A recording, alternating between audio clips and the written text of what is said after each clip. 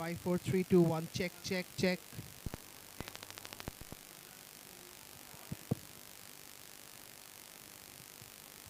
Hello and welcome everyone to the third and the final ODI of Sri Lanka Women's Tour of Bangladesh 2026. The Silk City of Bangladesh, Rajshahi, is all set to host the series decider with a lot of warmth and excitement.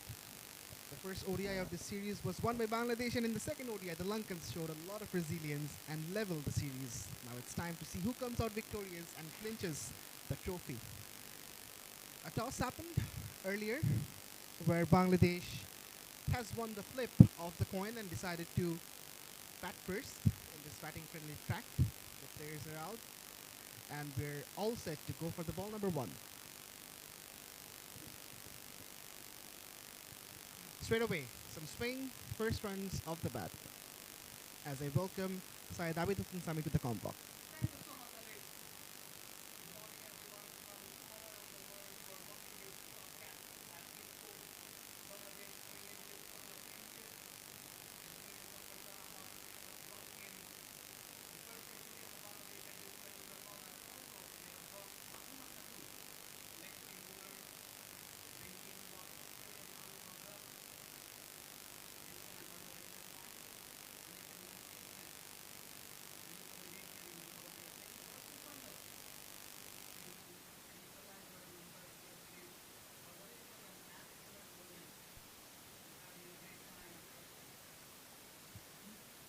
Again, that hint of swing, again a single will be fetched, so that natural angle is on from the get-go.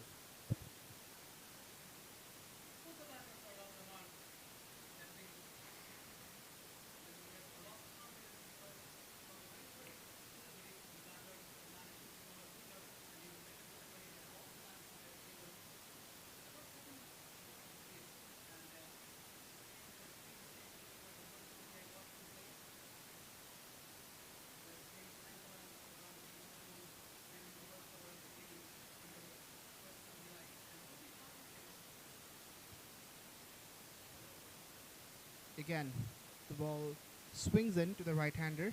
𝗿𝗏𝗃𝗃 is making her comeback in the third and the final ODI of the series. As Sami already mentioned, that a lot of experience under her belt. 80 matches this far and 1,928 runs.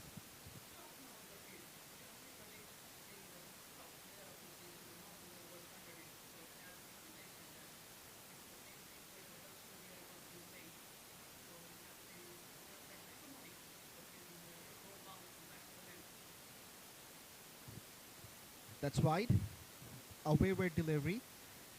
Thus the umpire needs to extend her arms.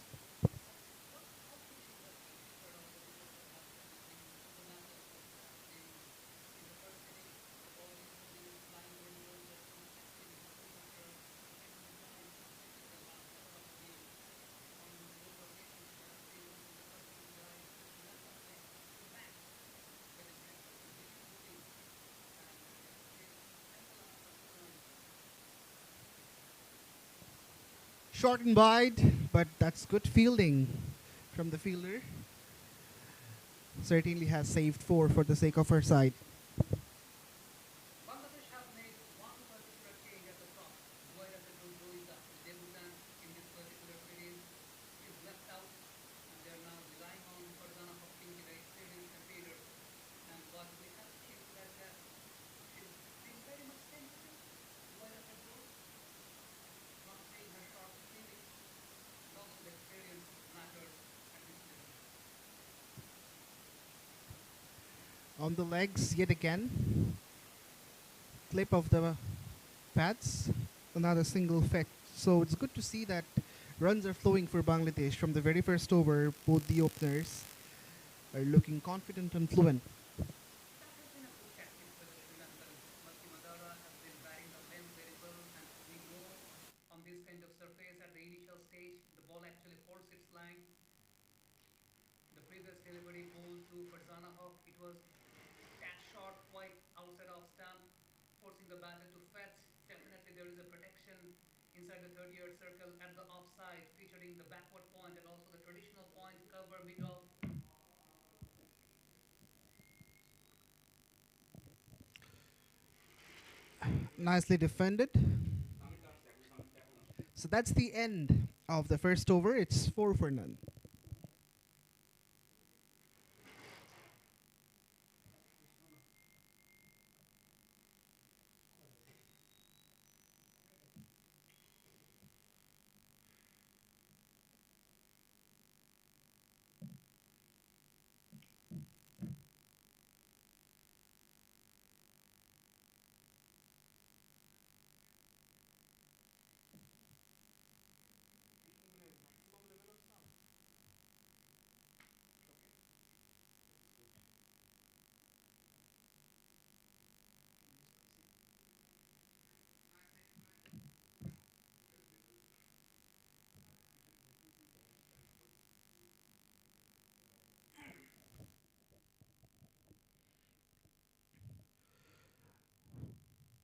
So it's 𝗬𝗵𝗂 who is sharing the new white cherry with Madara, the same opening bowling combination for the Lankans.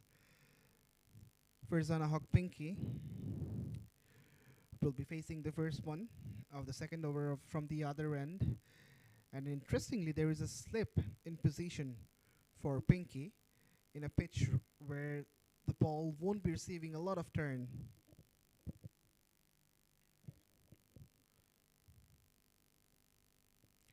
Something has happened.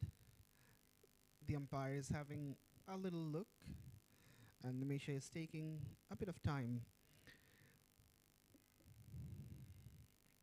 It's hot, it's very humid at Rajshahi, and this is the final tussle between Bangladesh women and Sri Lanka women. The series is leveled already, and this is the decider of the series. I think the condition has been very much challenging throughout the series because we have seen in the second innings the temperature is mounting up till 40 degrees Celsius, and it's very much hectic and also very much challenging for the bowling sides who are bowling second. In the previous game, we have seen 𝗍𝗃𝗃 left up wicket keeping and kept the glass to 𝗍𝗃𝗃𝗃 because of the condition. Earlier, I was having a chat with 𝗍𝗃𝗃𝗃 mentioning both the matches have been won by team batting second. But although in spite of displaying the result, they're relying on batting first in this sort of wicket.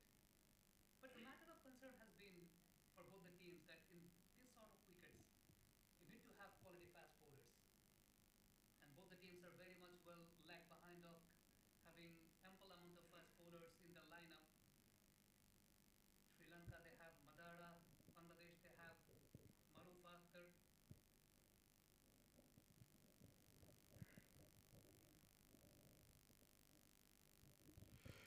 Right, so here we go for the first ball of the second over. Onto the pads. Thought of a run from 𝗃𝗀𝗃𝗃𝗃, denied by Sharman. As I earlier mentioned that in this sort of wicket, you need high quality fast bowling options onto your curves to get the best out of it. In the previous T20, we have seen 𝗃𝗀𝗃𝗃 purchasing ample amount of bounce and also the deviations and getting the best out of it. Well bowled. Some turn, and the ball just whistles past the bat.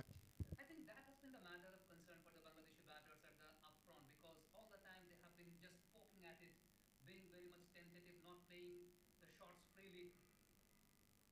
On that particular occasion, that is the same.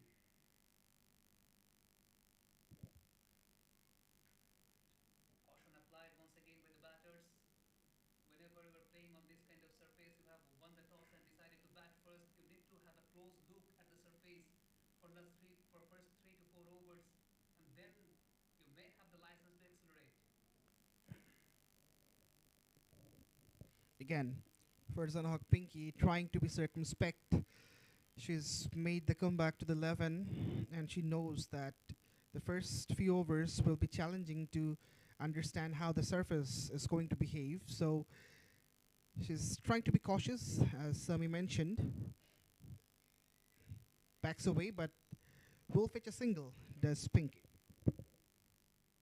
Talking about the wicket, it has been the first ODI where this particular wicket actually played its part in the very second innings.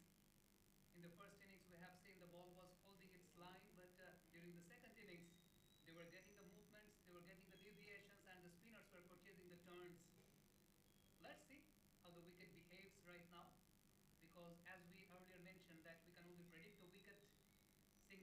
top, but we do not know what's underneath.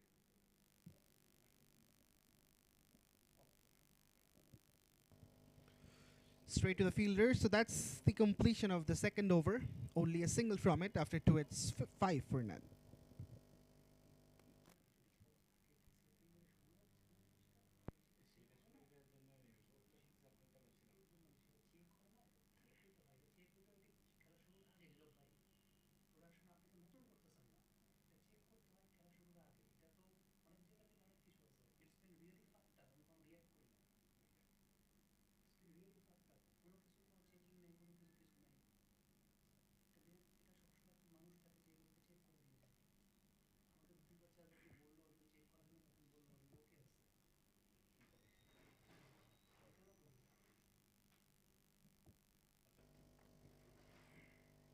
After 2 overs, it's 5 for no loss. Bangladesh. Madara skimming in from the other end. Caution applied once again by the Bangladeshi batters. Farzana Haq and Sharmin Sultana. As I earlier mentioned, Bangladesh have made a couple of changes in this particular ODI. Farzana Haq bringing in all her experience. The first centurion for Bangladesh at this particular format, and also they're relying on experience for the bowling options also. Fahima Khatun, she has been brought in for this particular ODI. Use of the feet comes down the pitch to 𝗵𝗂𝗃𝗃𝗃, and the keeper was also enthusiastic. Finally a dive, although the ball didn't hit the stumps.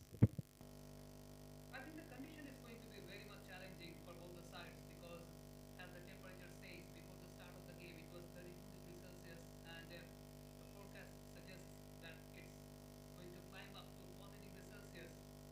So teams batting second, I think they're going to get some advantage due to the courtesy of some heat and humid weather. Slightly back of a length from Madara, playing her 15th one-day international. And as you already mentioned, that both the sides are having solitary fast bowlers, and the rest of the other bowlers are spinners. So in a pitch where spinners are not getting a lot of assistance, it's difficult to bowl with the whole heart. Madara has produced 3 dots back to back.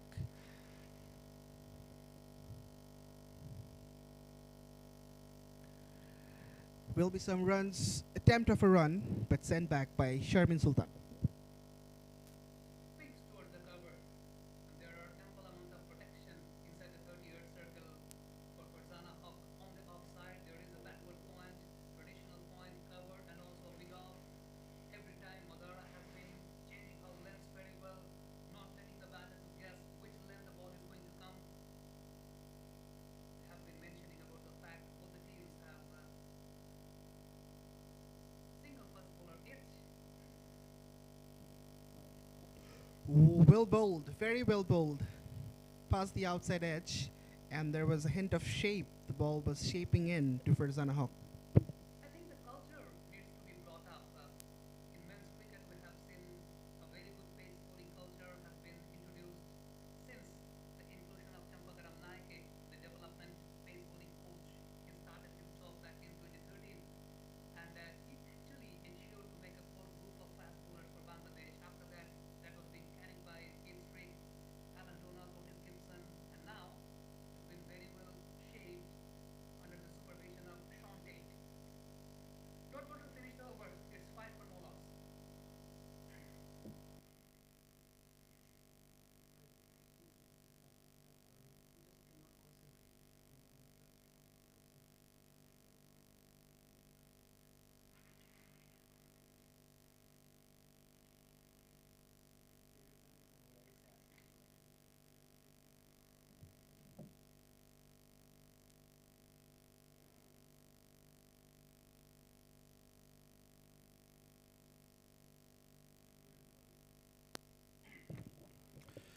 Nimisha is back. And still the slip persists. Defended by Sharmin Sultana. Both these Bangladesh openers are trying to be cautious, perhaps eyeing for a solid partnership from the get-go.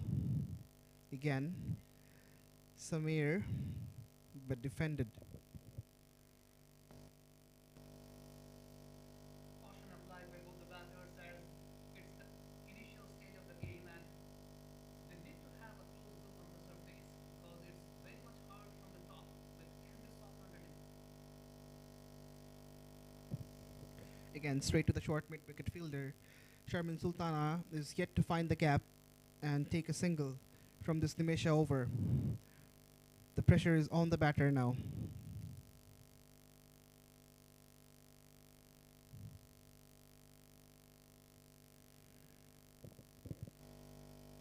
Caution applied once again. Have a look at the field.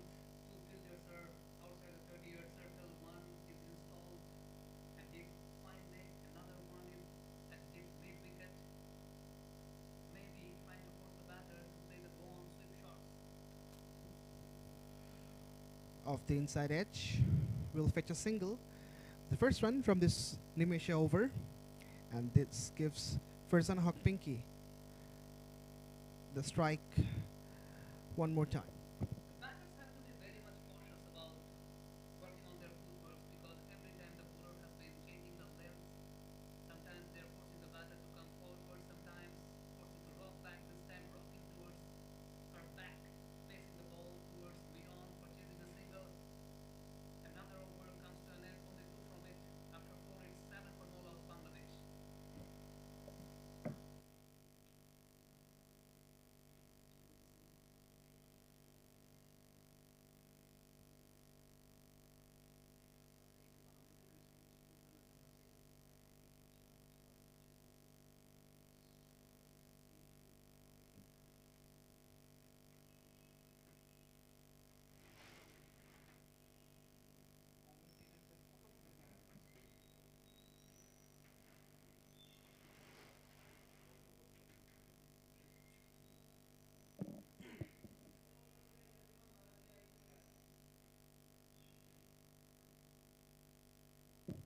Malki Madara is back.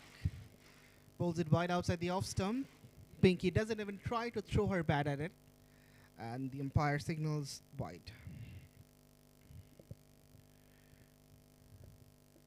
Shathira Jakir Chasey is the on-field umpire today, accompanied by Eloise Sheridan, all the way from Australia.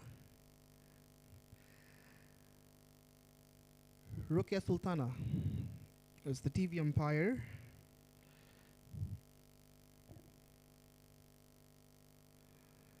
Off the edge, runs down to the deep third.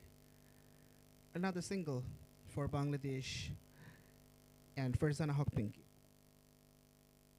Hello, hello, check, hello, hello, check, hello, check, hello, hello, hello, check, hello, hello, check, hello, hello, check.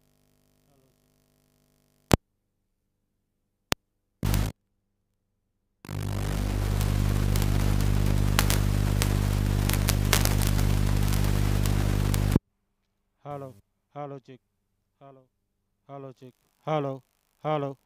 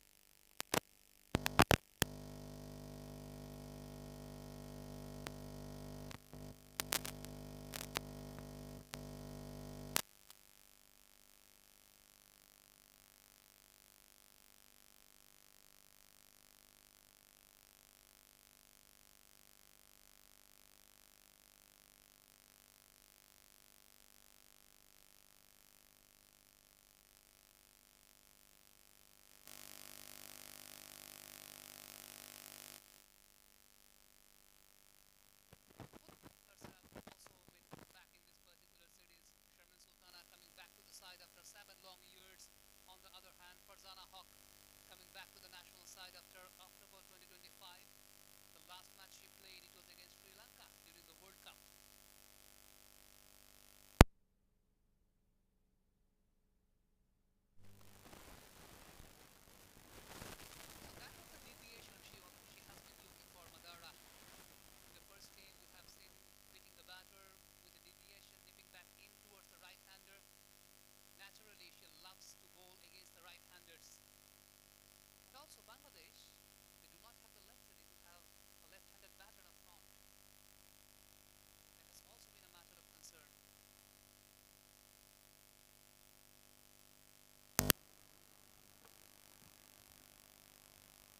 hello,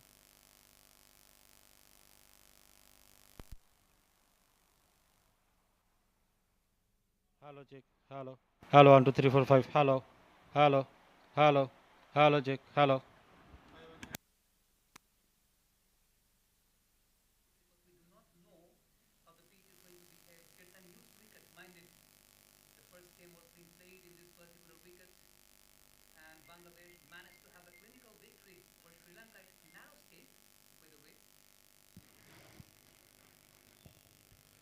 It's a good shot, but again, straight to the fielder. Couldn't really thread the field for 𝗃𝗃𝗃𝗃 this time around. Overdone after 5. It's 13 for none.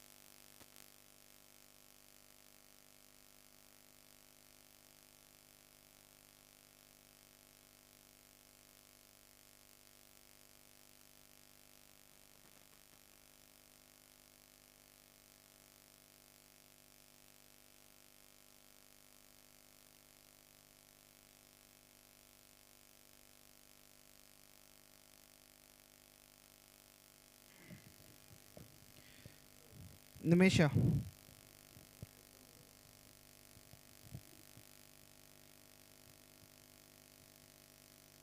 Comes down the pitch just for 𝗃𝗃𝗃𝗃, but finds the fielder in the deep.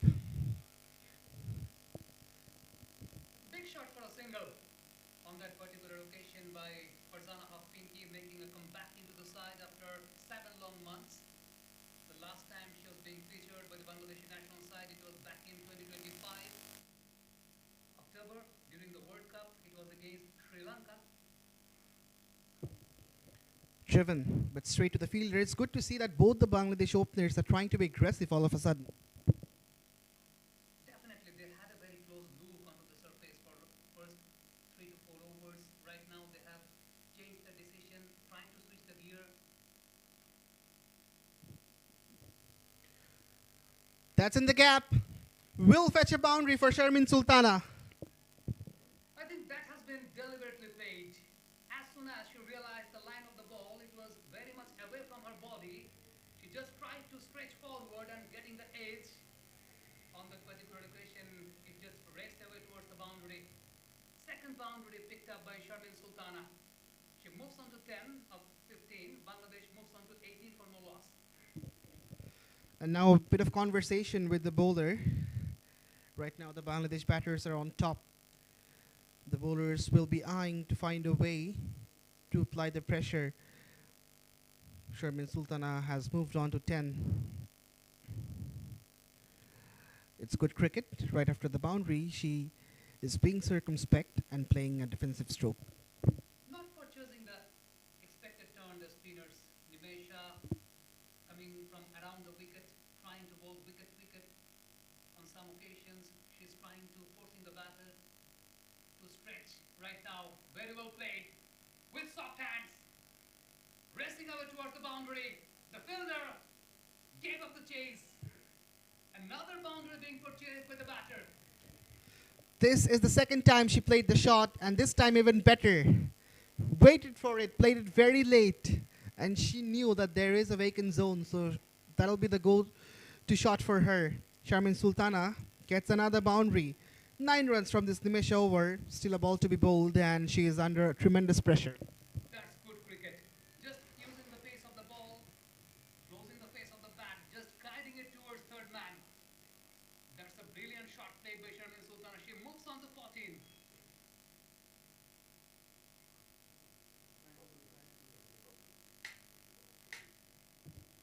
Appeal, a vociferous shout, not given by the umpire.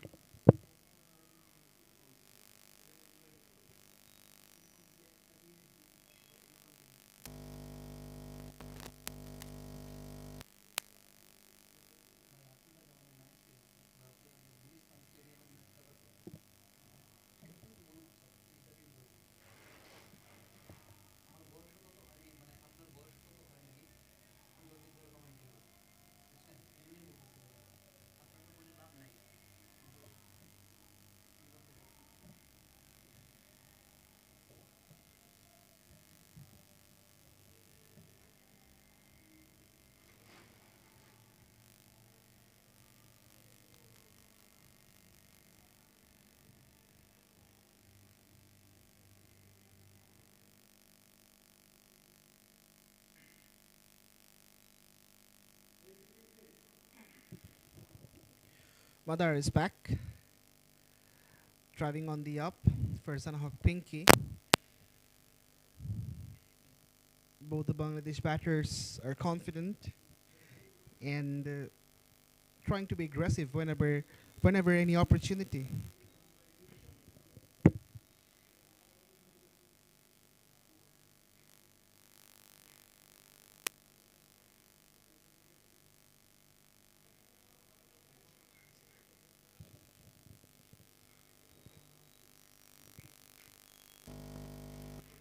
Bowls outside the off stump, straight to the fielder. Was thinking of a run for 𝗃𝗃𝗃𝗃. Was going a little slow compared to her partner, Sharmin Sultana. 6 from 20. Sharmin Sultana is batting at 14 from 18.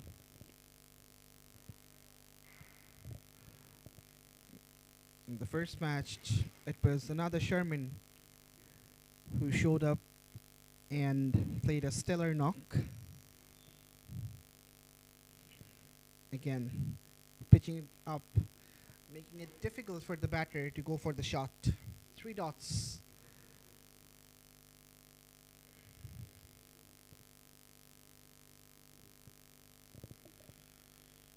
So during the toss, the Bangladesh skipper Jyoti mentioned that she is requiring a little partnership in the beginning, and she won't mind if the batters even play slow to gather runs.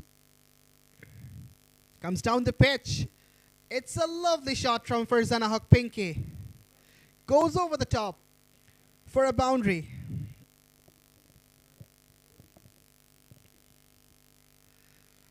A little shimmy down the pitch. Opened the face of the blade, and then she kept it straight enough to be safe from the mid-on fielder. Pinky gets her second boundary. Bangladesh move on to 26 now on the 7th over. The current rate is almost 4, which is a very good rate considering the situation, of course. 𝗏𝗲𝗃 will be under the pump right after being hit for a 4.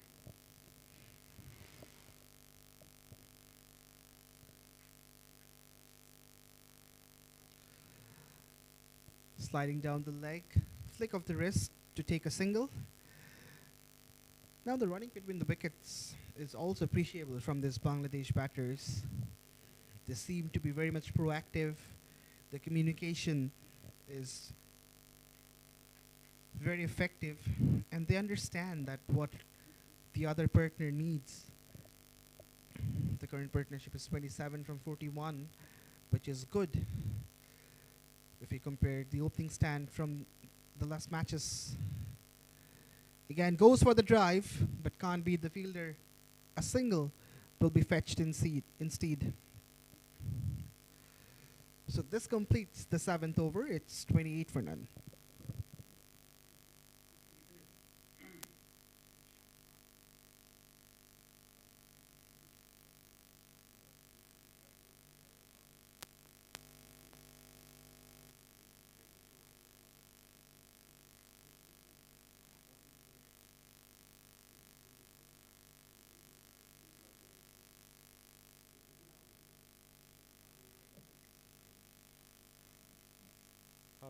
Hello, check. Hello, hello.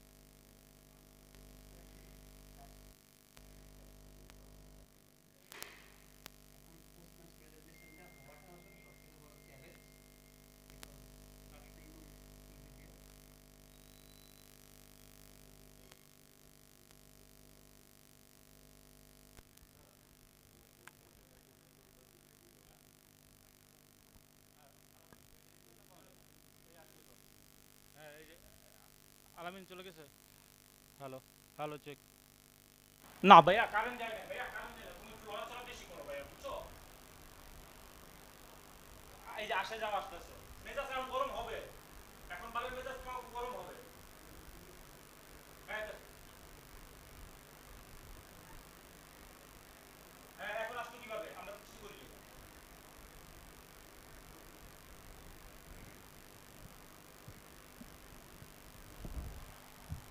Right, Hello. so a bit of drinks break happened in the meantime. It's so hot and humid at Rajshahi. Hello check hello একদম okay এখন কথা অনেক রকম বলবি ঠিক আছে এরকম মুখ তোর জীবন আমি দেখি ঠিক আছে আরে ভাই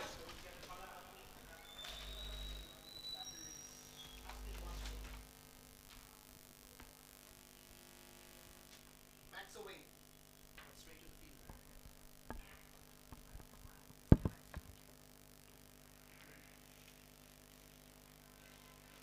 It's the third and the final ODI of the series.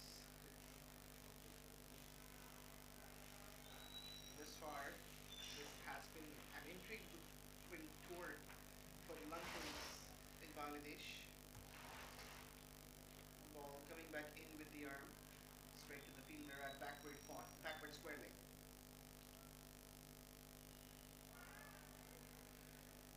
Three dots straight away from Nimisha. Has bowled so well into her fourth over, only 12 runs this far.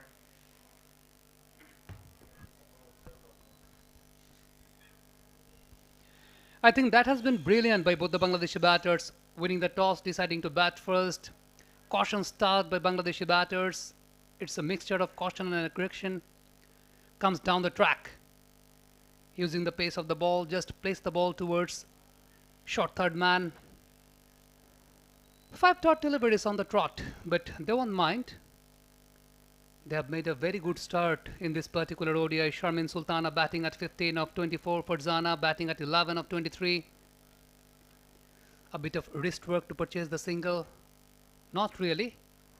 Finds the fielder. Dot ball to finish. After 8, it's 28 for no loss.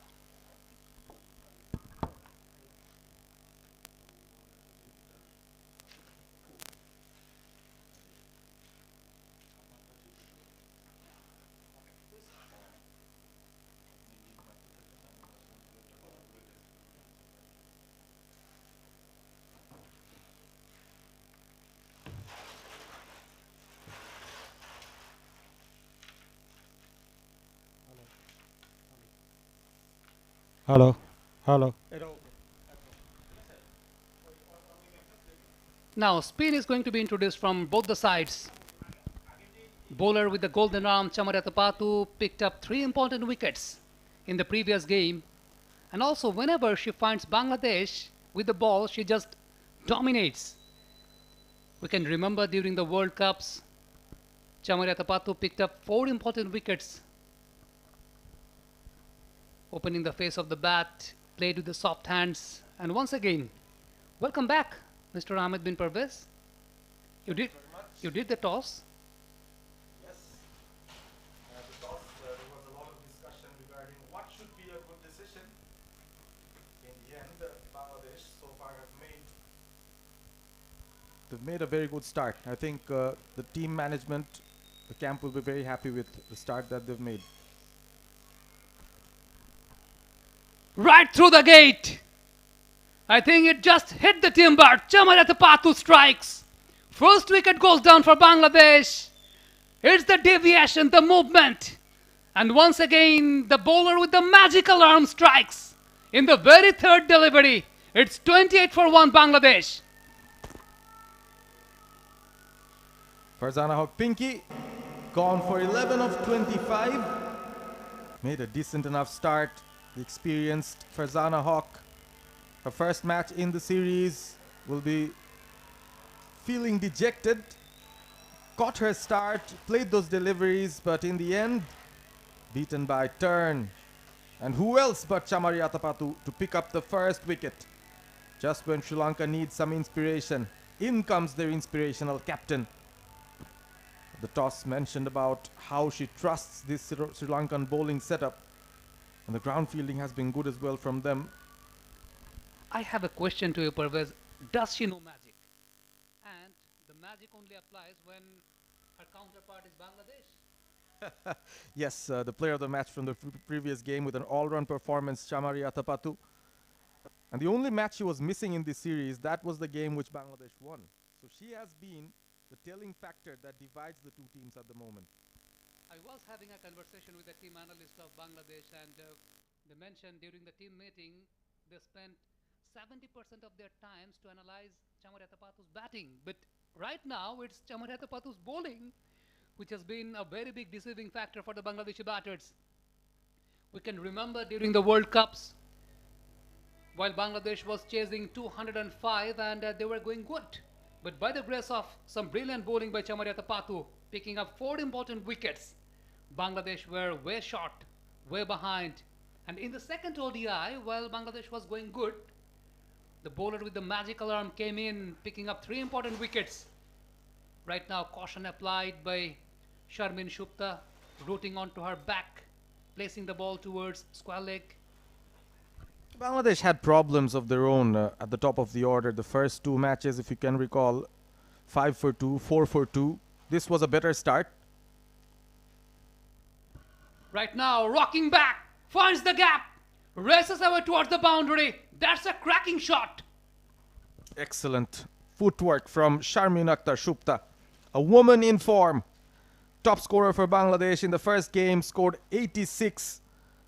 Now starts off with a boundary, finds the gap between point and cover. Slightly short from Chamari. I think she missed the length a bit. The width given as well, not a lot of turn, and Sharmin Shupta did the rest. Bangladesh move on to 32. The current rate is still okay, 3.62 to the over.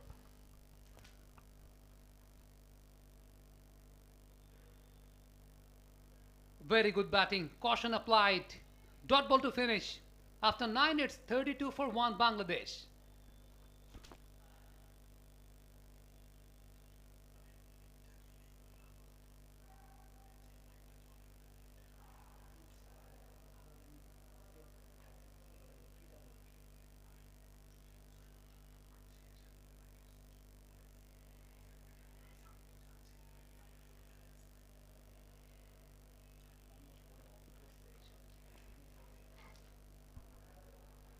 Spin from both ends, left-arm orthodox spinner Nimesha steaming in from the combox end, conceding just 12 runs of her 4.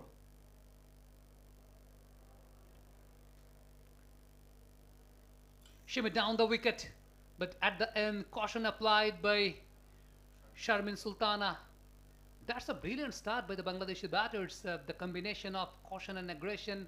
On the previous occasion, we have seen they're just poking at the deliveries of the Sri Lankans, and they have been mixing the length very well. This time played with the hard hands, that might go all the way. Chamari Atapattu, brilliant effort at the dip, sliding towards her right to fetch the ball in. Couple of runs being purchased by the batting side. It was a good shot and a very good chase from the Sri Lankan captain. She's everywhere. A live wire in the field as well. Saved a couple of runs for her side. Sharmin, she's got a good start. Scored 22 in the previous game as well. Was looking good till she got out.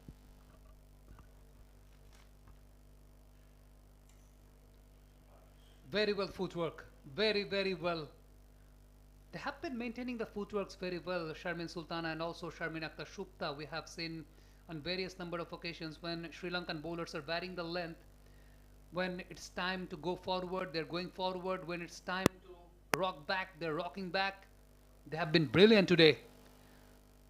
This time, a mix-up! And her brilliant innings comes to an end. A misunderstanding between both the batters. And that caused the run out. Disappointing stuff by the Bangladeshi batters. It was never the run. They should not go for it. Sharmin Sultana calls for the run. She just placed the ball towards mid-wicket. There was a fielder installed there, and that has been refused by Sharmin Akhtar Shupta. And that the miscommunication, misunderstanding really cost Bangladesh their second wicket. It's 34 for 2 Bangladesh. This is poor from Sharmin Sultana. Was suicide from her end. No run whatsoever. Called it herself, ran half the pitch, and had no chance to return.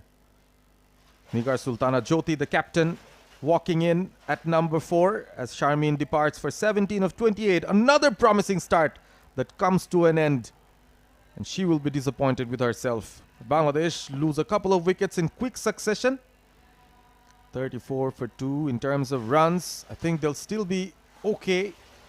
They have the chance to accelerate later on, but the only issue here is to keep wickets. There has been a lot of over-reliance on a few of the batters here. Jyoti, Sharmin Akhtar Shupta, Subhana Mustari, the 3.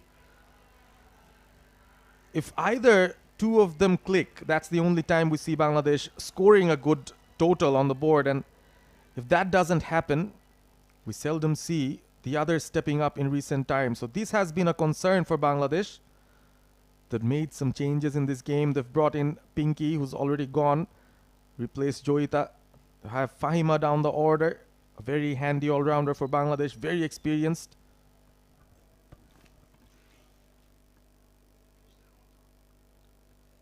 Rocking back. Caution applied by Nigar Sultana Jyoti at the very first delivery. Nimesha. She's been very much consistent as far as line and length is concerned, batting the lengths very well. Only concede 2 of this particular over. Dot ball to finish. It was going through the arm. After 10, it's 34 for 2 Bangladesh.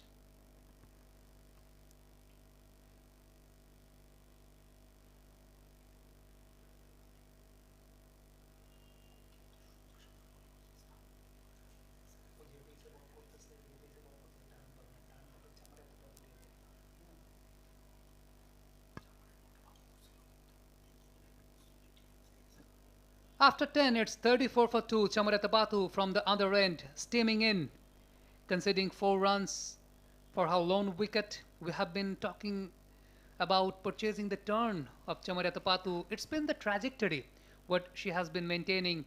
It was above the eye line of the batter, and that really enforced the turn to deceive the batter. Once again, the same trajectory, caution applied on this occasion by the Bangladeshi batter. Nigar Sultana Jyoti and Sharmin Shupta, they desperately need to build a partnership. And interesting, this partnership. They really have done well for Bangladesh over the years. We'll come to that. Now once again, the teasing line, teasing length, driven towards cover, races away for the boundary. Once again, Sharmin Shupta taking on the bowler and purchases the boundary. She loves that cover drive, Sharmin Shupta. Looks so good when she goes inside out. It was a tad bit fuller from Chamari-Atapattu, and Sharmin Shupta made best use of it. It's the 11th over, second power play. Option to keep fielders in the deep, but Atapattu chose an attacking mode.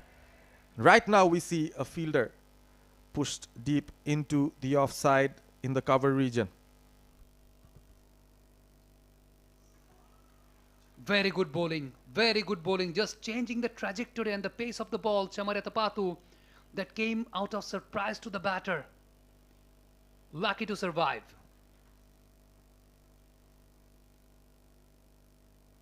This time, once again, maintaining the same trajectory above the eye line of the bowler. Driven towards mid-on. No single purchased. This is good bowling from Chamari. And Shupta is in a very positive frame of mind. Going down the leg side, purchasing a wide for the very first time in this particular innings. A wide has been given by 𝗂𝗏𝗃𝗃. She's been very much controlled in nature, maintaining the line and the length very well, varies her lengths, sometimes being very much attacking, sometimes being defensive. A bit of wrist work to purchase the single. Will be satisfied with the single there. They cannot take risks. One run out already in the Bangladesh innings. Sharmin Sultana was looking good. Got out. Nigar Sultana Jyoti played a handy knock in the previous game. Scored her 9th Women's ODI 50, but that wasn't enough for Bangladesh. Just scored 165, which Sri Lanka chased easily in the end. Purpose, I'm a bit surprised there is no deep mid-wicket or deep square leg install for Nigar Sultana Jyoti. The sweep shot has been her go-on shot. Right now, a fielder was being installed at deep fine leg. Very well placed by 𝗂𝗏𝗃𝗃. After 11, by the grace of the single, it's 41 for 2 Bangladesh.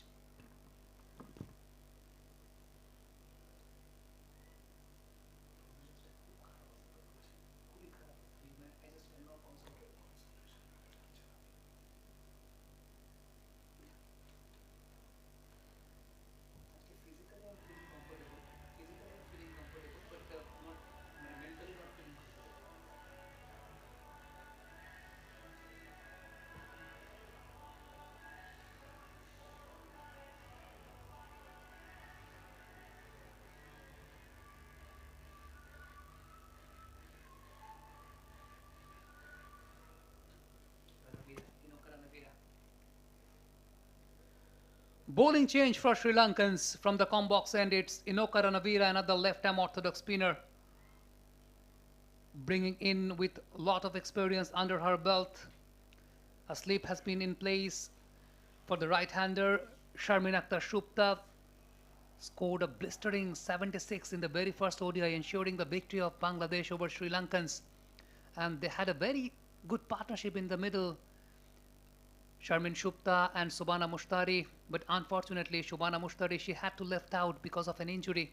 After that it was Shorna who joined the party and ensured the victory of Bangladesh over Sri Lankans. They really had a narrow escape at the end, but the foundation built by both the batters, it was really amazing. Absolutely. And speaking of records that Jyoti and Sharmin Akhtar have, they've got out of the first 5 biggest partnerships in women's ODIs by Bangladeshi batters, Sharmin Sultan is actually part of 4 of them, and one of them is with Jyoti as well. So this is the partnership that could create the situation for Bangladesh, give them a good platform. What has been the key feature of the Bangladeshi batters? That maximum number of Bangladeshi batters, they are very much good at their footwork, because Sri Lankan bowlers being very much cunning, foxing the batters very well by varying the length, but every time they have been very good dealing at it. Only except the case of 𝗂𝗏𝗃𝗃, she's been brilliant, foxing every time with her trajectories, with her turns. This time teasing length, opening the face of the bat, goes for the drive, but fielded installed. Good field set, pulling a length slightly backwards. Inoka Ranawira, not amongst the wickets, the most experienced spinner for Sri Lanka, but she obviously has that economy rate that's helping out her team. Has a slip in place. Goes for the paddle sweep, but finds the fielder. What happened, the key feature for the Bangladeshi batters in the 2 ODIs, that Sri Lankan bowlers bowling the wider lines, they have been very much tentative, just poking at it, not playing the full shots with the force. But in this particular match, they have been very good at it. Whenever they're finding the rooms, they're just trying to make the best out of it. Once again, caution applied by the batter, dot ball being purchased by the Sri Lankans. This is good batting from Sharmin Shupta. Batting at 9 of 11, a good strike rate maintained, something that you need to do. Keep the runs ticking. That's a good shot. That's a good shot. opening the face of the bat, just driven towards mid-off. Dot ball to finish after 12 hits, 42 for 2 Bangladesh.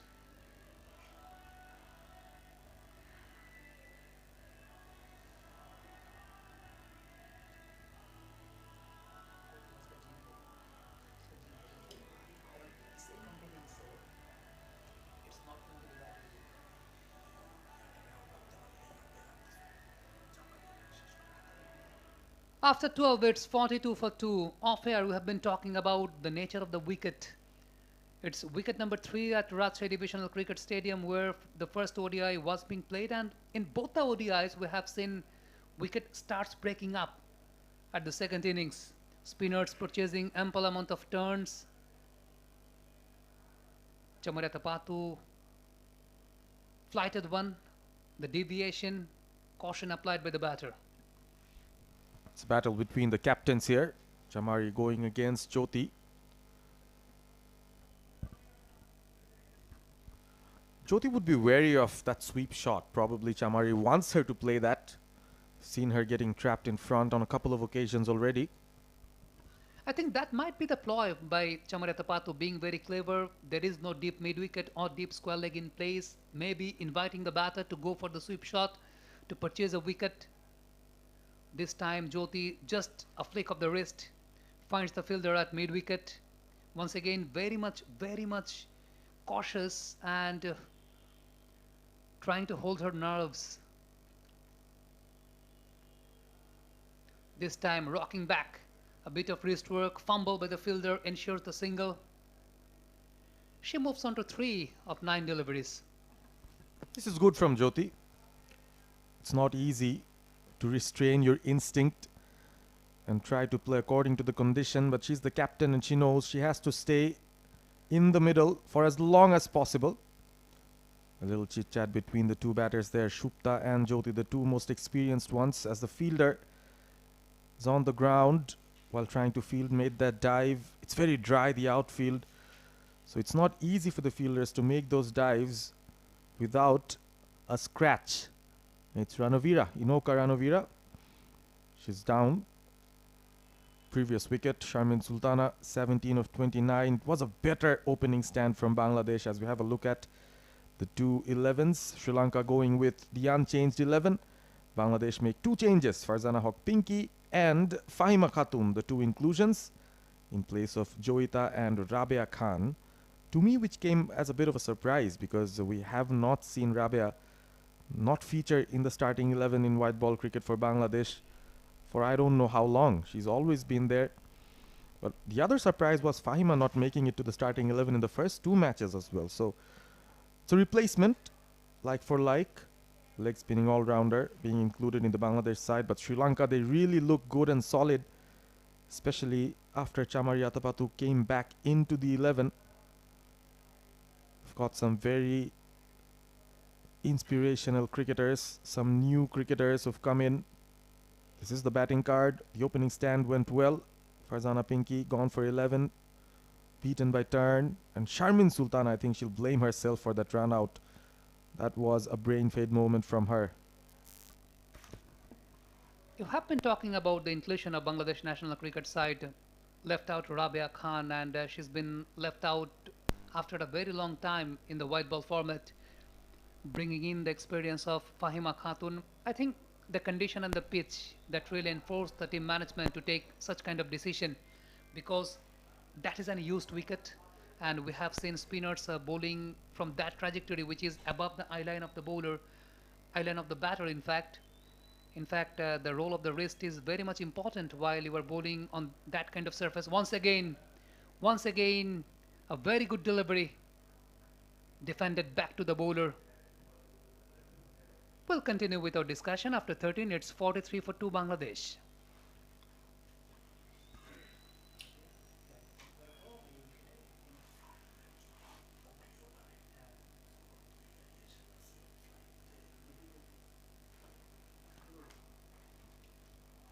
After 30 minutes, 43 for 2 Bangladesh, winning the toss and deciding to bat first. We have been talking about the wicket, the pitch condition. It's been an used pitch. Pitch number 3, where the first ODI was being played. Inoka Ranavira, left-arm orthodox spinner, tossing it up, forcing the batter to come forward, pushing towards cover. And Rabia Khan, we have seen in both the matches, maintaining the flatter trajectory very well. In fact, that's not going to work on this kind of surface, especially when you are bowling at the second innings. I think they have made a tactical change considering the entire scenario, and also she has got the variations as well. In this sort of wicket, you need to have your variations well, and sometimes the surprising elements to deceive the batter. Absolutely, and Fahima, with her experience, I think will contribute when Bangladesh come into bowl, but at the moment it's Ranawira. This time got the room, but withdrew herself of playing the shot. Nigar Sultana Jyoti, surprising. But does she look comfortable? Has been grimacing. Does not look 100% at the moment. The heat probably having an impact. 3 of 12. Has been struggling to find those gaps. This time going for the shot. Just leaning forward and pings towards cover with soft hands. That's not going to help. 4 dot balls at the trot. Yeah, she has to be patient, I think. She knows a few maiden overs, a few dot balls. They shouldn't mind as long as this partnership stays. Once again, caution applied, being very much cautious. Nigar Sultana Jyoti, the captain, wants to go big. Definitely they need to bring a partnership in the middle. They're already 2 down. We're heading towards the 14th over. Partnership is the key when you are playing on this kind of surface. Maiden over. Brilliant stuff by Inoka Ranawira. After 14, it's 43 for 2 Bangladesh.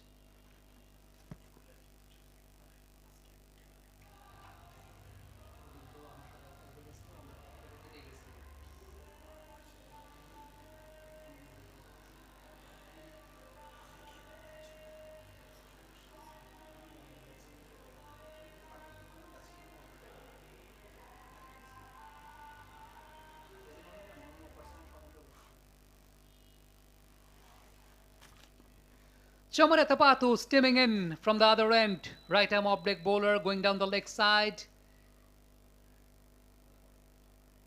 Conceding a wide for the second time in this particular innings. 𝗂𝗵𝗃𝗂𝗃 angry on herself, or maybe to the wicket keeper, because it was there to be gripped. Current run rate says it's 3.14. They're going good. Now teasing line and teasing length, and forcing the batter to play the shot, but misses out completely. Would have been a big shot for nothing in the end. There is protection in the deep. Enticed her to play against the turn. Flick of the wrist, finds the fielder. This is very good bowling. Tight from Sri Lanka, putting the dot ball pressure on. But these two, Shupta and Jyoti, are experienced enough to ride the hard times until they find it easier later on. Probably the bowlers will tire out, the fielders will suddenly have a loss of concentration. The Bangladeshi batters at the moment looking, searching for a bad delivery which isn't coming for them. This time tat shot, rocking back, pulled away towards deep fine. They're not doing anything fancy, the Bangladeshi batters, just playing according to the line of the ball. Not going across the line, not playing the wrong line. They have been very much consistent of playing the right line. 𝗂𝗵𝗃𝗂𝗃 in this particular over conceding only a single.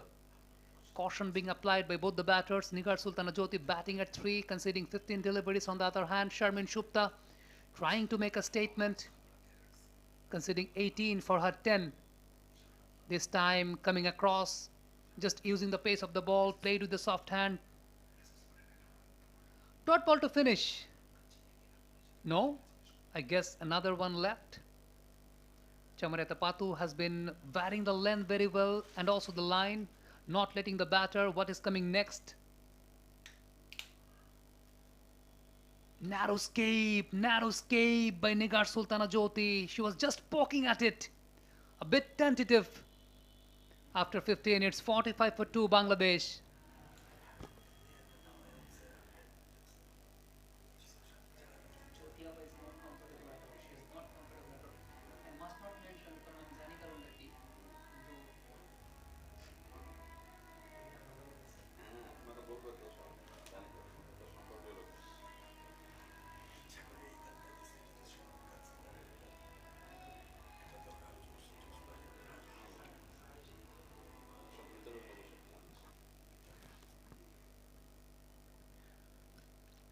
𝗂𝗚𝗃𝗃 steaming in from the comb box end. There is a slip in place. Room spin provided. Rocking back. Tried to play the shot but ended up getting the inside edge. Was that an opportunity? That's the question. The reaction from the slip fielder and of course the keeper herself, Nathiangana. They dropped a catch. That's what they'd feel. This time going for the drive. Purchasing a single. A slight fumble at the covers, but ended up purchasing the single. A run after a long time, a run from the bat. We've been seeing a barrage of dot deliveries from both the ends. The spinners really tightening the screws. And this is very good captaincy from Chamariatapatu, keeping that slip on and keeping the fielders at mid-off and mid-on in the circle, not giving the Bangladeshi batters any opportunity to score down the ground. I think she might go for the sweep shot, Nigar Sultana Jyoti. Not now, not now. Played along the line of the ball, opening the face of the bat, pushing the ball towards cover.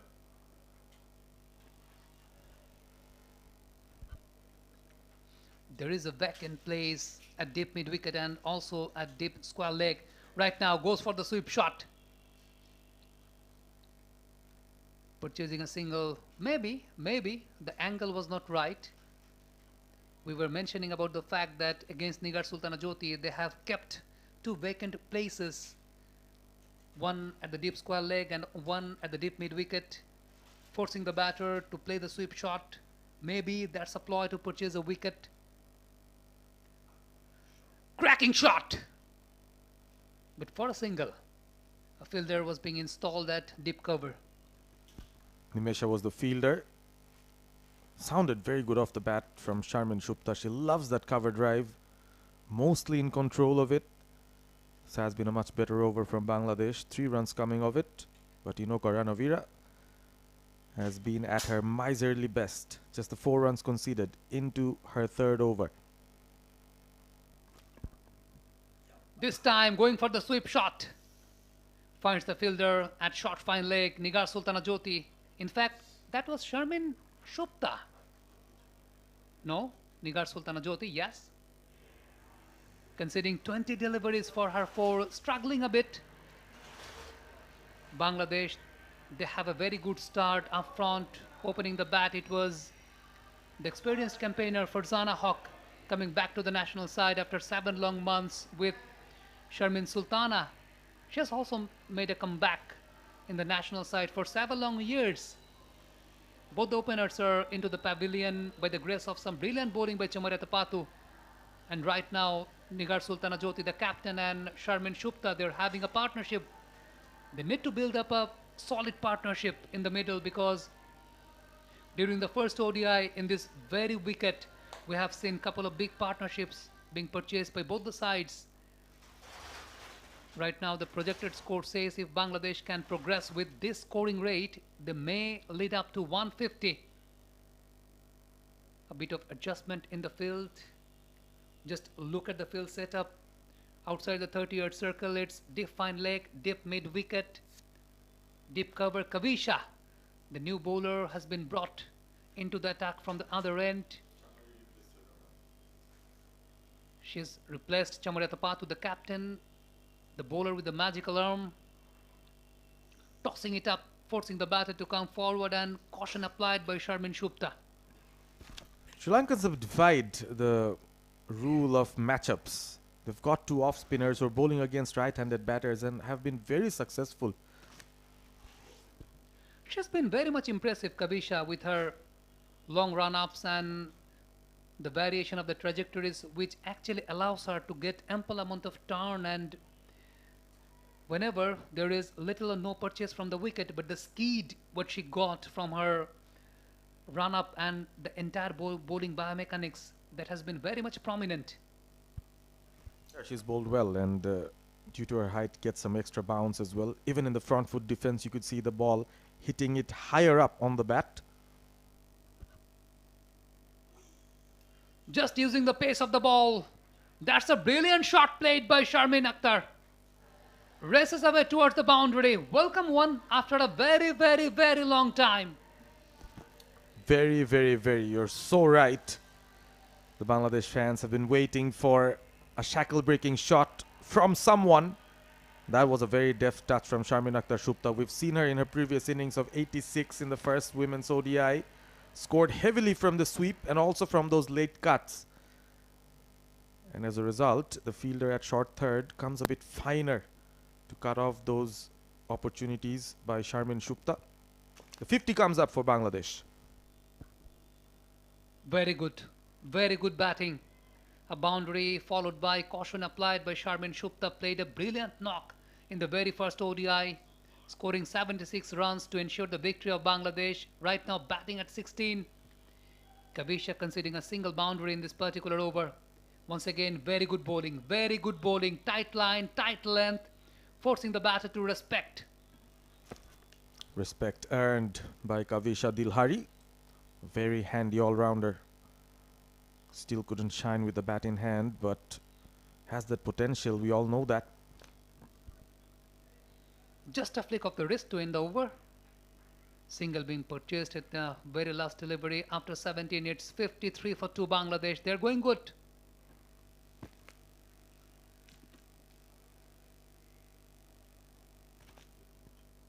And an official drinks break have been called by the umpires. The players are going to get hydrated.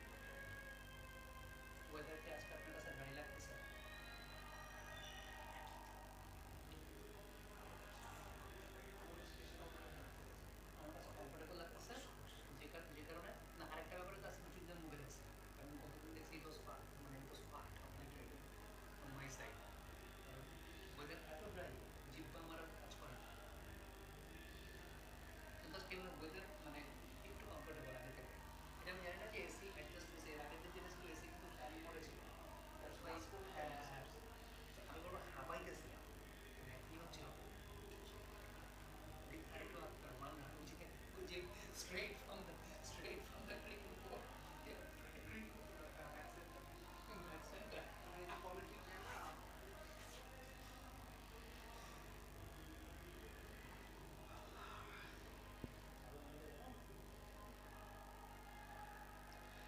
So the match summary has been very much decent enough for Bangladesh women, winning the toss, deciding to bat first.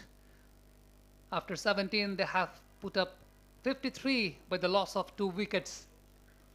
Sharmin Akhtar, the opening batter, scoring 17 of 29. She had a flying start with another opener, Farzana Haq, bringing in all kind of experience for this particular virtual final, the Bangladeshi women. Right now, they are trying to seal a victory over Sri Lanka and ensuring the series. Let me remind you, this particular series is the part of ICC Women's Championship on the route to 2029 ICC Women's Cricket World Cup. Inokar Navira tossing it up, forcing the batter to come forward. They need to be hurry. Direct hit would have been close, and yes, it's a direct hit. But the appeal has been denied with umpire. Single purchased. Single to kickstart the over. Previous over yielded 5 runs, a 4 and a single.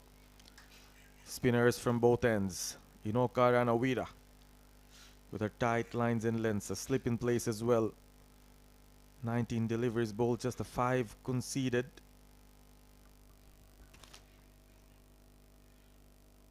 I don't know why they have kept a slip in place, because there is no turn deviation, no movement at all from the bowlers.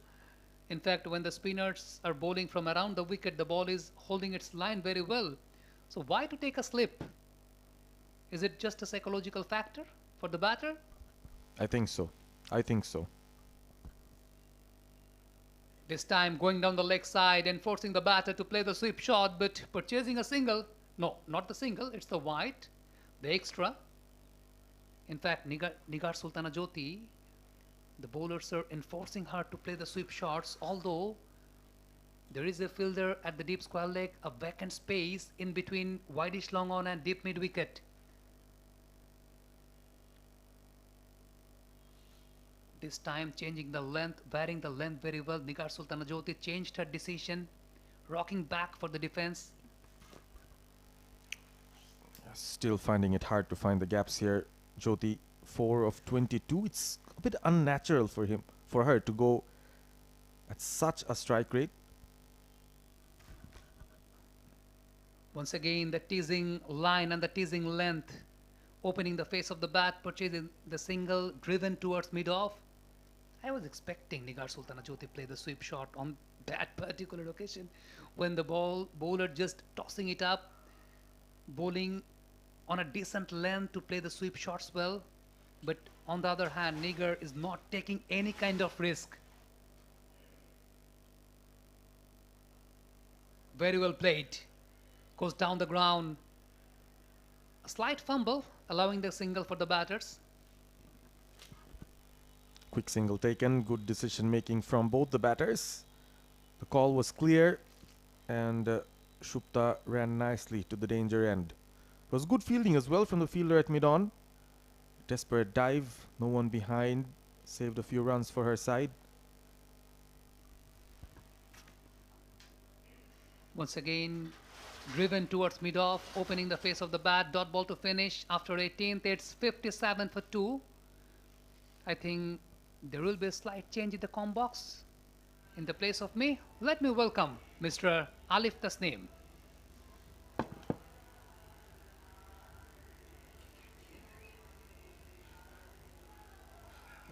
was about to mention the younger brother of KK, Mr. Alif Tasneem.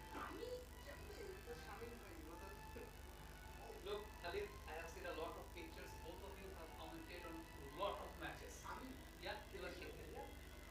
KK with the sunglasses on.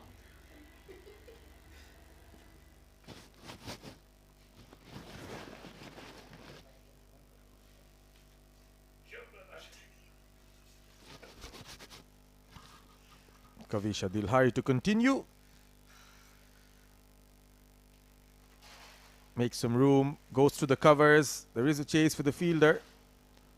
Pick up a single. Sharmin Shupta gives the strike back to Jyoti, as I give the strike to Alif Tasnim.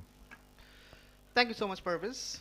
Bangladesh had a decent start, but bit of fumbles.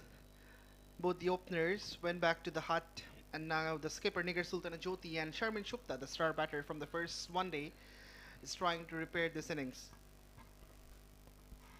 Flighted, good use of the feet from Jyoti, but the fielder is well kept at mid-on. 𝗂𝗚𝗚𝗃𝗀𝗃𝗀𝗃 is looking a bit uncomfortable in the middle, perhaps a bit of niggle due to this extreme hot and humid condition. The skipper still contributing for the side. Way outside off, an opportunity. The umpire says it's a wide, but the excitement from the Sri Lankan keeper Nathyanagana and the bowler gives us a different idea. From where we were looking at, it seems like Jyoti could have been short. What a brilliant way to get the Bangladesh skipper out if this goes in favor of Sri Lanka. The third umpire will have to take a closer look. Could be a critical moment in the game.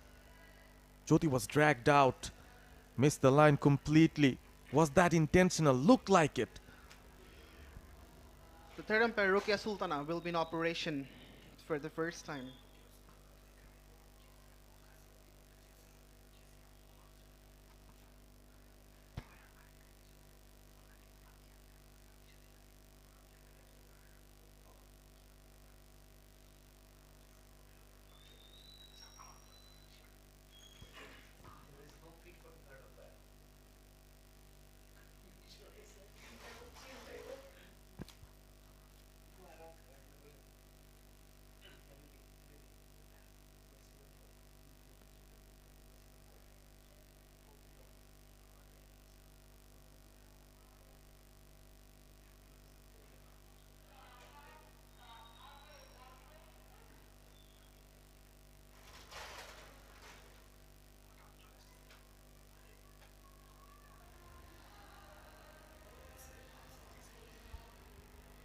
Nigar Sultana survives. The call from the TV umpire is that she has got back into the popping crease before the bails were dislodged. So the initial excitement from Sri Lanka doesn't pay off. 58 for 2. Nigar Sultana almost losing her wicket. Will need to make hay of the second life. She's got 5 of 25. Lots of overs to get back into the game to up the ante. Keeps it within the stumps, tad bit low, catching mid wicket in place as well. The Bangladesh fans can have a sigh of relief as 𝗂𝗚𝗚𝗃𝗀𝗃𝗀𝗃 the skipper survives. That was a very risky take to come down the pitch in a wide delivery. Flighted. 𝗂𝗚𝗃𝗍𝗃 had a tough outing in the very first match of the series, but did exceedingly well in the second one. And again, she is applying pressure to the Bangladesh batters. Softly driven, no chance still. This is good bowling from 𝗂𝗚𝗃𝗍. The good ground fielding as well from Sri Lanka. They've been able to keep the batters honest, keep the runs at bay. Partnership of 25 from 54. A tad bit slow for their liking. Absolutely. The struggle is very much evident on both the batters. We'll come back to that discussion after 19. It's 60 for 2.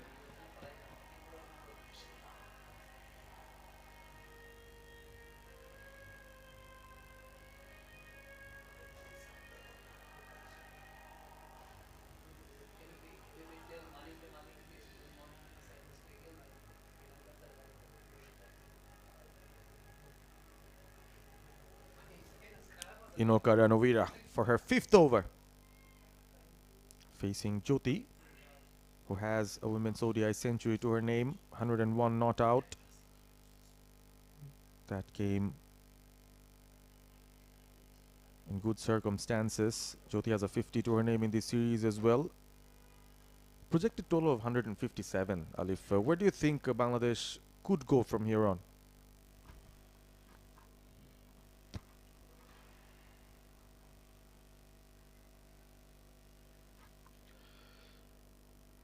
Well, it's a difficult question to answer because 𝗃𝗃𝗀𝗃 played a stellar of a knock in the previous match, but facing some niggle today. On the other hand, 𝗃𝗵𝗃 is trying her heart out to score runs. If this partnership persists, then Bangladesh certainly can score something over 200. Someone from them has to stay in the crease. Opens up her stance one more time. Can't beat the mid-off fielder. You're right about Bangladesh trying to maybe go for the 200 at the moment. Projected total 156. Current run rate at around 3 and over. All they need is a couple of good overs where a few boundaries come. The runs start to flow, and then probably both the batters can start to open up. A catching cover in place. Unorthodox field setup. Flighted. Slightly aerial, but she picks up the single. Was looking to throw the kitchen sink at that one, Sharmin Sultana, but she found the fielder. 𝗃𝗵𝗃𝗃 in fact, found the fielder at deep cover. Now, a deep backward square leg has been kept for Jyoti for blocking the sweeping option. Ranavir again bowls it full, forces Jyoti to defend.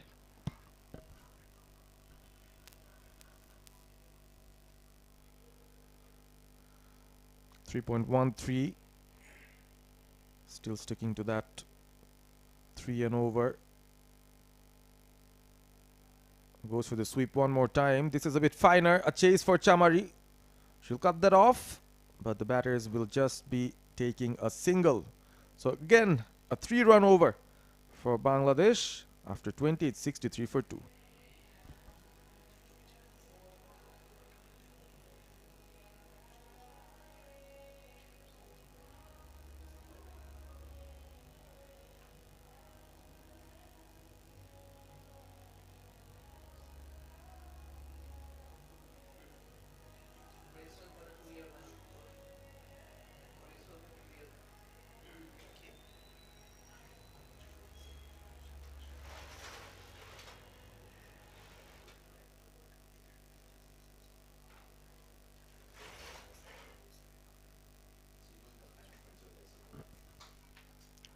Nigar Sultana on strike, 8 of 33. Slow.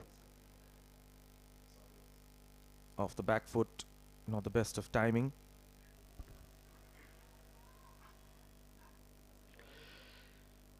Now, two fielders have been stationed on the onside and the deep.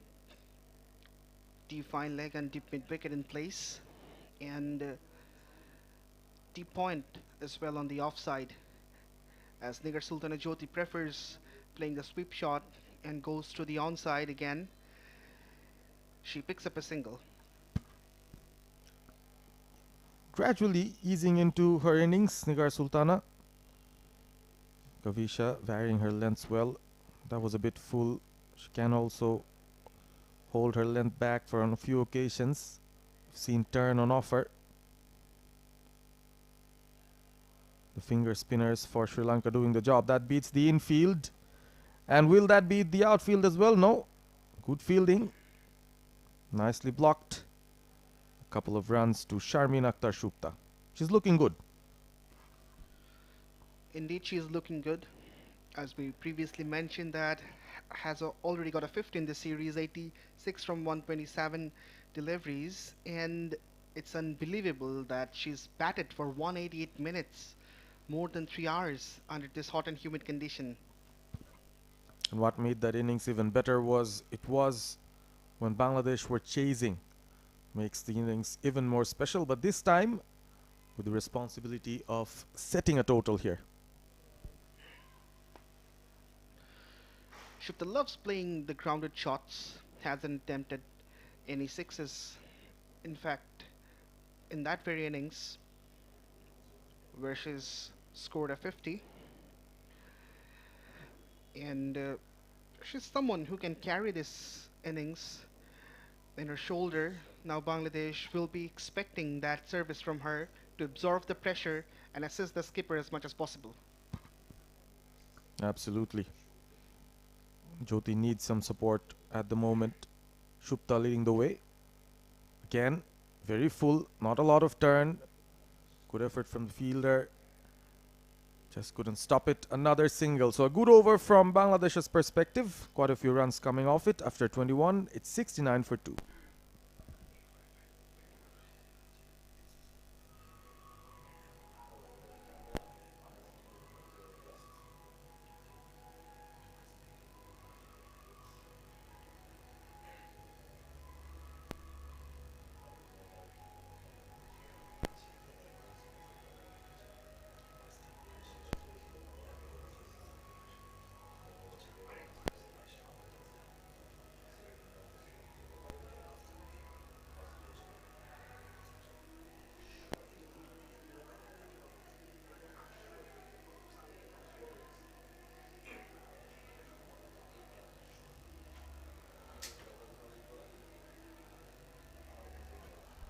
𝗃𝗵𝗂 is being brought back as we hear music from the giant speakers in and around the ground. A festive vibe here at the Rajshahi Divisional Cricket Stadium. This is the series decider, the third women's ODI between Bangladesh and Sri Lanka. The series is leveled 1-all. Brilliant delivery, goes with the arm, beats her, all ends up. You needed a magical delivery to pick up Sharmin Akhtar Shupta, and 𝗃𝗵𝗂 does that for Sri Lanka. Acceleration for the Lankans, and what a delivery that was. An absolute peach to get rid of Sharmin Akhtar Shupta, who was looking very good in the middle. The ball came back in with the angle and the arm and castled Shupta. She'll be disappointed going back for 25. Bangladesh lose their third at 69 for 3.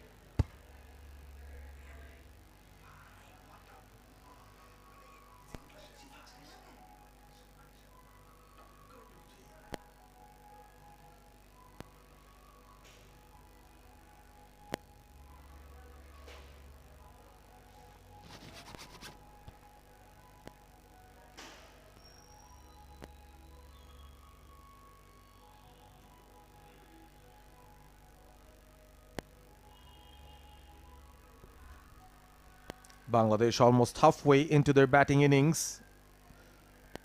Just to remind our viewers, they won the toss and elected to bat first. The innings progression has been slow and steady from the beginning, but they keep on losing wickets. The latest casualty, Sharmin Akhtar Shupta. And what a delivery from 𝗃𝗵𝗂. Probably one of her best in this series. Straight away, that armor doing the trick. Sharmin Akhtar absolutely bamboozled. Did not expect the ball to come in the way it did with the arm. She's showing some good promise here, 𝗃𝗵𝗂. The two left-arm spinners doing a handy job against the right-handed batters from Bangladesh. At some point, even a couple of years back, there was a left-handed batter in the Bangladesh lineup, but now it's all right-handers. Subhana Mustari comes in, a risky run, completed in the end. It's all happening in the middle as Subhana Mustari walks out to the center. She was also having some cramp in the first match, had to be retired hurt, but played a very good knock with Sharmin Akhtar Shupta. 41 from 63 as she gets off the mark. Well, she actually got off the mark in the previous delivery. This was Jyoti with her drive. Strike rotation happening, slightly overpitched from 𝗃𝗵𝗂. Has a sleep in place for the new batter. Good footwork, solidly behind it.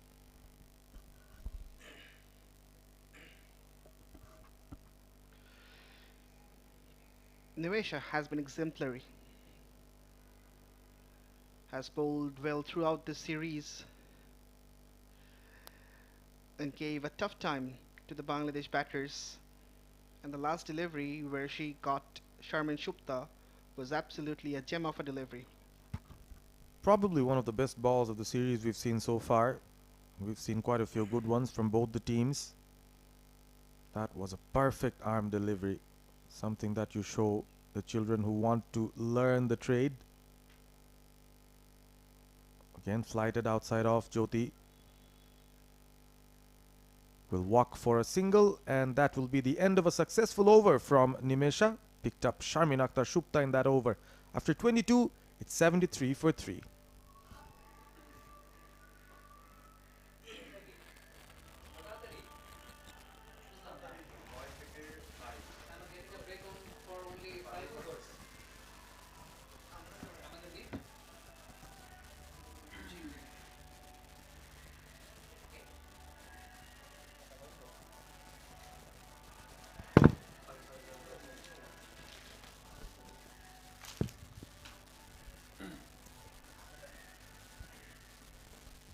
After 22, it's 73 for 3, Bangladesh winning the toss, deciding to bat first. Both the batters are now eyeing forward to build a partnership. Shobhana Mustari and Nigar Sultana Jyoti, the captain, has been very much cautious in nature throughout the innings, facing 39 deliveries for her 12. On the other hand, Shobhana Mustari, being very much proactive, picks up a couple of runs at the very early stage.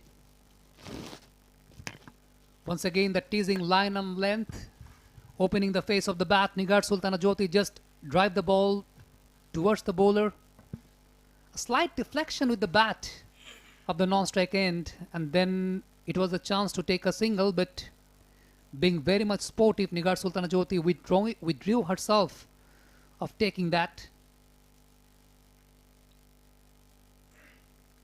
Once again, just closing the face of the bat, placing the ball towards mid-wicket. Dot ball being purchased by Kavisha.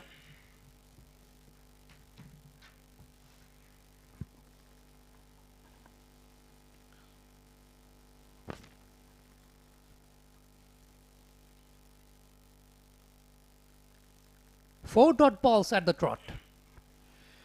𝗃𝗃𝗃 was a tad bit expensive in the first ODI, went for 8 per over, but a great comeback on the second one. 8 overs, only 24 runs. 3 runs per over. That's very good economical bowling from the Lankan spinner, and yet again she's putting up a great show. Not trying anything fancy, the Bangladeshi batter, especially the captain. She knows how important her wicket is, how important it is to stay on the wicket. This time sweeps being played. Fielder installed at the deep square leg region, picks up the single, only a single being purchased by Bangladesh in this very over. After 23, it's 74 for 3, Bangladesh.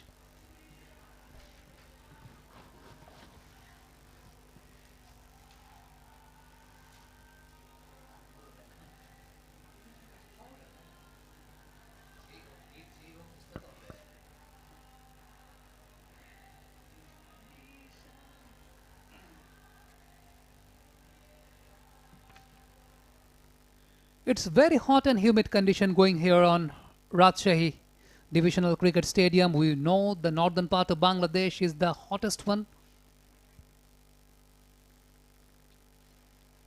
We are into the month of Boishakh, the first of the Bengali calendar, which actually produces ample amount of heat. During the pitch report, I mentioned about the nature of the surface leaf. It has been quite confusing because in the very first innings, bowlers are not producing that much turn what they actually anticipate or expect. But in the second innings, when the wicket starts breaking up, they have been producing ample amount of turn. And both the matches actually had a twist on the tail. Indeed, Sami. And we have seen the effect of this extreme heat as well on the Bangladesh players. Shobhana Mustari struggled in the first ODI, and now Nigar Sultana Jyoti is also having a bit of niggle. So this heat is really bothering them. I think 𝗂𝗏𝗂𝗃𝗃 has been very much prominent as far as picking up the singles is concerned. Especially she's been very much proactive finding the gaps. It's not every time you have to play according to the line of the ball. The main feature when you are playing international cricket is you have to find the gaps. This time, a slight mix-up. She had to hurry. Direct hit could have been interesting. I think Nigar Sultana Jyoti had a narrow escape, although she made a drive to survive, but on that occasion it was a too close call. If it was a direct hit, it could have been very much interesting. Nimesha coming around the wicket for 𝗂𝗏𝗂𝗃, asleep in place, caution applied, very much well balanced. Jyoti was a bit frustrated on Mustari. Had a bit of chat, staying on the other end. But Nimesha, once again, bowling so well. Really keeping things as tight as possible for the Bangladesh batters. Talking about the technique of 𝗂𝗏𝗂𝗃, look at the toe position of 𝗂𝗏. Every time facing the ball, the toe is facing towards the line of the ball, which actually allows her head to remain stable. This time the teasing, the tempting line and length, 𝗂𝗏 just opening the face of the bat, ping towards cover, dot ball to finish. It's 77 for 3 Bangladesh after 24.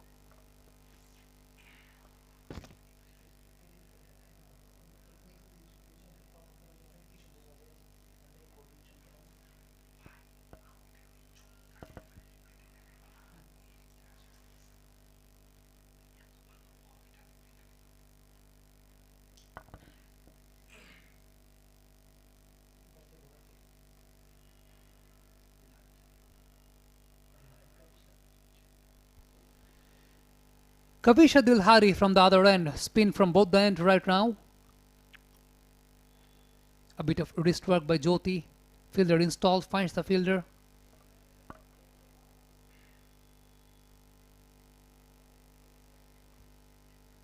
It has been a struggling start by Nigar Sultana Jyoti, conceding 47 deliveries of her 15. This time single being purchased. No, not now. It was not good enough to beat the fielder.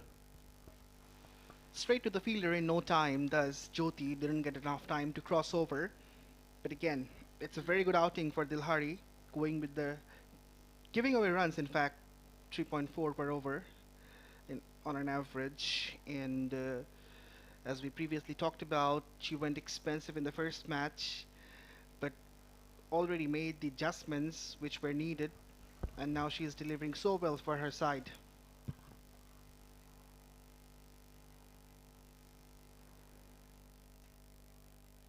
This time single being purchased. Nigar Sultana Jyoti just opening the face of the bat, finds the gap. It was a bit squarish towards cover. The fielder was standing just at the edge of the 30-yard circle. Pushed with the soft hands and purchasing the single. Only a single being purchased in this particular over. 𝗂𝗃𝗃𝗃, she has conceded 16, heading towards her 5th over. 𝗂𝗏𝗂𝗃𝗃 on the other hand, she's been very much proactive, making the techniques well. When it's required to lean forward, she's leaning forward. When it's required to rock back, she's rocking back. Doing a decent enough job for her team. 𝗂𝗏𝗂𝗃𝗃 batting at 3 of 7. Once again, push towards cover with soft hands. Dot ball being purchased by 𝗂𝗃𝗃𝗃.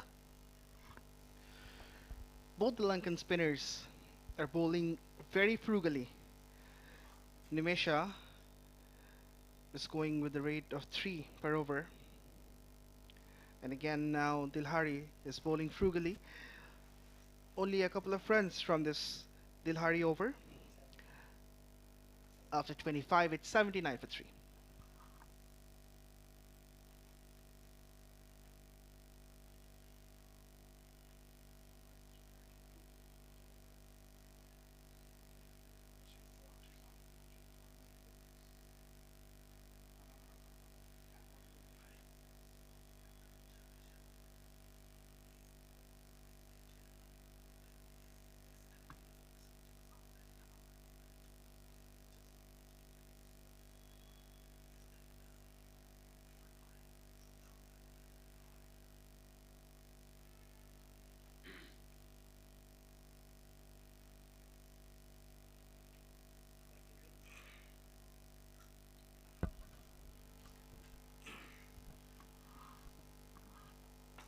Another unofficial drinks break being applied by the batting side. It's been very hot and humid. We have been talking about the temperature, the condition, which is going to be very much challenging for both the sides. We're here at 𝗏𝗚c𝐴 Divisional Cricket Stadium. It's the virtual final of the 3-match ODI series between Bangladesh women and Sri Lanka women. Let me remind you, it's the part of ICC Women's Championship on the route to ICC Women's ODI World Cup 2029. On the previous occasion, Bangladesh had a decent enough outing in the World Cups, beating Pakistan in the very first game, provided some tough times to the English side, but after that, they lost the momentum. In fact, they had a very good outing against the South Africans. I think she has got the outside edge, isn't she? Denied by the umpire, beaten all ends up. It was the slight hint of movement, which is actually the deceiving factor for the batter. Pitching it up, going away from the right-hander, forced her to lean forward for the drive, but misses that completely. It was away from her body and not much of a feet movement from Subhana Mustari. Thus, she just threw her bat. The ball went past the outside edge. Outside edge, and she might get the boundary. No, no, no. There is a fielder installed at deep third man. She picks up the ball and throws in. It's 80 for 3 Bangladesh. Yet again, the fortune in favor of Bangladesh. Took a little outside edge. Fortunately, there wasn't any slips installed. A single for Subhana Mustari. Madara is really making her struggle.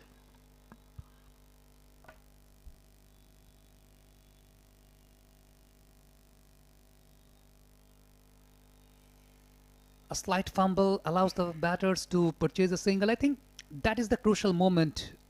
That is the crucial stage for every game. So we have seen when the pace bowlers are getting the low bounces, the ball is getting softer, maybe some off cutters or some back of the hand deliveries might purchase the low bounce.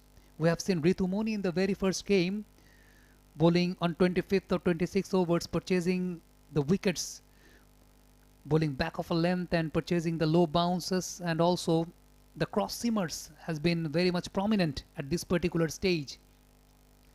This time once again pitching it up, opening the face of the bat to purchase the single. It's 83 for 3 Bangladesh.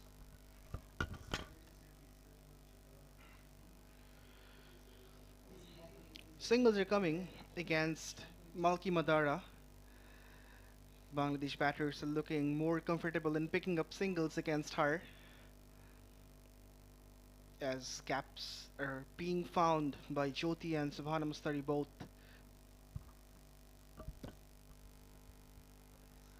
This is the length I was talking about, because when you are bowling back of a length with a softer ball, you may purchase some low bounce out of the surface. But on the previous occasions, the first 3 deliveries, she was pitching it up. It was very comfortable for the batters to purchase those singles. Indeed, it kept so low and was a slower delivery as well. Jyoti was watchful enough. If she tried to go for a big hoik, then she could be in danger. Going down the leg side once again, trying to pitching it up. A slight appeal to the square leg umpire, but very much well denied. We have been talking about the length and the crucial stage of the game.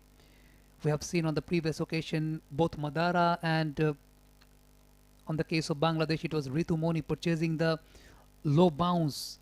But for that you have to be very much consistent about your length. You cannot just allow the batters to free their arms by bowling it onto the fuller length. Once again the fuller length has been applied, opening the face of the bat, purchasing single.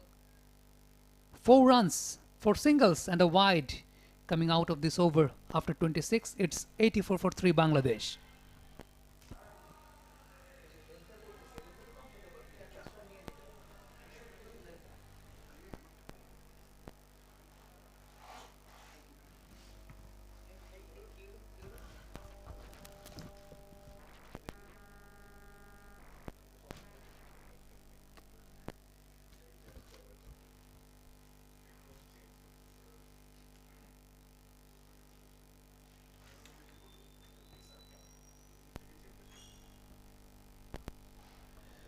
Change in the bowling.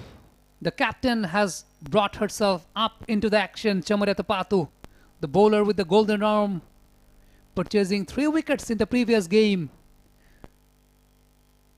This time she's got the opening batter. Right now using the pace of the ball, just rocking back, plays towards third, no run at all. Not only 3 wickets, but also parsimonious bowling. 36 runs from 8 overs. Again, Jyoti tries to pull it, not finding the middle of the plate. Then again, she purchases a single. I think they have been testing the length very well, the Sri Lankan bowlers, because in the previous over we have seen when Madara just pulling the length back, the pitch is producing some low bounce, and in this occasion 𝗬𝗏𝗃𝗧 in the very second delivery, she also pulled the length back and purchasing the low bounce. This time pitching it up, deceiving the batter by a hint of movement, trying to open the face of the bat to play the shot, but missed that completely. A crafty delivery from 𝗬𝗏𝗃𝗧. Subhana Mustar didn't have any answer against that. A complete package is the Lankan skipper. Can bat, can bowl. In fielding, saves run for her side as well. What else could you expect? And she's also a very good thinking cricketer. In the previous game, before the toss, I was having a conversation with 𝗬𝗏𝗃𝗧. She thinks about the development of cricket very well, mentioning about the fact of having very good wickets at Rajshahi. On the previous occasions when she came to Bangladesh, they played in Sylhet. The wicket was not that much up to the mark, and she mentioned that having good quality wickets, it's very important for the development of the entire game. Caution applied, dot ball to finish the over, only a single purchased by Bangladesh. After 27, it's 85 for 3 Bangladesh.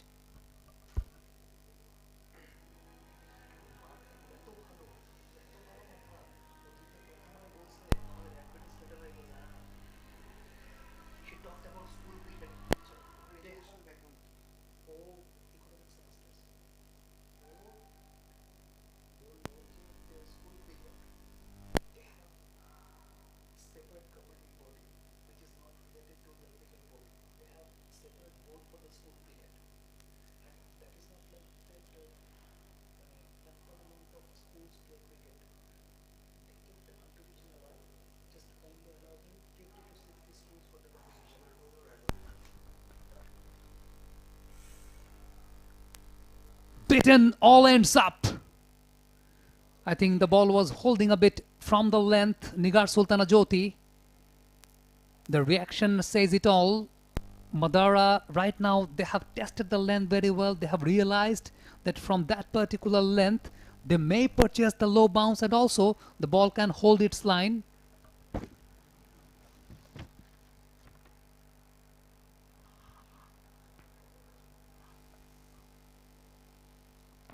Outside edge, but fielder being installed. Very good field setup by the Sri Lankans.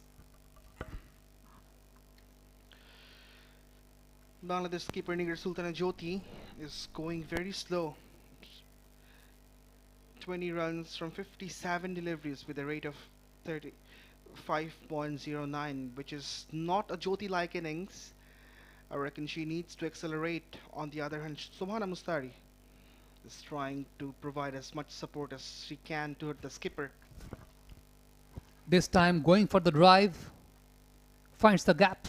I think what they have realized in both the matches, we have seen twisting the tail, bowlers purchasing the turns, the low bounce, and also that has been very much productive for the bowling side in the second innings, the last part of the game. So that's, I think, the approach they're just going on. Played through the 50 overs, scoring decent amount of runs to restrict the Sri Lankans. Very well batted, the sound says it all, but not going to help.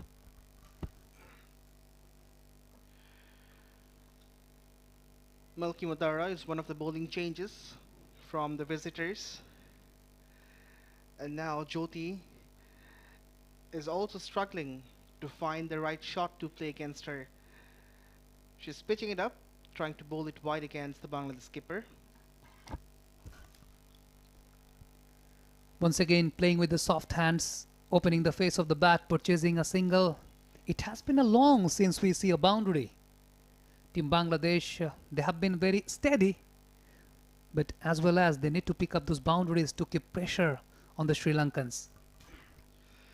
Indeed, the run rate has also dropped in the last 5 overs, only 14 runs with a rate of 2.8, and the boundaries have already dried up.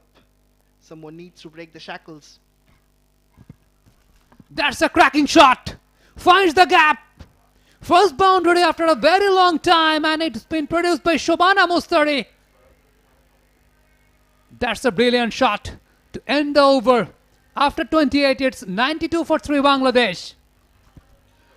Just a tad bit short. Shobhana Mustari says thank you very much. She cuts it away and cuts it with a lot of precision. So that's the completion of the over, and just the boundary that we were discussing about. Bangladesh need a boundary. Finally, it has been delivered by Shobhana Mustari.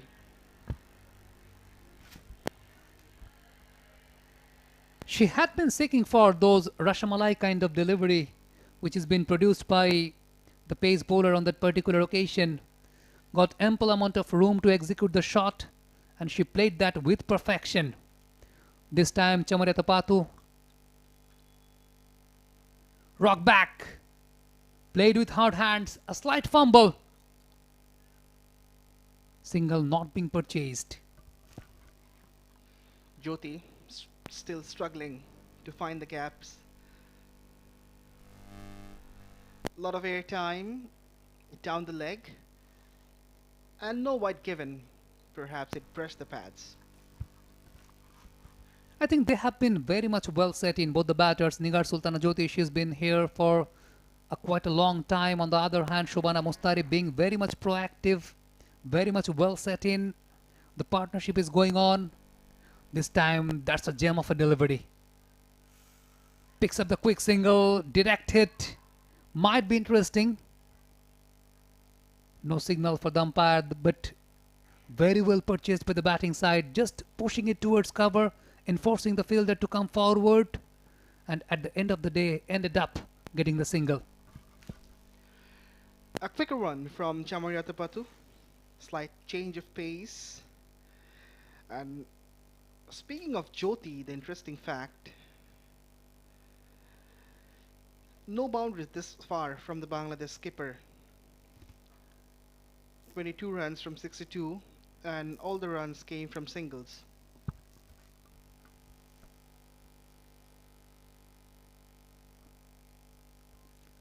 Tossing it up, a teasing line and length, opening the face of the bat, purchasing the single. Easy peasy equation for the batters right now.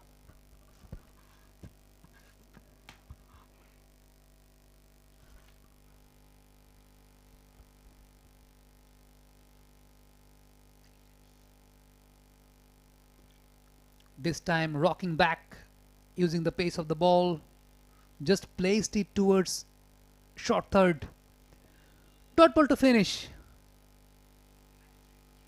It's 93 for 3, in fact 94 for 3 Bangladesh.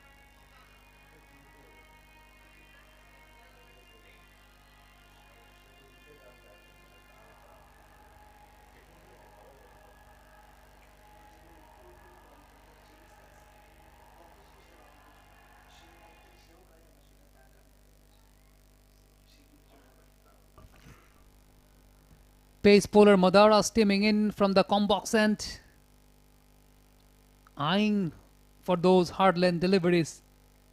No, pitching it up, a bit slower, forcing the batter to come forward. Dot ball being purchased by Madara. 𝗂𝗚𝗃𝗬𝗓 made her international debut back in April 27, 2025 against India at the 𝗃𝗵𝗂𝗂𝐴 Stadium. So, playing international cricket for a year is the Lankan fast bowler. I think from bowling point of view, Madara needs to be very much consistent about her length. I was mentioning about the hard length or the back of the lens. Yes, there is a fielder installed at deep square leg region, vacant space at deep mid wicket or wideish long on. You need to enforce the batter to play across the line, and that is possible when you are pitching the ball onto the back of the length or the hard length.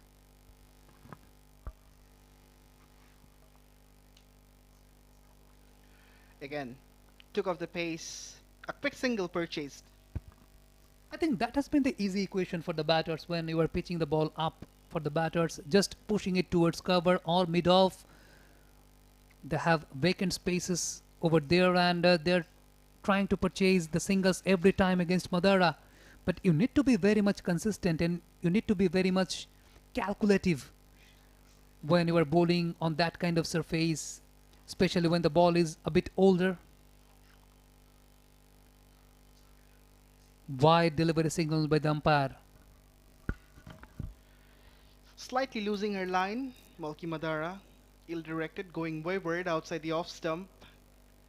Control will be the key, as Sami mentioned multiple times, that you need to have that control in your bowling to pitch the ball where you want to pitch and give a turbulent time to the batter.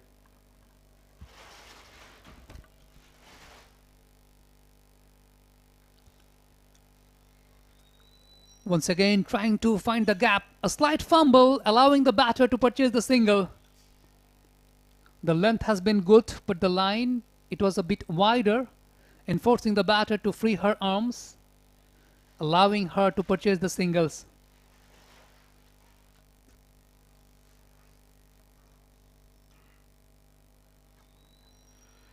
It's so hot, it's so warm here at Rajshahi.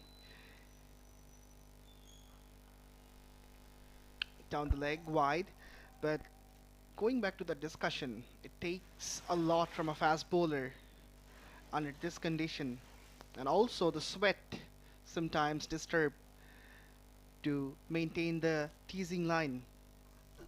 And also I think both the teams are lag behind a prominent fast bowler into the lineup, because whenever you are playing on a surface like that, especially the northern belt of Bangladesh, which is very much prominent of producing ample amount of runs, you need quality fast bowlers. But both the teams have such a combination where they're very much filled with the spinners. I reckon 𝗵𝗺𝗃𝗃 could be an option, Sami. The left hand arm fast bowler has got a couple of international hat-tricks in T20s. Could she be an option? Definitely, she has those leg cutters as well. As a left-handed bowler, definitely that angle actually is very much a deceiving factor for the right-handed batters as well. Flick of the wrist, purchasing the single once again. It's very much easier for the batting side right now. End of the over. It's 99 for 3 Bangladesh.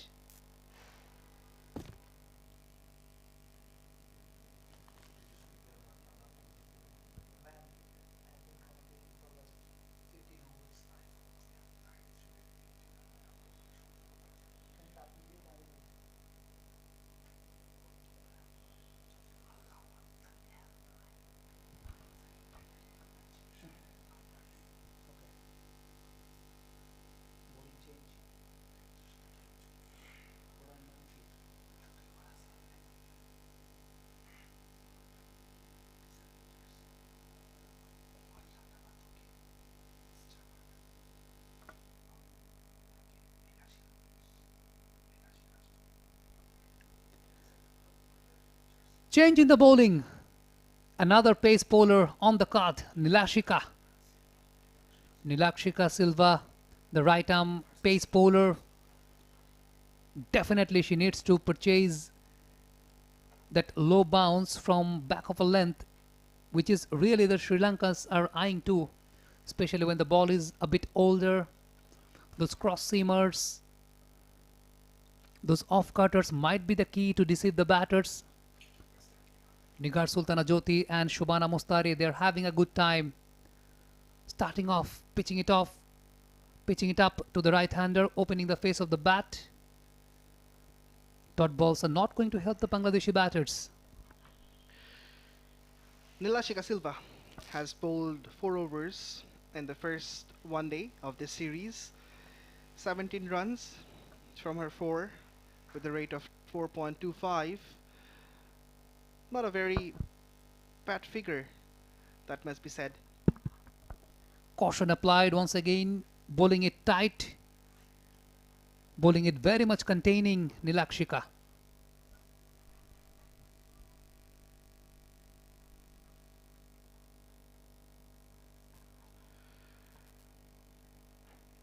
Nigar Sultana Jyoti, the skipper, batting on 23, and Shobhana Mustari, 14 from 27. Someone needs to wind up. Once again, right on the money, very much containing, enforcing the batter to respect 3 dot balls at the trot. This is some good stuff from 𝗂𝗚cie. Pitching it up and not really allowing the batters to free their arms. 3 dots. Shobhana Mustari will be under some nerves and just looking around the field, probably eyeing for those gaps which haven't been found in the first 3 deliveries. A bit of wrist work applied by the batter. Single being purchased for the very first time in this over. 𝗂𝗚cie, she's been very much well enough maintaining her line and length, very much containing. And the 100 comes up for the home side, Bangladesh. It's 100 for 3 on the 31st over.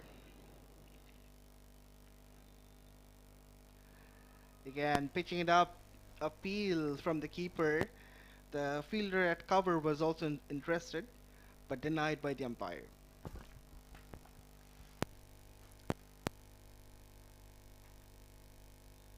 I think caution being applied by both the batters. Sometimes they're becoming very much overcautious. That can also bring harm to the batting side also, because the dot balls might not help Bangladesh to put up a total which is very much competitive, especially when you have a batter like Chamara Tapatu as your counterpart. Going down the leg side, big appeal, denied by the umpire as it was drifting down the leg side. Single being purchased. Brings up the 100 for Bangladesh. It's 100 for 3 after 31st.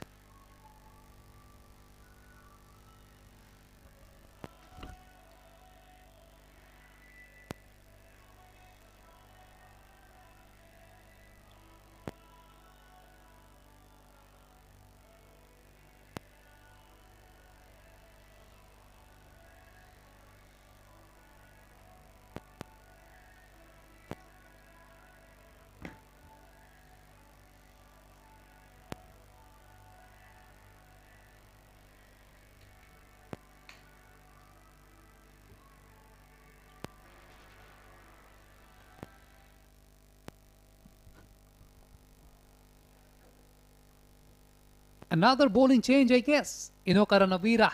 They have been mixing the bowlers well. Chamara Tapatu, the left-arm orthodox spinner. She has the height. She can produce ample amount of bounce. But right now, the wicket is playing on the shorter side. Tossing it up.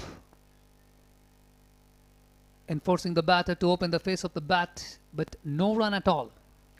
Has been the most parsimonious bowler this far in 𝗂𝗚. 11 runs given from 5.1, including a maiden over, which is tremendous. And again, she continues applying pressure to the Bangladesh batters. I think she has the stock length, it's in between 2 to 5 meters from the batting crease, and she's very much prominent at it. Has been very much consistent according to her line and length, maintaining the pressure, bowling those containing deliveries. This time taking the aerial route, takes the bowler on, but 1 bounce, 2 bounce to the fielder. A big shot for a single. Of course, not the best of results, but certainly a very good shot, and this should give her a lot of confidence. Subhana Mustari went inside out, over the top of covers, but finding a fielder at the boundary. On the other hand, 𝗃𝗚𝗓𝗄𝗃 𝗠𝗏𝗃 batting at 23, conceding 66. Played with soft hands, ensuring to stay onto the wicket, ensuring to stay till the 50th over. That's been the plan applied by 𝗃𝗚𝗓𝗄𝗃 𝗠𝗏𝗃. But she needs to be complimented by the other batters.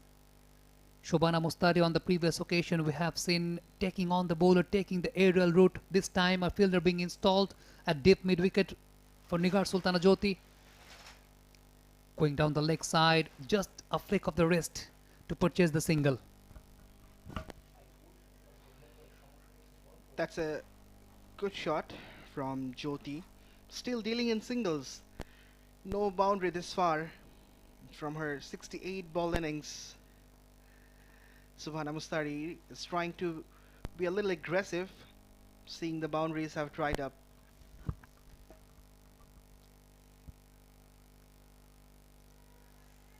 Fumble. Fumble brings up the boundary. Shobhana Mustari just rocking back, using the pace of the ball, placed the ball with perfection, not finding the gap at all. But the slight fumble actually brings out the boundary. It's 106 for 3 Bangladesh after 32. Subhana Mustari was trying to be a little brave, and fortune has favored the brave this time. And it's time for hydration for our fellow commentator Alif Tasnim. Let me welcome my friend, Mr. Ahmed bin Pervez. Thank you very much. Senior friend, in fact. Thank you again. I'm showing the respect, Pervez. Absolutely. Exactly the way that the Bangladesh batters have shown respect to the Sri Lankan bowlers. And one thing I must mention, I was watching the game from behind. We'll get back to that. Got the outside edge. Fielder being installed at the deep third man, purchasing another single. You've had ample amount of chat with Chamari Atapattu, and for sure you understand that she's a very thinking cricketer. The captaincy that she had was very proactive. She's kept a slip for the spinners for most of the time, and throughout the entire innings so far we haven't seen a long off or a long on. They've actually blocked all those singles opportunities for Bangladesh, which is a very positive thing. Could have been 120 had she been defensive. Full toss, punished.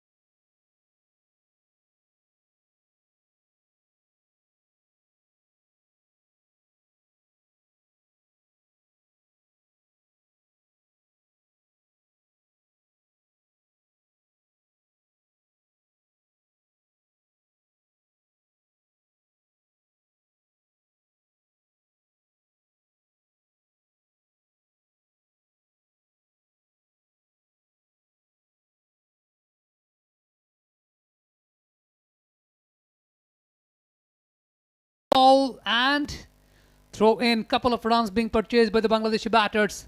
That's been brilliant. Yes, and I can see Sami is getting a lot excited. Anything that comes out of the middle of the bat.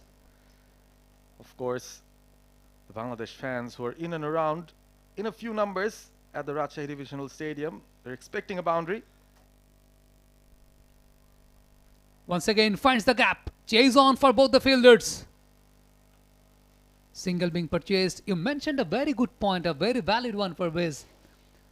From the very beginning, we have seen mid-on and mid-off up into the circle. They're restricting the batters to purchase those singles, not allowing them to purchase singles very easily. So that is really a key feature of the captaincy of 𝗃𝗵𝗃𝗂𝗃.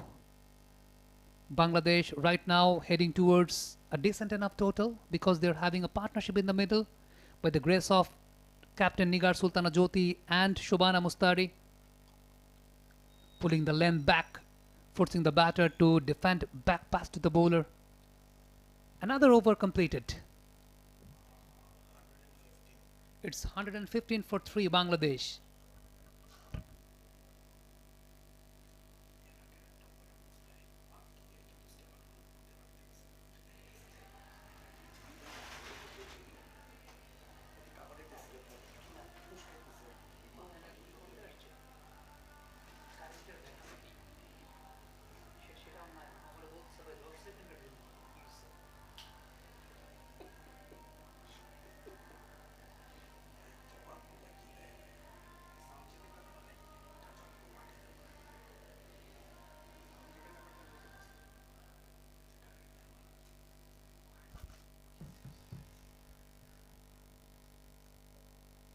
𝗃𝗵𝗃𝗃𝗃, left-arm orthodox spinner coming around the wicket. Dot ball. Keeping it full and straight within the stumps. 𝗃𝗃𝗃𝗃, that has been her go-to delivery. Almost bowling like a metronome in the middle overs.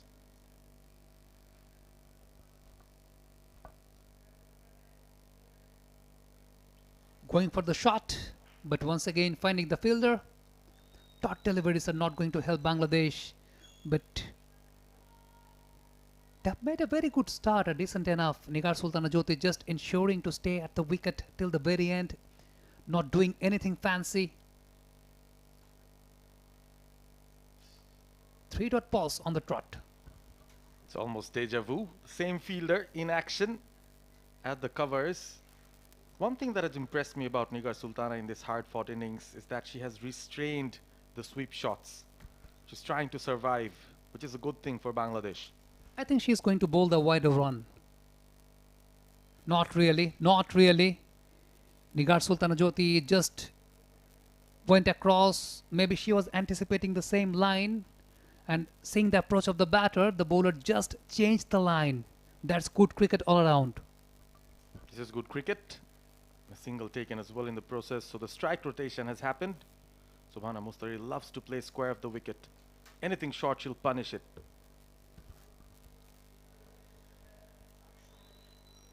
Good single. Very good running between the wickets by both the batters. Just pushing towards backward point, enforcing the fielder, putting pressure on it and purchasing. That's brilliant cricket all around. Yeah, the weight of the shot was really nice. I mean, she hit it straight to the fielder, but she knew immediately that there was a run on offer. These are the kind of singles that give pressure on the field. That is the sweep shot, and she's been deceived by the hint of movement. And also the extra bounce all of a sudden came out of surprise for Nigar Sultanajoti. Bye signal by the umpire, I guess. End of the over. After 34th, it's 1-1-8 for 3, and now it's time for Get Hydrated.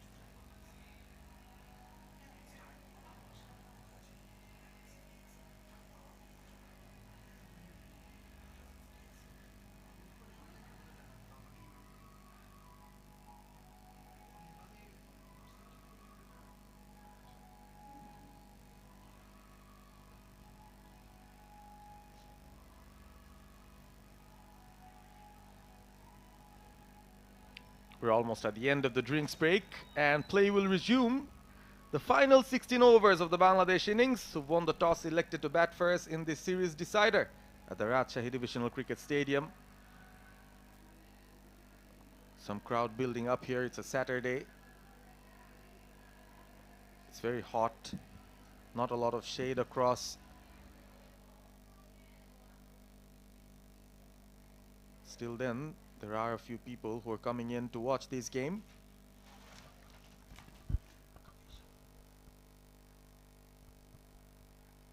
I think the temperature says it's 36 degrees Celsius here at Rajshahi Divisional Cricket Stadium, and it's mounting up. It will mount up till 41 degrees Celsius. 𝗂𝗃𝗃 goes for the sweep shot. Nigar Sultana Jyoti. That's her go on shot. But very well field placed by the Sri Lankan captain Chamariya Tapathu. Bangladesh moves on to 119 for 3. Tapathu has, I think, understood that Jyoti is well set, so she's kept 4 fielders outside, 1 on the offside sweeper. There is a long on in place after a long time. They've given some breathing space for the batters. Shobhana Mustari on strike. Beaten by the deviation and the movement. A slight appeal, but well denied by the umpire. And as you mentioned, that it's the first time we have observed a fielder being placed at long on. Current partnership says it's 50 out of 80 deliveries. Both the batters are having a good time picking up singles, taking the scorecard active. It's 1-0 for 3 Bangladesh. So look for something at around 200 here from Bangladesh. Have 7 wickets in hand. Ritu Moni, Sharna Akhtar, Fahima Khatun, a few of the batters who come in next. As for Kavisha Dilhari, she's showing some of her variations. We know she can bowl some leg spinners as well. That is the thing we have been talking about, providing some opportunities for the batting side to purchase the singles. Although it was not that much easy because mid-on and mid-off were up into the circle. This time it's quite easy for the batting side.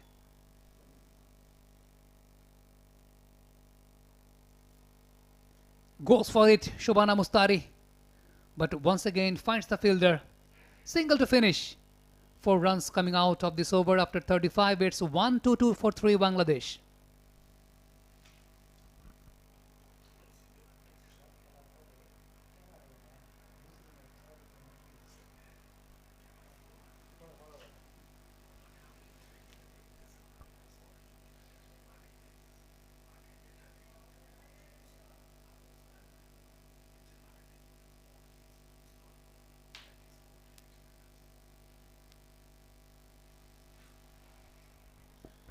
After 35, it's 1-2 for 3 Bangladesh. They're having a very decent enough partnership between Shobhana Mustari and Nigar Sultana Jyoti. The projected score says it's going to be 174 if they can keep with this particular pace. Now taking charge.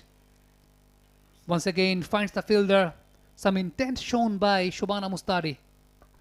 Good thing about Shobhana is, you've mentioned before as well, her head stays very still and she can actually play straight down the ground at long off, through the covers, over the top. We've seen her play those shots with ease.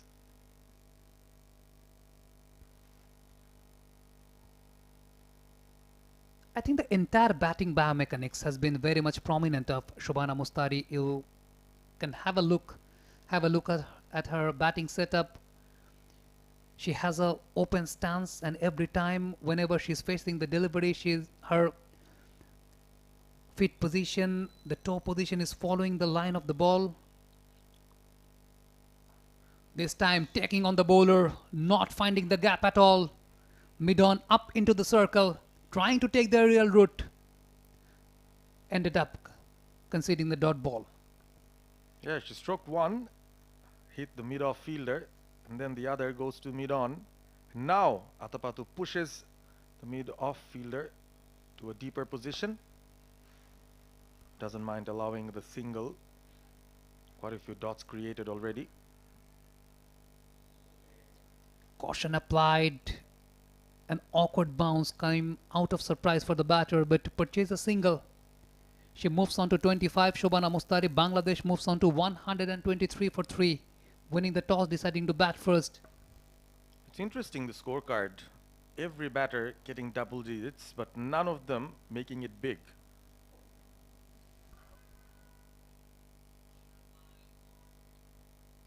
Picks up the single. 𝗃𝗚𝗃𝗃𝗃, she moves on to 37. You were mentioning about scoring big. We have seen Sharmin Shupta in the very first game scoring a half century. In the second game, it was 𝗃𝗚𝗃𝗃𝗃 trying her hard. But it's all about complementing each other into the middle. Shobhana Mustari has made life easier for 𝗃𝗚𝗃𝗃𝗃 in this particular game, being very much proactive, going down the leg side, big appeal, well denied by the umpire, dot ball to finish. After 36, it's 1-2-4 for 3 Bangladesh.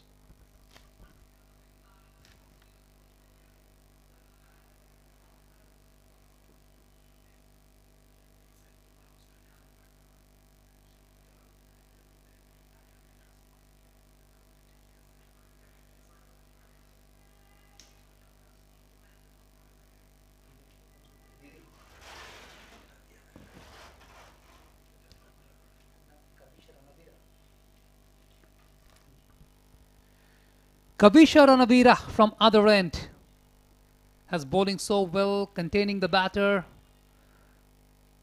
On various number of occasions, she has bowled entire 6 overs, conceding 21 without getting a wicket. That's easy for 𝗃𝗚𝗃𝗃𝗃. Well fielded inside the 30-yard circle at deep mid-wicket region, but was not good enough to stop the batters to purchase the single. It was on a wrong hand, Samara Wickrama at mid-wicket. Good take and release. Taking the aerial route. Takes on the bowler. Races away towards the boundary. Shobhana Mustari, she is on a mission. That's a brilliant, cracking cover drive played. The cover fielder at one point thought she was in action, but just above her hands, probably a slight touch, but there was no chance to stop that. Again, inside out, playing against the turn, but she went to the pitch of the ball. Excellent footwork from Shobhana Mustari against spin. Moves on to 29. It was just a fingertip by the cover fielders. Very good batting, very good batting. A boundary followed by a single. Shobhana Mustari this time just opening the face of the bat, pushing the ball towards backward point to purchase the single. We've seen 𝗂𝗃𝗃𝗃 bowl too full at times. Even in the previous over we saw over pitching the deliveries. This time she was punished. Improvising, big appeal, big appeal. Maybe the inside edge actually this time saved Bangladeshi captain. Trying to improvise that, although there was a fielder at the short third man inside the 30-yard circle, but she wanted to use the pace of the ball and try to play a fancy shot. Has been batting there for a bit of time, conceding 83 deliveries this time. Shimmy down the wicket, finds the gap, a slow push towards Widish long on to purchase the single. 7 runs already came out of this over. I think they have done their part, the Bangladeshi batters. Yeah, boundary and over will really help them make it big.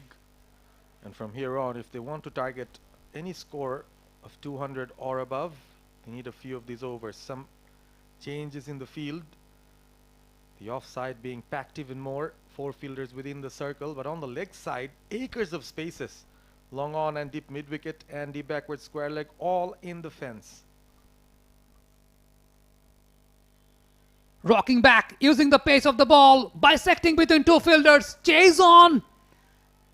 Well fielded by the fielder, sliding towards her right to fetch the ball in. Couple of runs being purchased to end the over. It's 133 for 3 Bangladesh.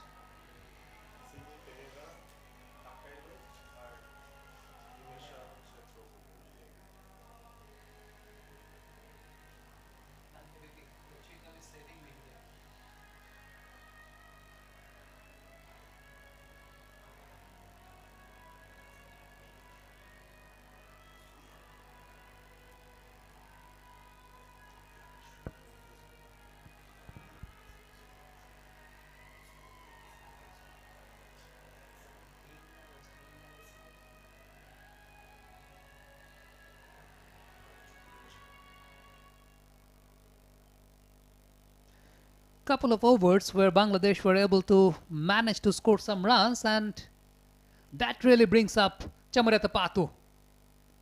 Coming across the line, 𝗃𝗃-𝗃𝗃𝗃 opening the face of the bat, placed the ball towards mid-off dot ball. Straight away, just the two fielders out. 7 fielders in the circle. This time taking the aerial route to one bounce to the fielder. That's the challenge that 𝗃𝗃 is putting up for the batters. She's asking them to play over the top. Jyoti almost handing it over to the player at mid-off.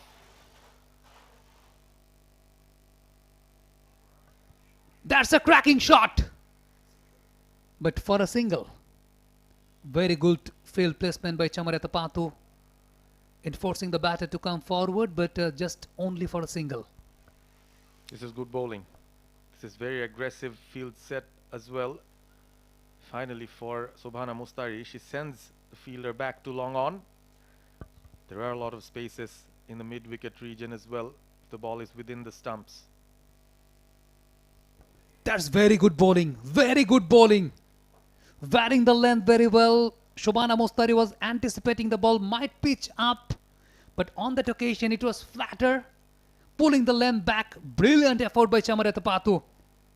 That's what experience is all about. This time guided it towards third man, finds the fielder.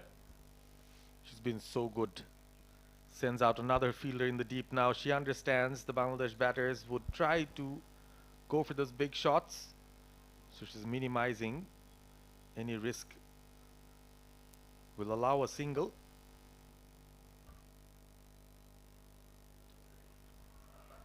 Mix up, mix up. Denied by Nigar Sultana Jyoti. A bit of dance work by the fielder. Enjoying the moment. Under the hit. Dot ball to finish. It's 134 for 3 Bangladesh after the completion of 38 overs.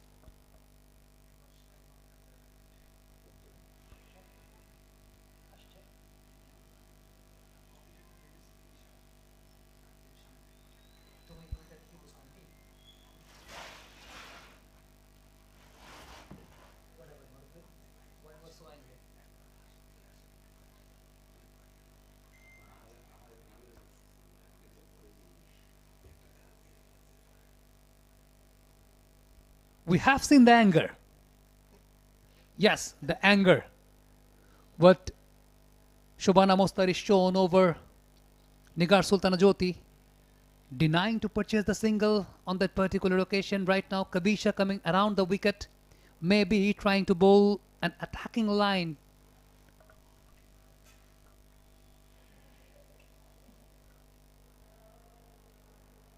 These dot balls might not help Bangladesh. Nigar Sultana Jyoti conceded 88 deliveries for her 40. Still batting at a less than 50 strike rate, but she has the opportunity to up the tempo if required. I think the partnership has grown. Now all they need is to hit a few boundaries. This time taking on the bowler, taking the aerial route, ended up into the hands of the fielder. Nigar Sultana Jyoti, she has to depart. She has played her part, but this time was not able to clear the fence. The hard work of 𝗂𝗃𝗃 got the result, got the reward. Nigar Sultana Jyoti, a disappointing stuff at the very end. She goes for 40. It's 134 for 4 Bangladesh. 40 runs coming of 90 deliveries, caught well by Hansima. 𝗂𝗃𝗃 picks up her first wicket. Was almost coming. Bangladesh batters finding it hard to pick singles at regular intervals. And if you ask me, I'll tell you that Chamari Atapatu had a great role in picking up this wicket. The previous over, she just conceded 1 run and kept the batters tight. They were looking restless. And she placed the long on fielder just in time for Nigar to hit that lofted shot, which went straight to the fielder at long on. So it's all a setup. And definitely the tactical gambling applied by Chamari Atapatu with 𝗂𝗃𝗃 Ranavira coming around the wicket, purchasing the turn, the away turn from the right-hander, and that really forced the batter to play against the turn, and that actually did the trick for the bowling side. New batter in. 𝗂𝗏 Akhtar has been very much proactive into the middle from the very early stage. Starts off with couple of runs. That's easy peasy equation for 𝗂𝗏 Akhtar, and from the very beginning, from the very first game, we have seen 𝗂𝗏 Akhtar is very much well set in from the very beginning. Comes into bat in a situation where she doesn't have the luxury to play out a lot of deliveries, so she has a good strike rate. Once again, a bit of wrist work being applied by 𝗂𝗏 Akhtar, enforcing herself to move forward and picks up the single. That's good cricket. And I think it's a good situation for Bangladesh now, since Jyoti was struggling a bit with the running between the wickets and all. At the moment, Mustari and 𝗂𝗏, they look like they're fresh and ready to take on those doubles if needed, put pressure on the fielders. An extra fielder enforced on the offside in the circle for Sobhana.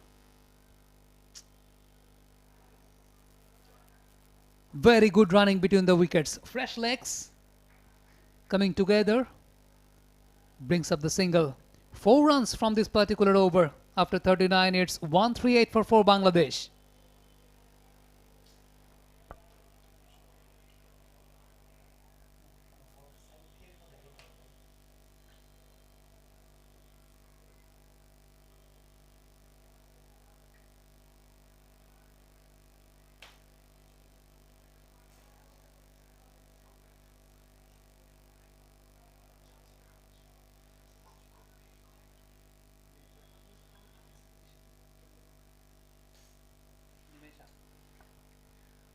Change in the bowling. Another left-arm orthodox spinner, 𝗂𝗎𝐻, comes into the middle, coming around the wicket. Just have a look at the field setup. There is a deep mid-wicket and deep square leg at the boundary on the onside, and also a sweeper cover on the offside. There is a long off in place. Taking the aerial route. That's a cracking shot. That goes away for the boundary. Shobana Mustari, she's on a mission. Finds the boundary. Loves that shot. Thought it out off the bat. Over the top. Confidence supreme. She looks like a batter in excellent touch, and Bangladesh will need more of that. Immediately attacking the bowler in the first delivery of the over. Looks like Bangladesh could make it big if they play it well. We have been talking about the balance of Shobana Mustari while playing the shot. Head does not fall. That's good cricket. That's brilliant cricket. A boundary followed by a single. Just played that with perfection. It's 143 for Bangladesh. Shobana Mustari moves on to 38 of 53. She looks very fluent. Probably the one that has to stay till the end for Bangladesh if they want to get to 200 from here on. For the new batter, 𝗂𝗏, mid-off comes up. A challenge for the new batter. This time taking the aerial route. Trying to beat mid-off. A slight fumble, but ended up into the hands of the fielder. 𝗂𝗏 Akhtar being very over-ambitious, taking on the bowler, trying to take the aerial route. But this time she also has to depart. A mighty blow for Bangladesh. It's 143 for 5. 𝗂𝗎𝐻, the bowler with the magical arm, picks up another wicket. 𝗂𝗏 goes for 3. It's 5 down for Bangladesh. Yeah, she would be dejected with herself. 𝗂𝗏 has the ability to hit those big shots, and her eyes lit up as soon as she saw the long-off fielder being brought in. Just could not clear that fielder. A good catch by Hansima, as we see Fahima Khatun take it to the middle. Her first outing in this series. An experience of over 50 ODI matches for Bangladesh. Very handy leg spinner and can bat as well. A proper all-rounder in the Bangladesh ranks. Her first outing means she might be a bit nervous. Might take up a few deliveries to understand what's going on. 143 for 5. 2 quick wickets, and the Sri Lankans look like they're back in this game in a big way. Nimesha picks up a wicket. Caution applied by Fahima, a bit of wrist work to glance the ball towards mid-wicket region, purchasing a single. Now Shobhana Mustari. She needs to take the rest of the responsibilities, batting at 38 of 53. One of the last recognized batters for this Bangladesh side. And she needs to be very much well complemented by rest of the batters. That short, rocking back, pulled away. Another single being purchased. This is good batting from Shobhana Mustari. Looks the most fluent among the batters. But the batters from the other end, I think all they have to do is to pick up singles and allow Shobhana to play as many deliveries as she can instead of going for fancy shots themselves. Dragging, finds the gap, chase on for the fielder. Picks up couple of runs, or relay fielding at the dip.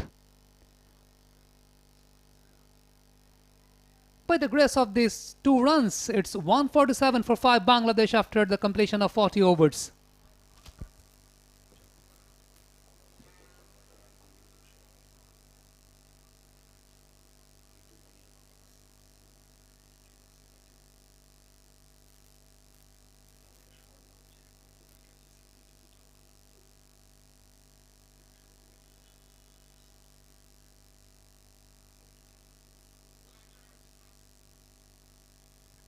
Three more overs left for Chamari Atapatu, and she's coming in again from the far end. Shobhana Mustari should be her next target. She knows this is the batter that they need to get out. Look, the trap has been set for Shobhana Mustari. They have brought mid-off up into the circle. And this time enforcing Shobhana Mustari to play the shot. That's a cracking cover drive that goes away for the boundary. 150 brings up for Bangladesh by the grace of it. Stop that, says Shobhana Mustari. Again her favorite shot, dancing down the wicket onto the pitch of the ball, hits it against the turn. Once it goes past the fielder within the circle, there's no chance to stop it. She's got a good willow in her hand. The shots are coming off really well. Chamari Atapatu is not someone you'd want to attack, but Shobhana Mustari was brave enough to do it. 150 comes up for Bangladesh, approaching 200 probably with 5 wickets in hand. That would be a good challenge. Shobhana Mustari making the balance right, playing with the right line. This time Chamari Atapatu tossing it really up. It was like a Rasgulla kind of delivery. But Shobhana Mustari withdrew herself of playing the shot. Right now, making another ploy. Chamari Atapatu coming around the wicket for Shobhana Mustari. There is a long on in place. Caution applied. Very good batting. Pushing the ball towards cover, purchasing the single. That's brilliantly played. This is good batting. Anticipated the quicker one there. Shobhana Mustari went for that single, aptly supported by Fahima Khatun. It's new into the crease. Different set of fields set for the new batter. Cover fielder comes in mid-off in the circle, long on, mid-wicket and deep square leg in place. Fahima can sweep as well, so they've kept protection over there.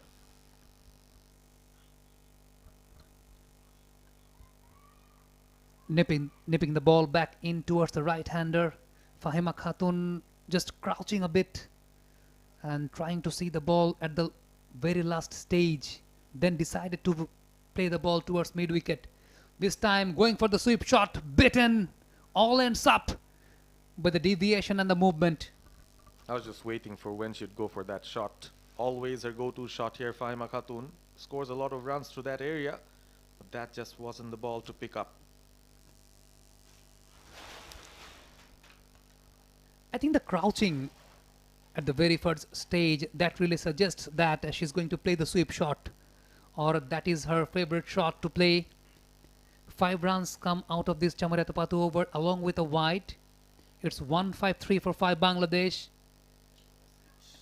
Playing across the line. Big appeal. Big appeal. Sathira Jacket Jesse denied. Maybe it was going down the leg side because of the deviation purchasing by Chamareta. End of the over. After 41, it's 1-5-3 for 5 Bangladesh, winning the toss, deciding to bat first.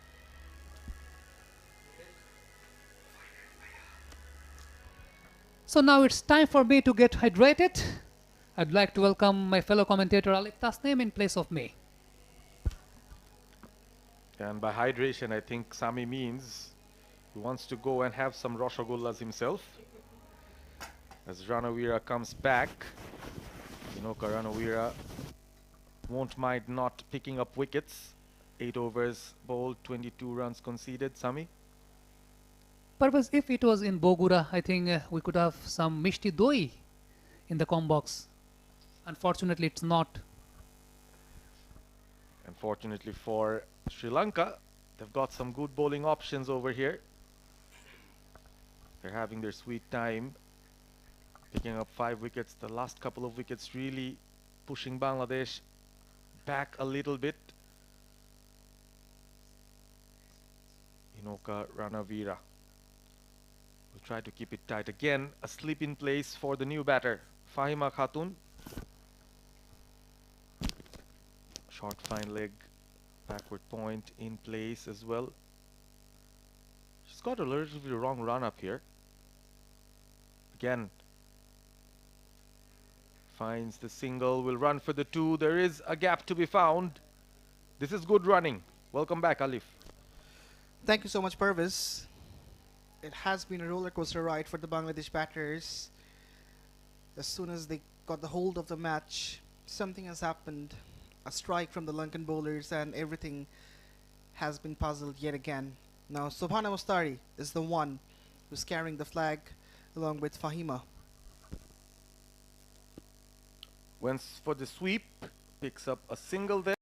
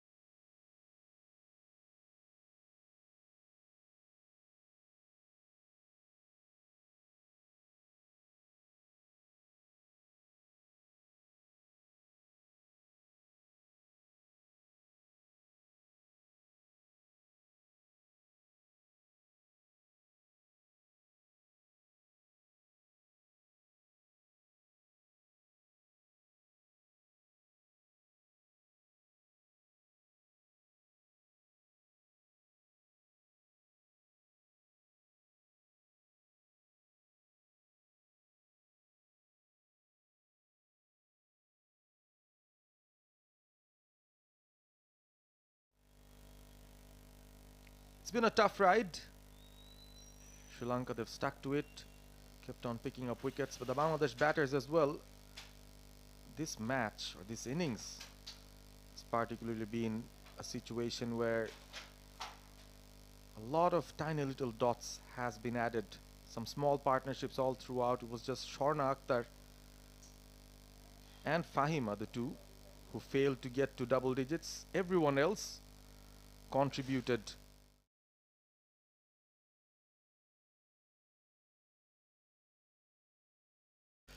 $169 for 6, Bangladesh.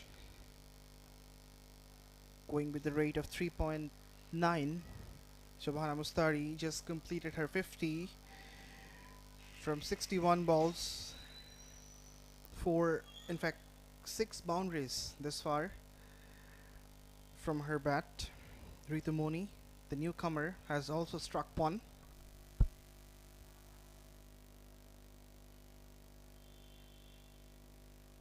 Slightly shorter and quicker from Nimesha. Can't stop the single.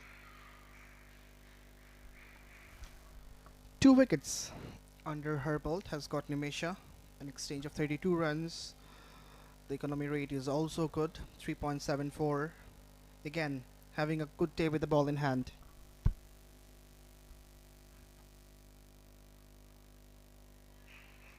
Just drops the ball down, picks up another single.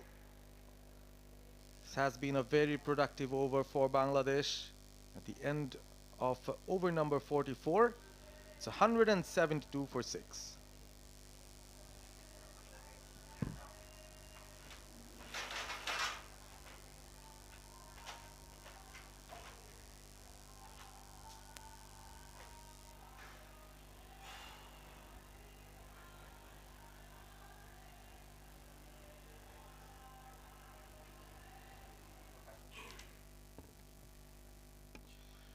Jamari is back, 1 for 24 over 8.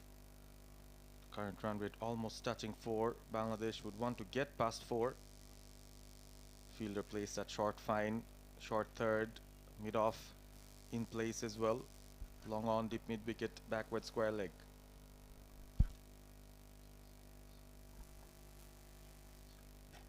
Quick single picked up.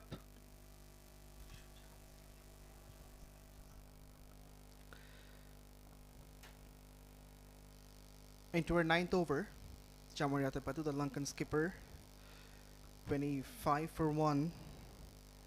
The economy rate still around 3.06 to be precise. Just getting her field right.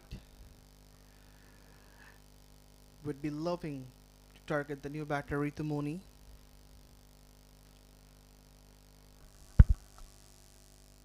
Fielder has been kept at deep fine leg for the sweep. Nicely struck in between the two fielders. She'll find the gap. That goes. 𝗃𝗺𝗃𝗃 struck that really well. Change of fielders doesn't bring the luck for 𝗬𝗎𝗓𝗃𝗃. A tad bit short. 𝗃𝗺𝗃𝗃 got ample time to rock back and pull it, and the placement was so good that she could bisect those two fielders on the onside, one at fine leg, another one at deep square leg. Second boundary for 𝗃𝗺𝗃𝗃. It was quite short and quick. The anticipation was good. Coming in around the wicket now. Flights that under edge, slightly lucky there. 𝗃𝗺𝗃𝗃's chase is on for the fielders, but the ball will win the race. Back-to-back boundaries. Streaky, but she gets it. Was looking to sweep the ball, got a bottom edge, and fortunately it has eluded everyone. The keeper and those two fielders, one from short fine leg, one from short third, were chasing, but the ball had enough legs to speed to the fence. 9 runs from the first 3 of this Chamari over. This is turning out to be an expensive over for the Lankan skipper. It's the kind of counter-attack you need at the death. 22, the partnership of just 14 deliveries. Flights that one. Sensible from 𝗃𝗺𝗃𝗃. It's very good batting. She knows she's got enough runs from this over. Just playing it on the V, getting the single and bringing Mustari, the set batter, back into the striking zone. 182 for 6, Bangladesh, and they will be eyeing to score something above 200. Look like they're all set for that. Again, bowling quicker. 𝗬𝗎𝗓𝗃 losing her shape a bit. Probably trying too hard not to concede the boundaries here. The Sri Lankan skipper. It was a good breathing space for Subhana Mustari as well. I think she needed some rest. 𝗃𝗺𝗠𝗧 has taken the aggressor's role in this partnership.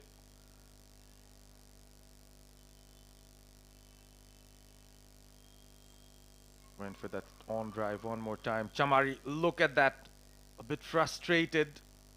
Probably not happy with the over she bowled. 11 of it. 183 for 6 after 45.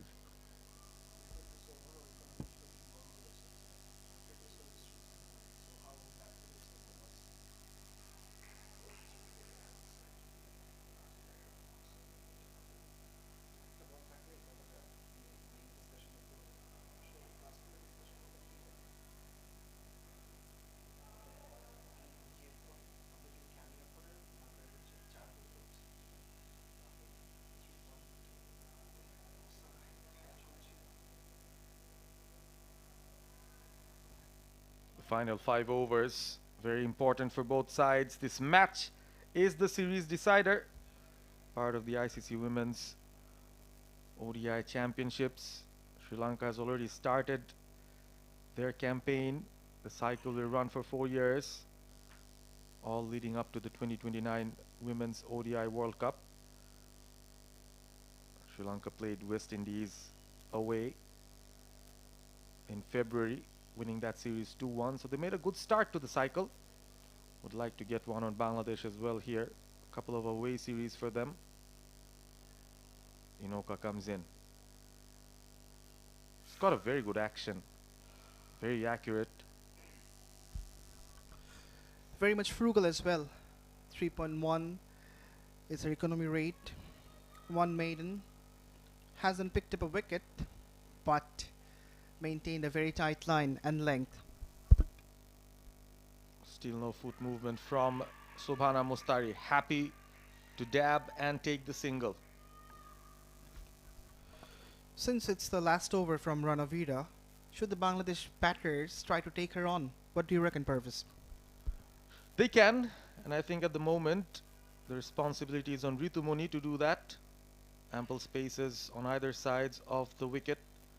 Long off in place.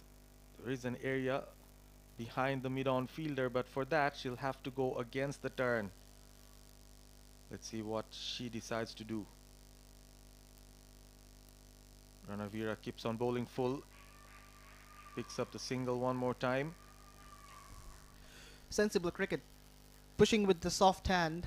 Not trying to drive the ball. Just a soft push so that the single can be picked up. Subhana Mustari is batting at 56. Should wind up now as we're into the last 5 overs of this innings. Almost cleared her front leg. Checked the shot in the end. Satisfied with another single.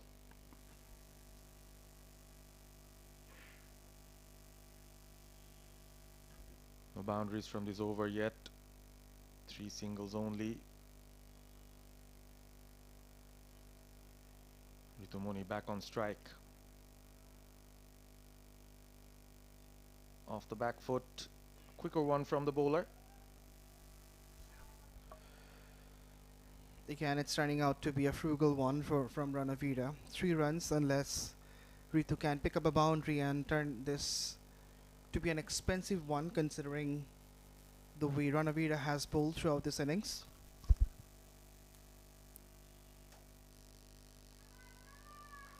Single to end over number 46. 𝗀𝗏𝗃𝗃 has been tight and accurate. Her 10-over spell comes to an end. None for 32. She'll end up with, after 46, 187 for 6.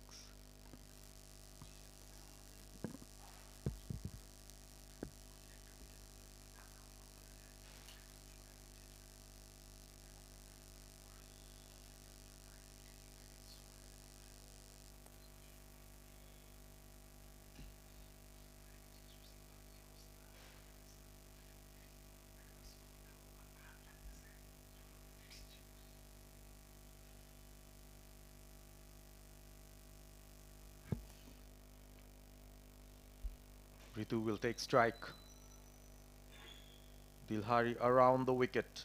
She's bowling those leg spinners now, trying to bowl it quick. Ran the first one quick. Ritu's coming on to the danger end, completes the run. Subhana Mustari also reaches on time. Some pressure applied on the Sri Lankan fielders, and the Bangladeshi batters pick up a bonus run. Exquisite piece of running between the wickets. It's very difficult under this hot and humid condition, as we see Subhana Mustari is getting down in exhaustion. Ritu Moni completed the couple.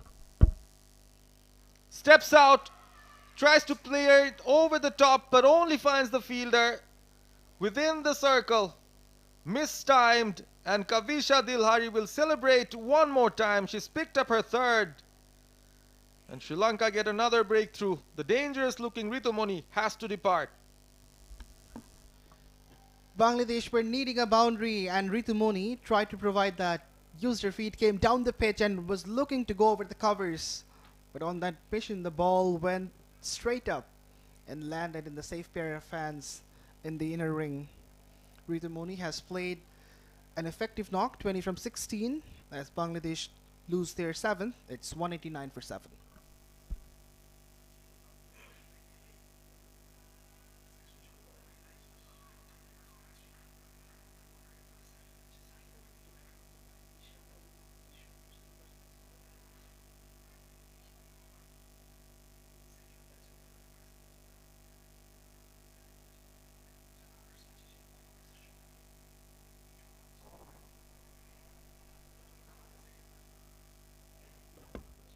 The new batter, the vice captain, another ICC Player of the Month back in November 2023, Nahida Akhtar.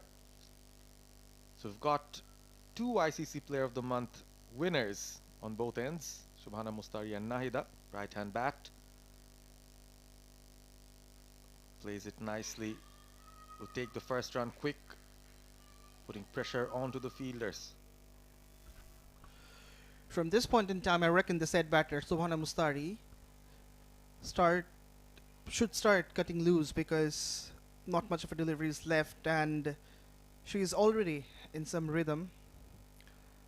And now no fielder has been kept on the offside to patrol the boundaries. Is this a temptation that we saw against Ritu Moni? Will only pick up a single, not pitching it up at all. 𝗿𝗺𝗽, she knows how strong Mustari is off the front foot, playing through the covers. I slightly disagree with your point of view here, Alif. I think Bangladesh should be more concerned about playing out the 50 overs here. We've seen on a previous occasion in that match where Bangladesh chased down the 205. They were 199 for 3 at one point, and then all of a sudden it became 200 for 7. So things can go on a different direction very, very quickly, especially with the late order batting. And if Subhana Mustari takes a risk now and gets out, Bangladesh will risk themselves of being bundled out before playing out their overs. So they've had that bad experience before, which is why probably they're trying to still stay on the cosh. The round the wicket line has worked very well for Kavisha 𝗿𝗺𝗽. Another useful over, a wicket taking over from her. 192 for 7 Bangladesh after 47.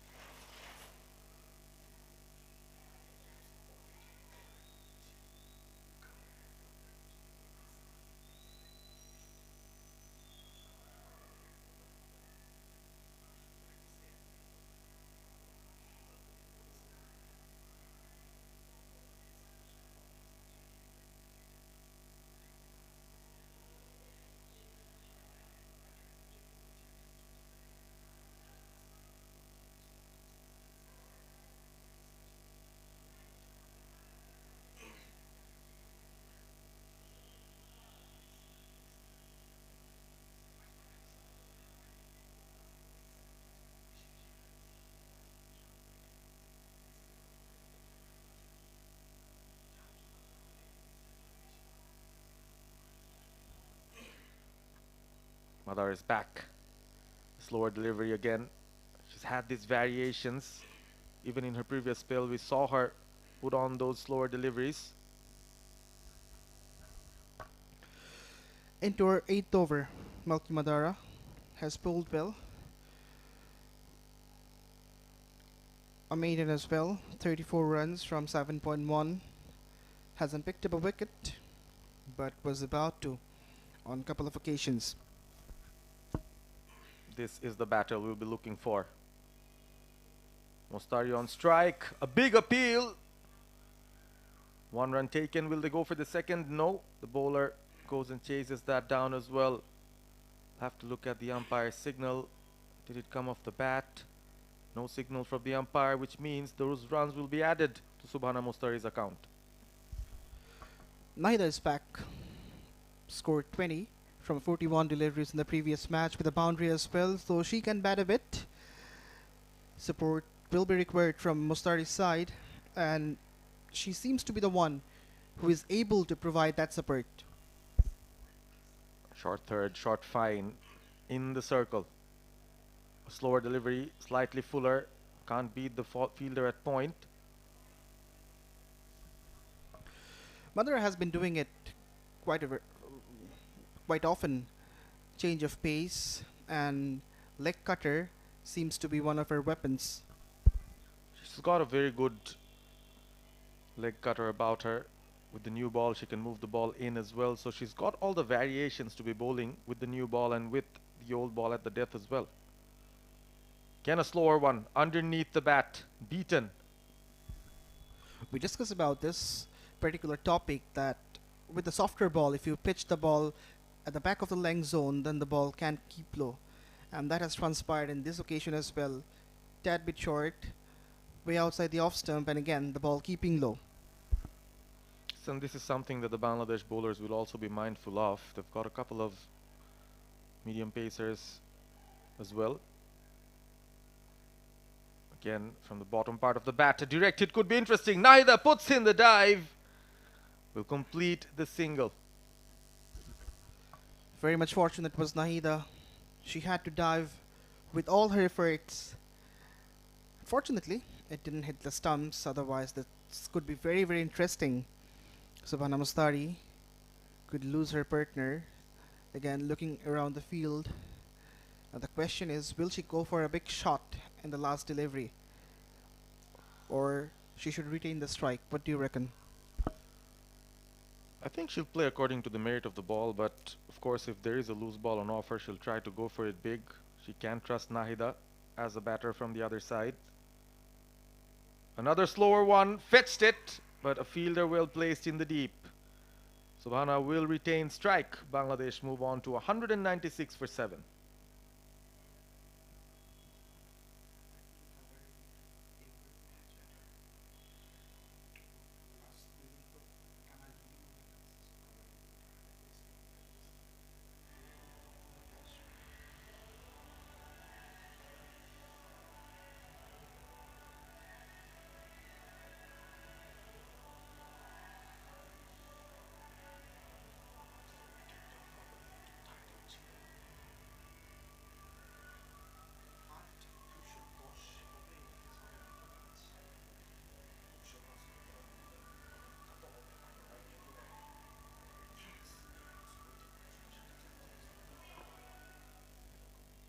Nimesha with her last over.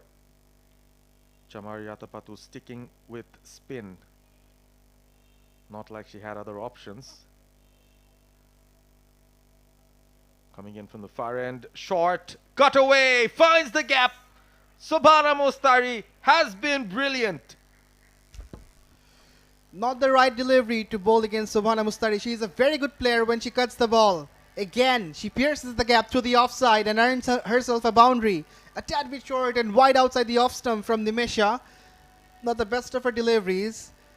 Says thank you very much by Subhana Mostari. Exactly why you need a set batter in the end.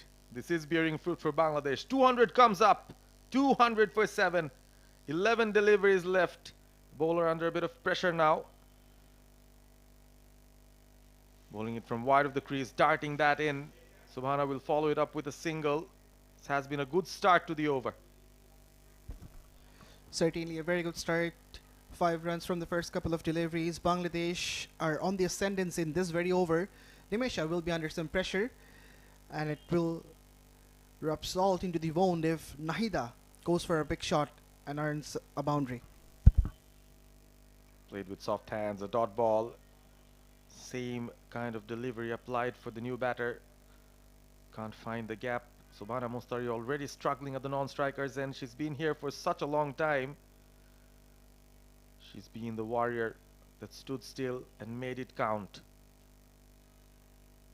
Nahida off the back foot. Trouble. Frustrated that she could not put bat to ball. Speaking about Mustari's struggle, she's been here for almost an hour, 48 minutes to be precise. So it's very difficult under this heat to bat for such long time. Steps out Nahida, plays across the line. Would get the single. The over started well and still has one more delivery probably, which Subhana will be facing. Similar field for her. Deep mid wicket, deep backward square leg, long off. Keeps it tight. Nahida wanted the single. Mustari said no, and that's the end of another over. 49 done, 202 for 7.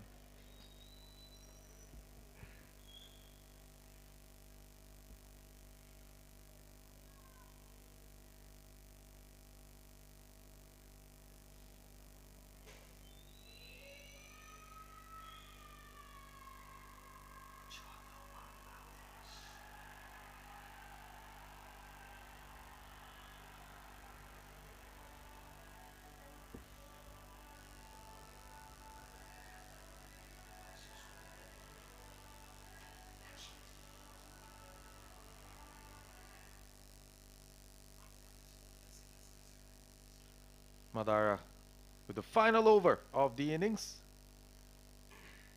Nahida on strike. Goes for the big shot. That sounded good, but good fielding as well from Samara Wickrama.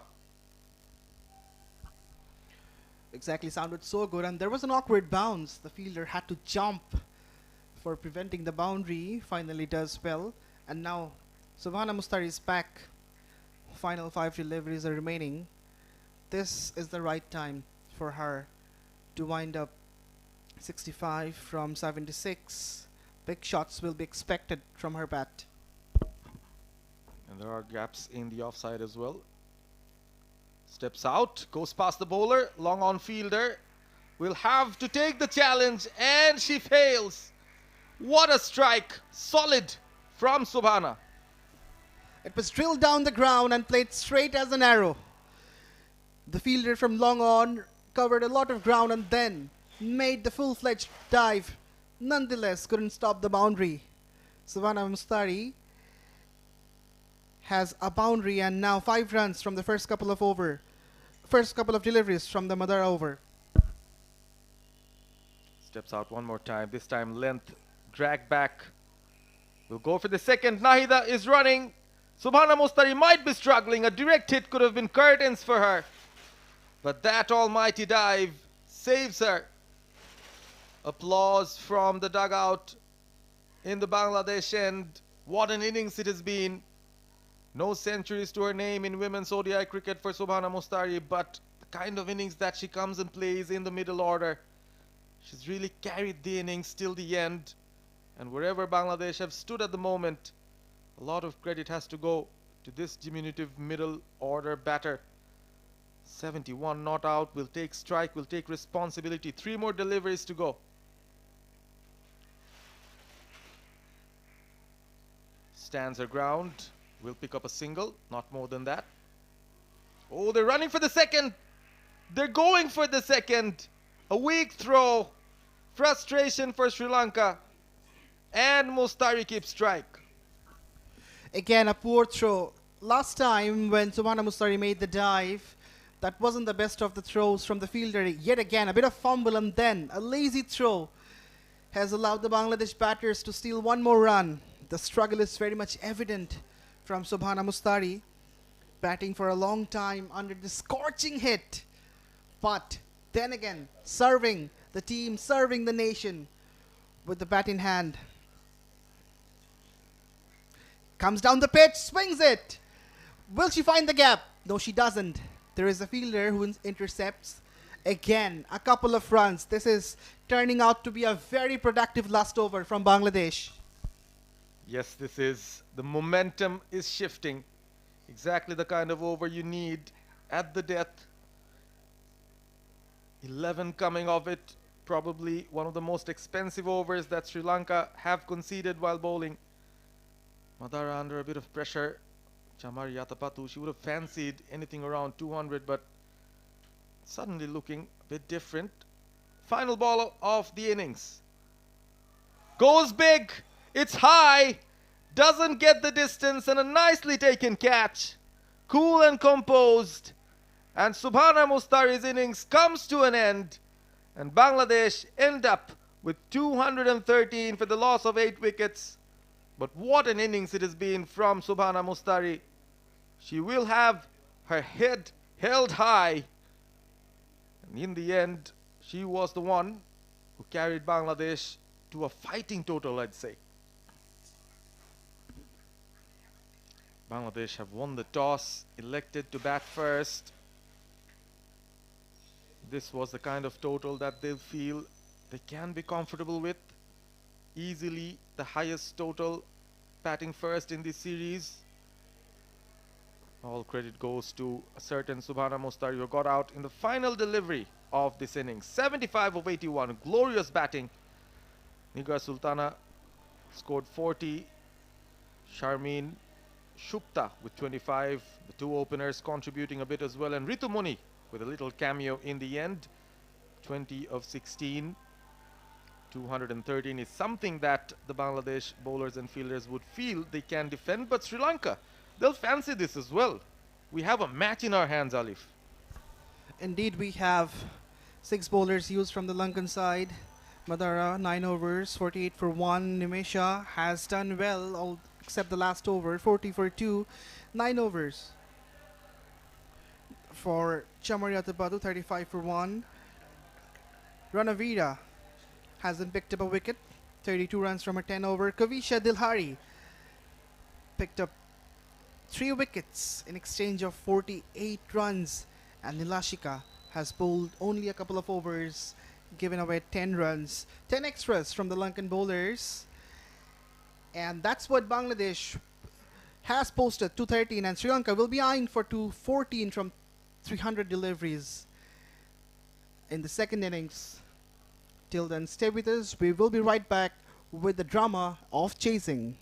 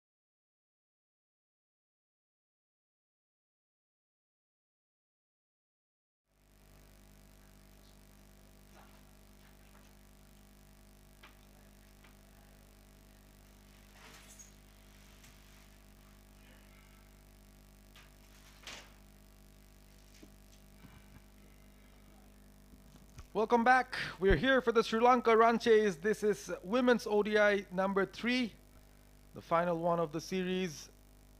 Bangladesh and Sri Lanka, they've leveled the series 1-1 so far. We're here at the Rajshahi Divisional Cricket Stadium, where Bangladesh won the toss and elected to bat first. They put some runs on the board, 213 for 8, thanks to a brilliant knock of 74 by Subhana Mustari, who got out in the final delivery of the Bangladesh batting innings. And in will come Sri Lanka with the run chase. They've got their most prolific batter and their skipper Chamariatapattu to lead the way. She's got the experience of Hasini Pereira as well. Bangladesh fielders enter the field, as do the 2 umpires. The 2 left-handed batters are also making their way. Will be an interesting battle.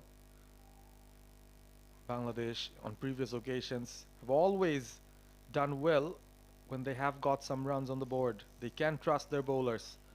But for Sri Lanka, it will be a different kind of challenge. The heat and the scoreboard pressure as well, as I welcome my co-commentator, Saeed Abid Hussain Sami. Thank you so much, Mr. Ahmed bin Parvez. Winning the toss, deciding to bat first, Bangladesh have managed to score 213 by the grace of some brilliant batting by Shobana Mustari, scoring 74 odd runs, along with the company of Captain Nigar Sultana Jyoti, who scored 40 out of 90 deliveries. Bangladesh have managed to score 213. Let me remind you one thing. This particular series is a part of ICC Women's Championship on the road to ICC Women's World Cup 2029. On the chase, both the batters have made their mark into the middle. Chamariatapattu, the captain, along with Hasini Pereira, the leading run scorer for Sri Lanka during the World Cup.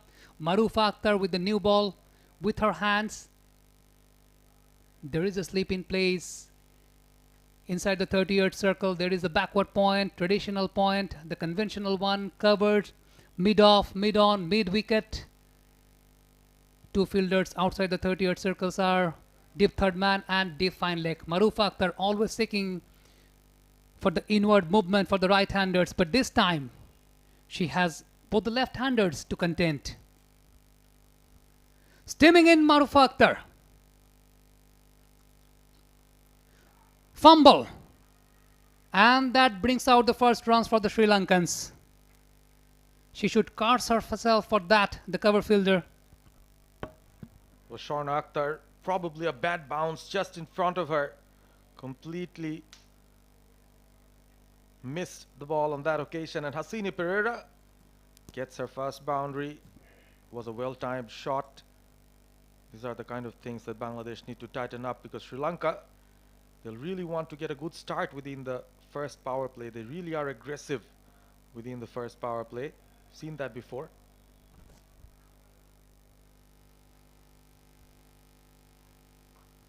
This time going for the drive, but finds the fielder. Shorna Akhtar has grabbed that up. The outfield has been a matter of concern throughout the series. We have seen the odd bounces, and I was also having a chat with the captain Nigar Sultana Jyoti, mentioning about the outfield. Definitely Rajshahi, Bogura, the northern belt of Bangladesh, they produce brilliant wickets, but in terms of the outfield, it's not that much up to the mark. I think the odd bounce, the injuries are also a matter of concern if they go for the dives. Coming round the wicket, Marufa Akhtar. Outside edge, just the fingertips. Gets past the fielder and gets the boundary. Fahima Khatun was on the jump. Tried to catch the ball. The ploy was on for Bangladesh. Marufa Akhtar bowling according to the plan, but ended up conceding the boundary. Just the reflex is not there. The timing of the jump needed to be accurate. And Fahima, she tried her best, but was just a fraction of a second too late to jump. Hasini Pereira survives, but Sri Lanka, they're showing early intent with aggression. 8 runs on the board, just the 3 deliveries done. The round the wicket ploy for Marufa could work out.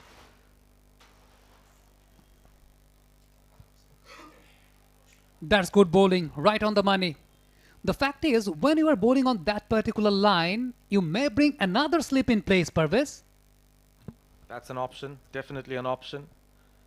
We haven't seen a lot of movement in the previous couple of matches that we've played here, especially Marufa. But that ball, the one that got the edge, there was some prodigious movement from there. So the slip in place is actually in second slip.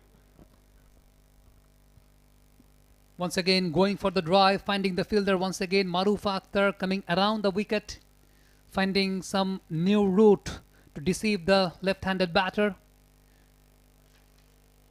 Once again talking about the field placement, Captain Nigar Sultana Jyoti has been very much proactive in terms of talking with the other fielders and also with the bowler. Backward point in place along with the conventional one. They have a cover in the catching position, also a mid-off, forcing the batter to plow their shots. Once again, bitten, all ends up. It was just whispering past to the wicketkeeper. Ended up to a dramatic over of Marufa Akhtar. After first, it's 8 for no loss, Sri Lankans.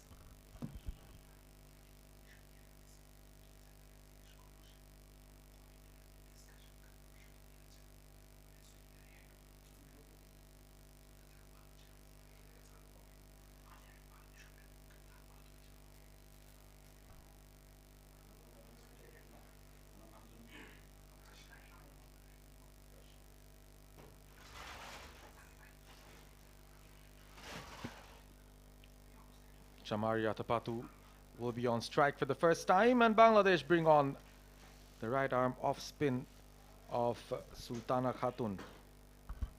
It's been an important component for Bangladesh in the women's ODI circuit at least, especially good against the left-handers. And there is a slip in place, the specialist slip fielder Fahima.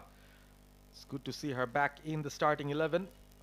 Did not contribute with the bat, but of course her experience will be needed on the field and also when she comes on to bowl. Sultana Khatun has been very much prominent in terms of bowling to the left-handers. That's a very good matchup. Right on the money, big appeal, big appeal! Sathira jacket जैसे unmoved. That was a close one. Chamaria Tapatu was going to defend the ball. It was right on the money by Sultana Khatun. A containing one.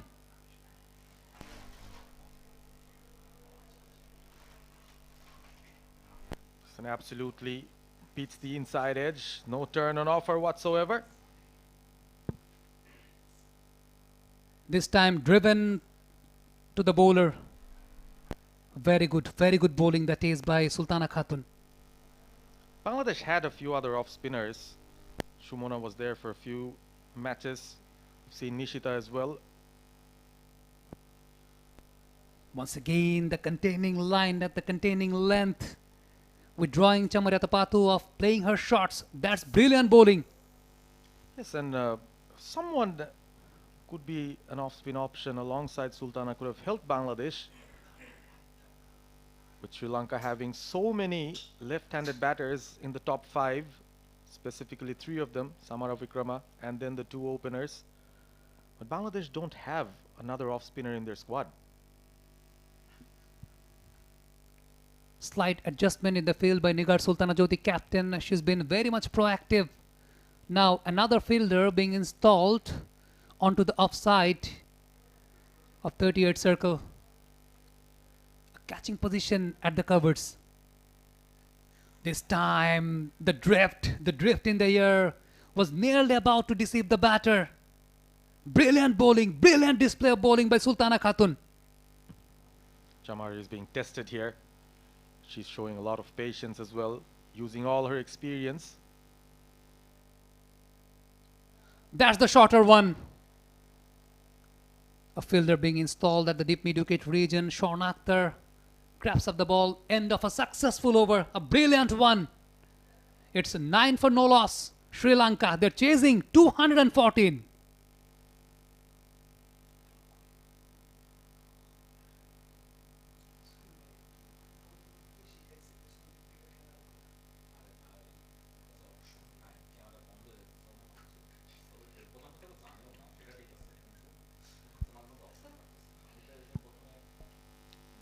Marufa with the slip on. This time Purpose, It's we have been close. talking about the options, right? Lot of options. Bangladesh, they do have the luxury to have a lot of options in their spin department, but they are very much lag behind as far as the pace bowling option is concerned. Absolutely. If you can talk about spin options, you could call Shobhana Mostari an option, but is she a viable option? That is the question. You can have a lot of options, but they have to work. If they don't work, then they have no value.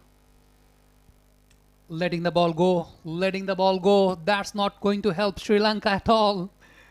Right now, the pressure is mounting up. They have runs on the scoreboard, and the Bangladeshi team just trying to keep the pressure onto the Sri Lankans. Yes, but still I'd say the Sri Lankans have made a decent enough start. 9 without loss. They'll try not to concede early wickets here. Marufa still sticking with the slip on. This time coming down the wicket. A slight appeal by the wicket-keeper. Umpire unmoved, but it was nipping back in towards the left-hander. Slightly a variation by Marufa Akhtar. She's very much well known of shaping the ball away from the left-hander, but on that particular occasion, it was the ball nipping back in. That's what I actually saw from that particular angle. Actually, this is a good thing. If Marufa has both the variations, she can try and test both the edges of the batter. Hasini Pereira onto 8 runs. Couple of boundaries, a bit lucky. Short and wide, slashed it hard. Goes away for the boundary. Another boundary considered by Marufa Akhtar. I think they have been very much onto their ploy, but on that occasion just ended up getting the boundary. It was brilliant batting by the batting side. Excellent shot. Chamari Atapattu gets her first boundary. Was being tested by the spinner on the other end, but here she seems much more comfortable against Marufa's pace, and you cannot give her deliveries outside the off stump. You can't give her width. Very good batting, caution applied. A boundary followed by very much well-planned defensive push. What I've been talking about, Pervez, Marufa Akhtar has been bowling to the wider lines to Chamari Atapattu, and definitely she needs to be complemented by the fielding side also, because whenever you are doing the hard works but you are not getting the result, that can be a very big demotivating factor for the bowlers, especially when you are bowling under such kind of hot and humid condition. Good comeback by Marufa, shaping the ball in towards the left-hander. Chamari Atapattu enforced her to respect. No width given whatsoever, and you're absolutely right. The fielding has to complement what the bowler is trying to do. We've already seen a very difficult chance being dropped by Bangladesh in the slip cordon. It was Hasini Pereira, but the one who's on strike now, Chamari Atapattu, she is the main wicket for them. She's the one that Bangladesh would want to get. Once again, bitten the outside edge. The ploy starts working for Bangladesh. This time a narrow escape for Hasini Pereira on that occasion. End of another over, conceding a boundary, but putting the pressure onto the Sri Lankans. After 3, it's 13 for no loss, Sri Lanka.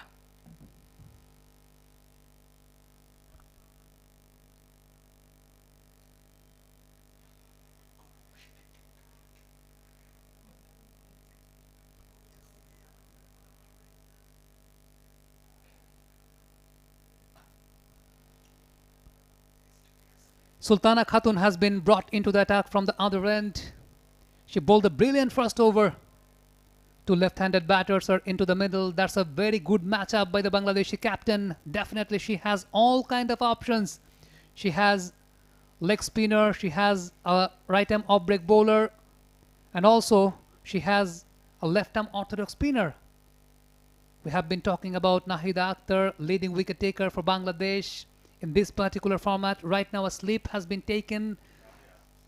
Rabia Khan, I think the substitute fielder, in place of Shobhana Mostari. started off well here, Sultana Khatun. I'm sure the batters must have talked amongst themselves. They don't need to take a lot of risks. They can start slow.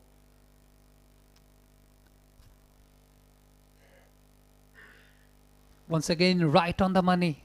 The containing line, the containing length does not allow the batters to free their arms. That's brilliant bowling, brilliant stuff by Bangladesh.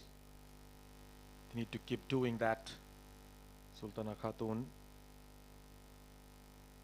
has been on spot so far. Fielders will have to compliment. 𝗂𝗧𝗧 could have been in trouble. Casually walked out for that single, but found herself stranded. A direct hit could have been very close. So the pressure mounting, the dot ball pressure, creating mistakes within the batters. That is the thing what dot balls can do. They can purchase your wickets. Maintaining the right line, right length. Sultana Khatun asleep in place for 𝗂𝗂𝗃𝗃, this time giving the width. With given, yes, but the cut shot not well timed. Nahida at backward point.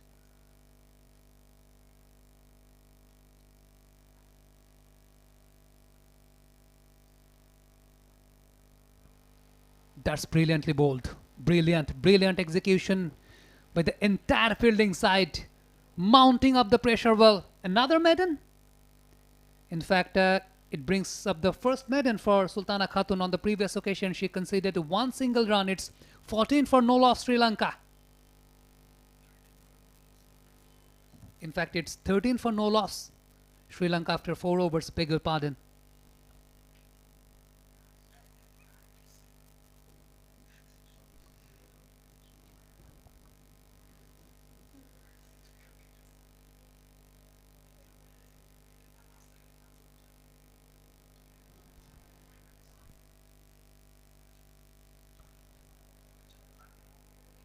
A fascinating battle between Bangladesh women and Sri Lanka women is going on here at 𝗃𝗃 Divisional Cricket Stadium under a very hot and humid condition.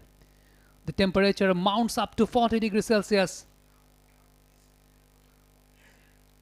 Goes for the drive, but a fielder was being installed at deep covers, purchasing the single. Ma'roofa Akhtar, generally she is very much comfortable bowling the inward movements to the right-handers, but this time she has to deal with both the left-handers. It's not easy. You mentioned that as the day progresses, at least afternoon, this is the hottest time of the day. So it's the most difficult situation for a fast bowler coming in to concentrate and bowl overs one after the other. Fumble from the keeper, Nigar Sultana. There was a lack of bounce. The ball was dying down. Batter scamper for a single and a bye signaled by the umpire.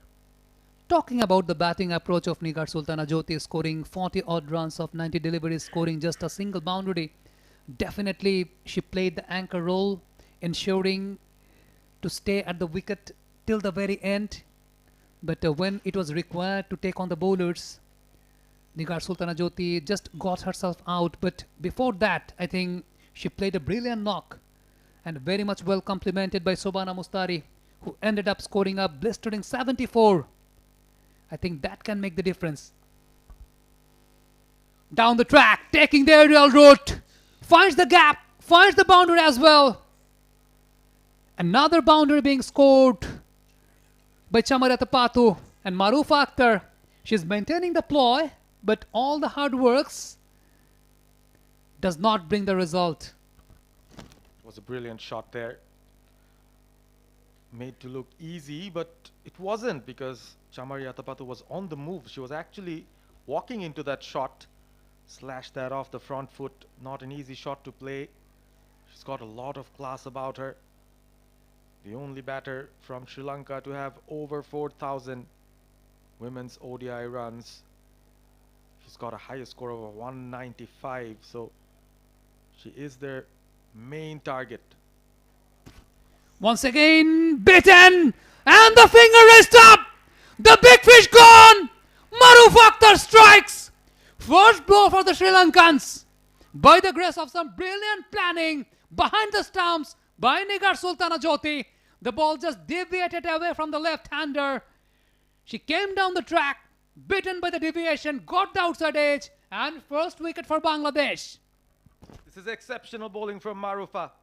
Whatever movement was possible, she got it. And Chamari Atapattu stepping out one more time, trying to drive that over. But unfortunately, finds the outside edge. It was dying down on Jyoti. A nice catch on her part as well. Bangladesh pick up the first, and what a big fish. The captain, Chamari Atapattu, walks back dejected. And Bangladesh are well into this game. Sri Lanka have a challenge on their hands. I think very good adjustment by Marufa Akhtar, because on the previous occasions she was bowling to the wider lines, but in that particular occasion, watching Chamari Atapattu using her fits coming down the track, the corridor of uncertainty actually did the trick for Marufa Akhtar. The fourth stamp channel, deviating away from the left-hander, carrying the outside edge, well taken by Nigar Sultana Jyoti. And the ploy which was actually set for Chamari Atapattu, the experienced campaigner, that came with a brilliant result. Now, Marufa Akhtar will have the luxury to bowl to a right-handed batter. And we all know how dangerous she can be if she can tail the ball in. The new batter walks in with a lot of responsibility on her. They've lost their captain. Hasini Pereira staring from the other end. A slip in play still for Marufa. Tails up. Picked up a wicket. The big one. Shaping back in towards the right-hander. That is the heavy inward movement. That is what she has been known for. And suddenly, Pervez, we have seen some low bounce to offer. Variable bounce will be another concern for Sri Lanka as they look to chase down 213 that has been posted by Bangladesh. Initially did not look Bangladesh could reach to 213. Subhana Mustari, Ritu Moni in the end did very well. Once again, brilliant! Brilliantly done by Marufa Akhtar. Appreciation from the wicketkeeper, appreciation from her teammates. A dramatic over comes to an end. After 5, it's 19 for 1 Sri Lankans. They are actually struggling.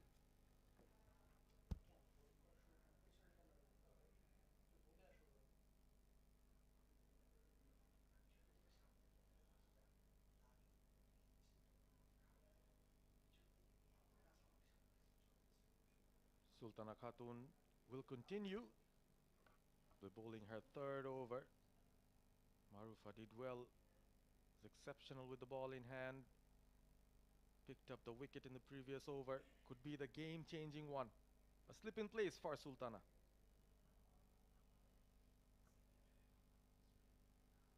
That's brilliant. That's good bowling, right on the money.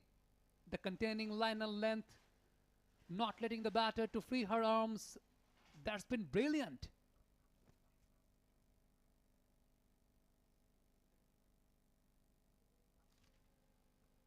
This time, once again, pitching it up, forcing the batter to come forward. Driven to the bowler once again. Looking a bit tentative here, Hasini Pereira, especially after losing her captain. A lot more responsibility on her shoulders now. Dulani accompanies her. Tossed it up. Provided a bit of room on that occasion. Not going to help. Dot balls not going to help the Sri Lankans. They're looking to reconcile after losing their captain. That is the delivery she was looking for. A wild sweep shot attempted. Deceived once again by the drift. But ended up getting a narrow escape. This is good bowling. Varying her lengths as well. That was a tad bit quicker. Hasini Pereira thought she had an option of playing that sweep, but there is a fielder at deep mid-wicket as well for that. Another one right onto the money. Driven to the bowler. 5 dot balls on the trot. Good stuff here from Sultana Khatun, putting the pressure on, keeping the batters tentative within their crease. That's a cracking shot. In between two fielders, she finds the boundary, that goes away for the boundary and brings up her first boundary in this innings, 𝗂𝗂𝗃𝗃. Sultana Khatun ended up the over by conceding a boundary. It's 23 for 1, the Sri Lankans.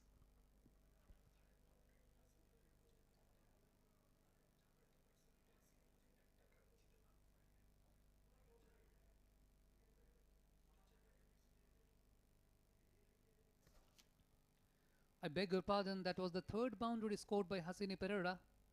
Only the single one on that particular over. Sultana Khatun completed her 3 overs, conceded just 9 runs. She's been brilliant with the ball, containing the pressure towards the Sri Lankan batters. That really gave the luxury to 𝗃𝗃𝗃𝗃 Akhtar to purchase the wicket of 𝗬𝗏𝗃𝗃𝗃, the experienced campaigner. Right now she's got the luxury to have a right-handed batter in the middle.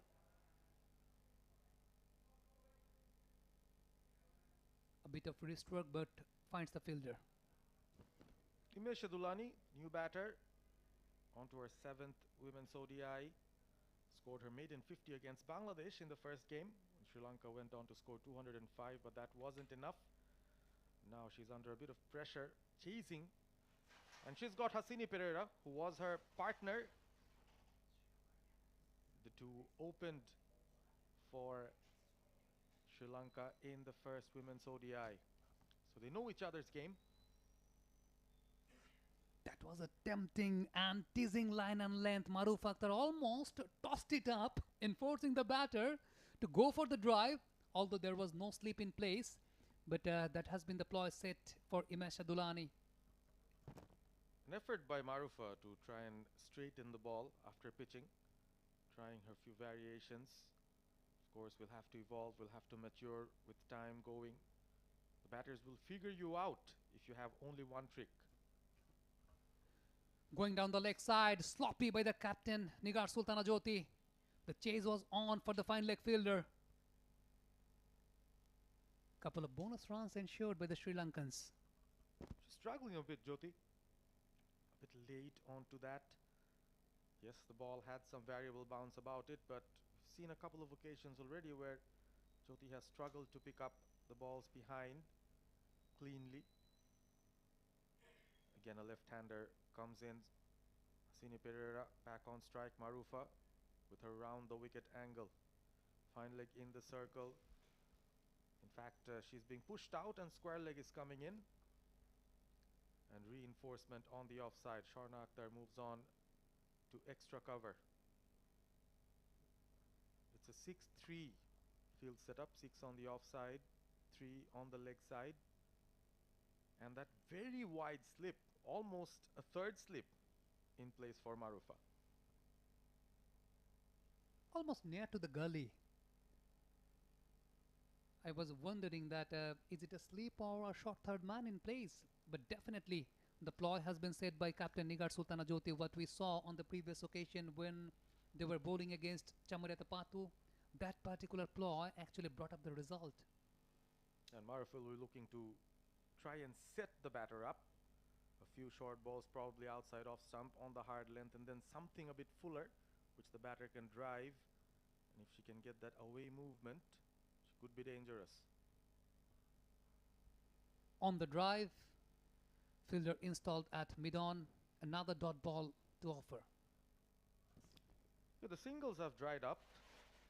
Sri Lankans overly reliant on scoring those boundaries. 𝗂𝗂𝗃𝗃𝗃𝗃, 3 boundaries to her name. Chamari Yatapattu with a couple of boundaries as well. Not a lot of singles on offer. 𝗃𝗃𝗃𝗃 on to her 4th over.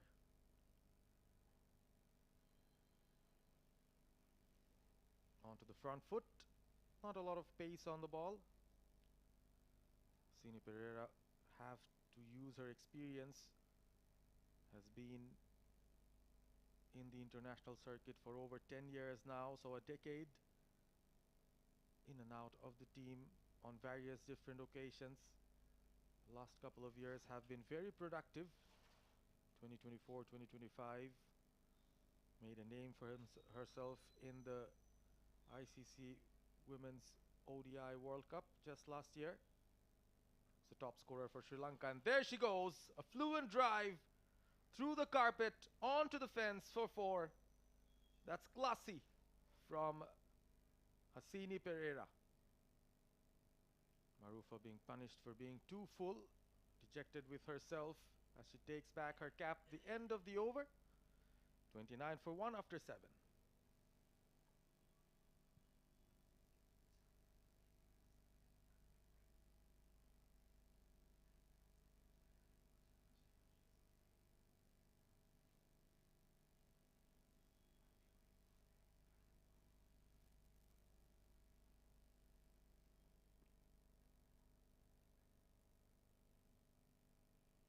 Will we see some change in bowling now?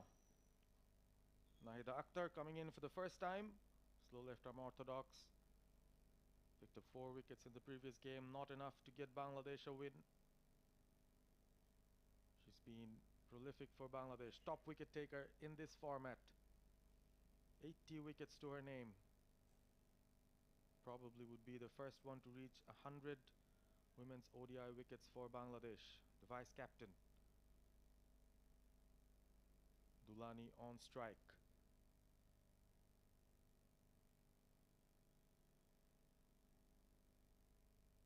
Quicker from Nahida straight away. Trying to attack the stumps. Fumble in the field, but the batters decide to stay put. Mesha Dulani was very fluent in her 50 that she played in the previous occasion, the first game of the series.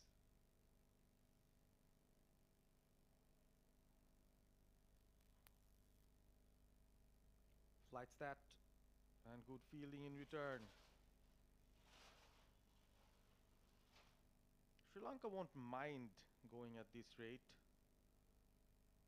Required run rate just above 4, so it's well within reach, and it's still early days as well. Dot after dot after dot. That has been the story of this over. Subhana Mostari on the screen. The one that took Bangladesh to 213. 10-run partnership between the two. Off the back foot, can't find the gap. 𝗵𝗺𝗧 plucks it down. Nahida's got a good start here with the ball. Mesha Dulani finding it hard to get off the mark here. Spent 7 deliveries already. Again within the stumps, testing the inside edge of the batter. Catching fielder at mid-wicket as well. Jyoti trying out a few things. She's got a slip for her premium left-arm spinner. Off the back foot, finds the gap. It is a quick outfield. The race is on, but Dulani will find her first boundary finally. Sharmin Shupta was the chaser. Sri Lanka move on to 33. The final ball. Punished for a boundary. After 8, it's 33 for 1. And it's also time for change in voices. Alif Tasnim will be joining.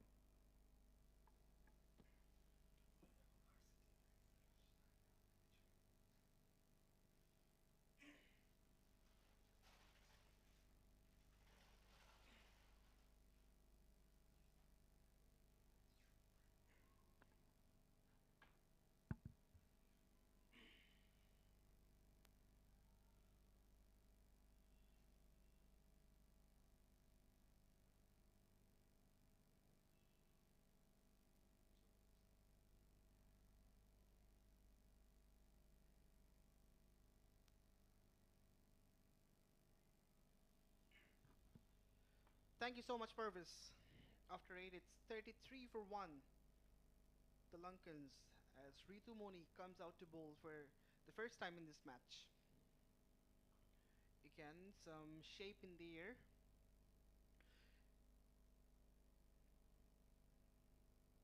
Bangladesh, after winning the toss, decided to bat first. Managed 213 on the board. and in reply the Lankans are also going with the flow.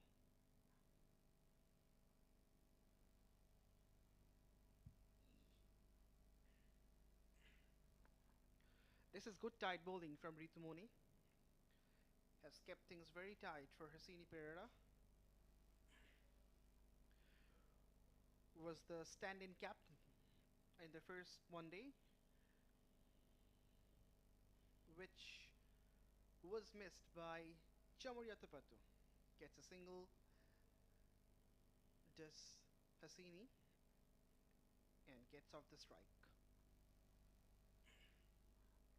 The current rate is exactly 4, which is very much satisfactory for the Lankans, because the asking rate is just about 4.34, which isn't a big margin, and the difference between the current rate and the asking rate is also very much minimal. Again, some air time. 𝗵𝗺𝗎 is floating the ball up. In the first 8 overs, there was a bit of cat and mouse game. The Lankans tried to have a solid start, but the first blow from Maru Fakhtar, removing the big fish, 𝗬𝗺𝗪𝗪𝗪 from the equation, has made things more interesting. Bangladesh made the comeback right after that wicket, but now Sri Lanka in a hunt of reconstructing this innings. A partnership will be needed. Driving on the up, but again, good fielding, but good piece of running between the wickets as well by the Lankans. Umesh Adulani gets a single. So that's the end of the 9th over. It's 35 for 1, the Lankans.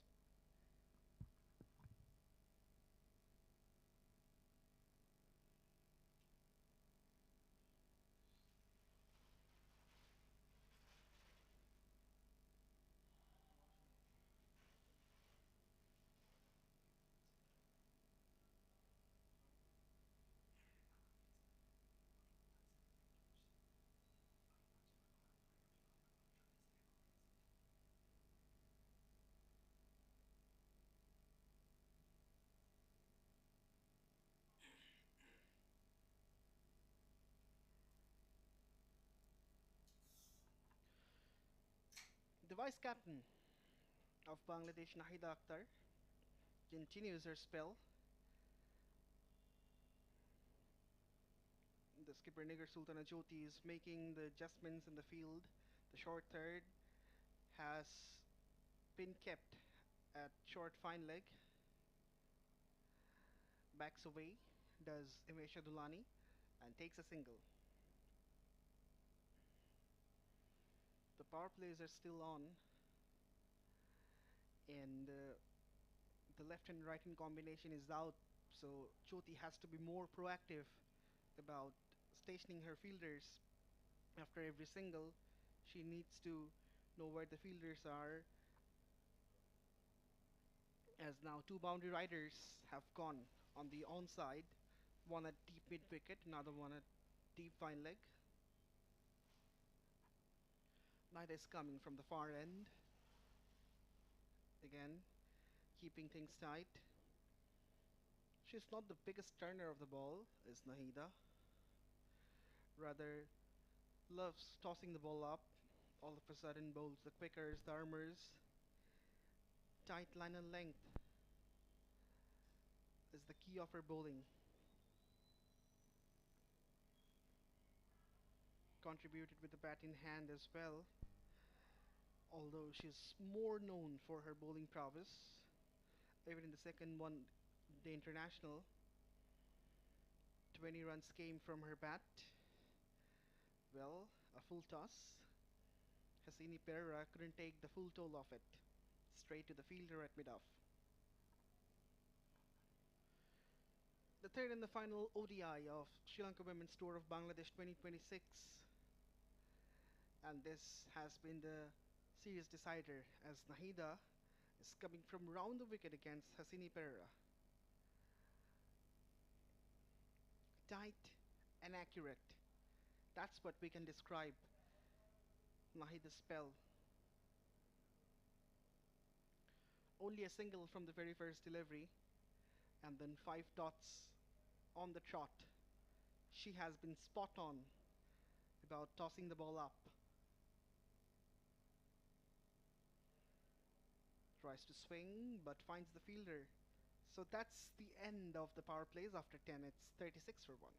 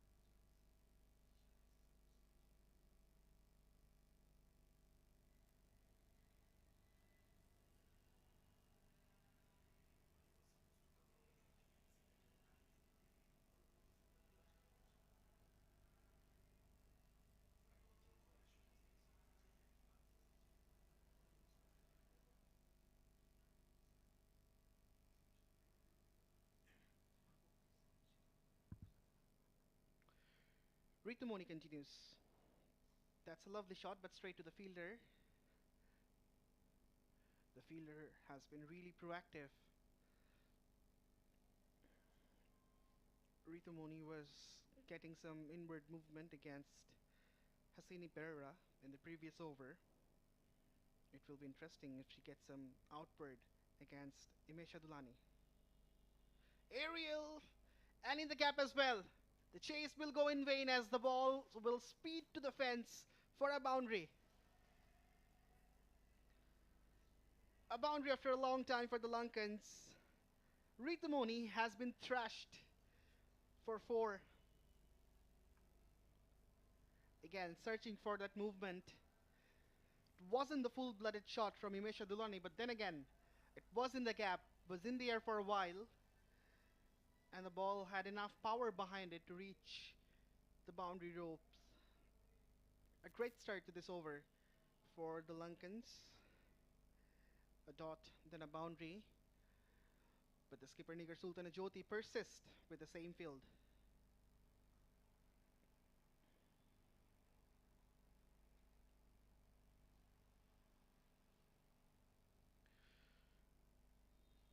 Four bowlers have been used this far from Jyoti, Marufa Akhtar, Sultana Khatun, Nahida Akhtar and 𝗃𝗵𝗃𝗃.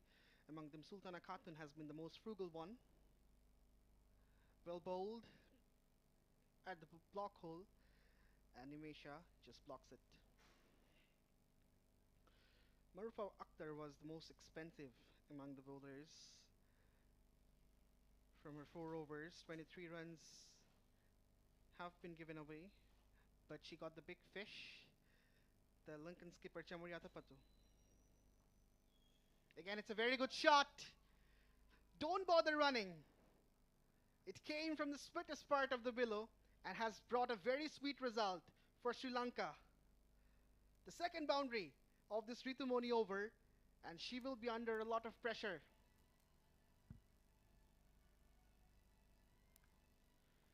Almost a repetition of the previous boundary, but this time around it's more controlled and the timing was much better. Last time there was a chase on, but as soon as she hit the shot, the fielder knew 4 was written all over it. An expensive over comes to a close after 11. It's 44 for 1.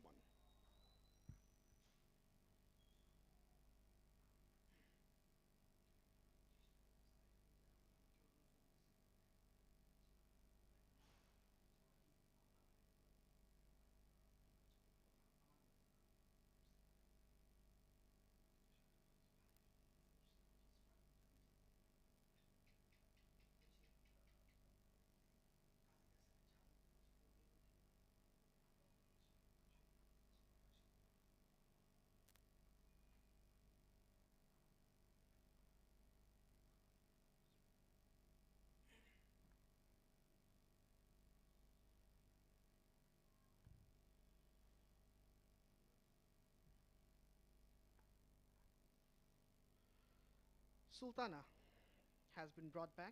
A bowling change from Jyoti replacing Nahid Akhtar.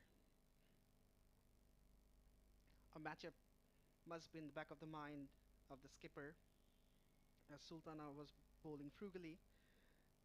At the same time, the left-handed Hasini Pereira is in the middle, who is going great guns. But now Himesha Dulani will be having her tails up after hitting those two boundaries. She will be at the peak of her confidence. Flighted and defended by Hasini.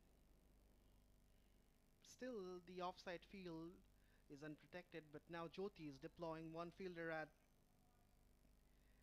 T point.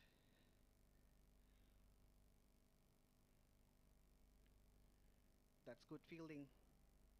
Very good fielding. A single has been saved. Appreciated by the bowler too. The current rate has dropped. Is now at 3.77.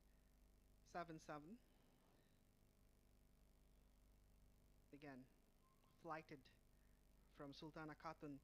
This is the reason why she was brought back. When the flow of run was in favor of Sri Lanka, Jyoti needed someone to deliver a good over, and it's a maiden. Just what the doctor ordered after 12 hits, 44 for 1.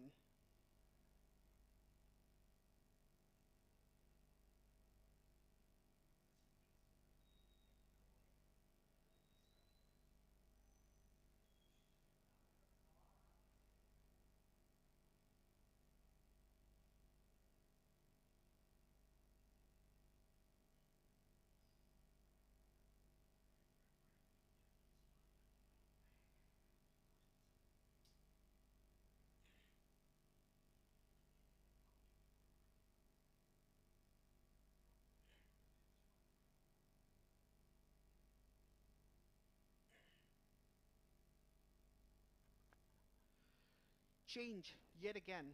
It's the experienced campaigner Fahima Khatun is assigned to bowl the leg spinner. Immediately flights the ball in and purchases some turn. Played equally well by Himesha Dulani. A single through the covers. Fahima is playing instead of Rabia in this match.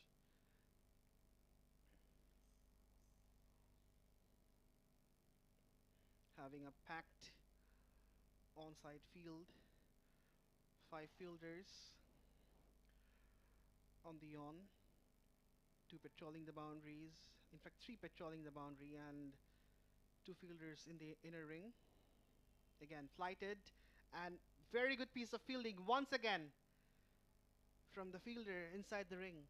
It's Shorna Akhtar. In the previous over, we have seen a great effort from her to save a single. Once again, it's Shorna to rescue.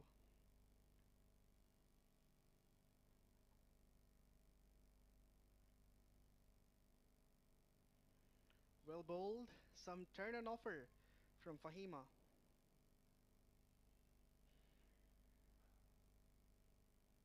Using all her experience, she would love to bring another breakthrough for Bangladesh, because this partnership is now getting dangerous with every single.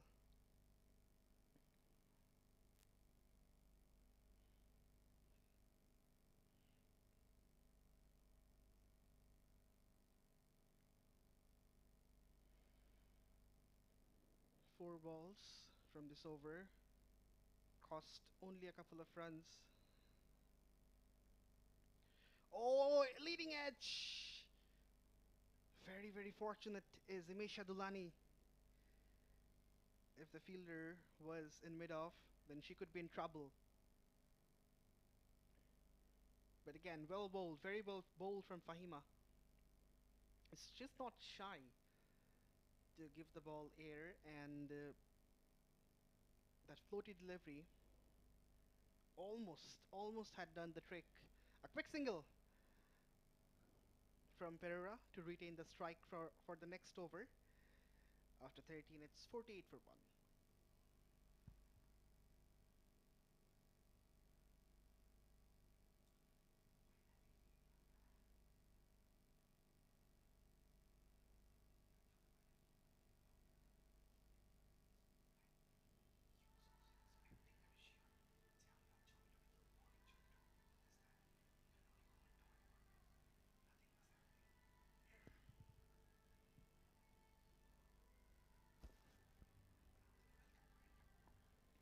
So this is what the scorecard looks like after 13 overs. Sultana Khatun is back. And along with Sultana, Ahmed bin Parvez is also back in the comm box. Welcome back, Parvez. Thank you very much. It's been a fruitful phase for Sri Lanka. After losing an early wicket of Chamariya-Tapatu, the two have settled down here, Pereira and Dulani. Backs away, but doesn't find the gap. Hassini Pereira. She's been very good. Sultana Khatun hasn't picked up a wicket. On to her 5th over, a couple of maidens, just the 5 runs conceded.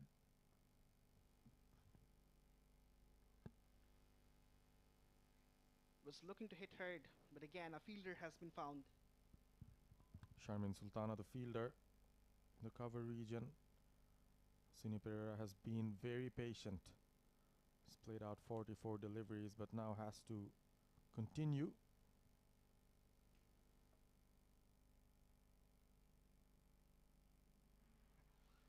Again, defensive, but she has been very economical.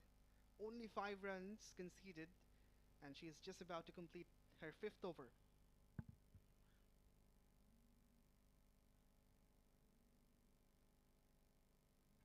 Again, tight. Oh, quick run! The throw wasn't the best. Single picked up, and Sultana Khatun, she might have picked up a niggle as well. Trying to stop that, it was hit very hard. Got hurt on her left hand, Sultana. Not her bowling hand, thankfully. Himesha Dulani has been the aggressor among the two.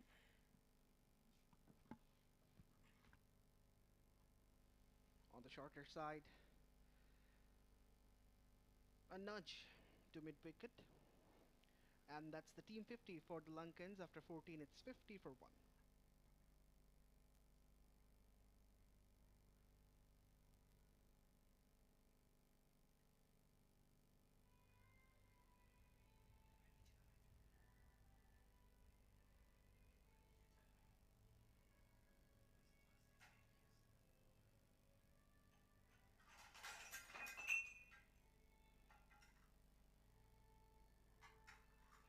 Five bowlers being used by Bangladesh. Marufa, the only wicket taker. Bit expensive, but the wicket that she got at the expense of 17 runs from her 4 overs was something to remember for Bangladesh. 50 for 1.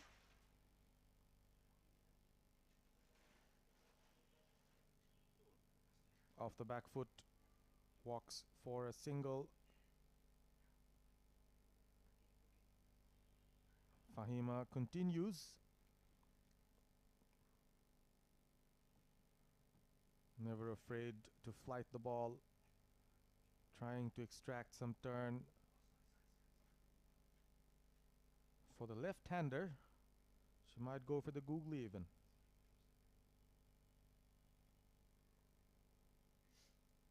The required run rate hovering around 4.55 for quite some time now.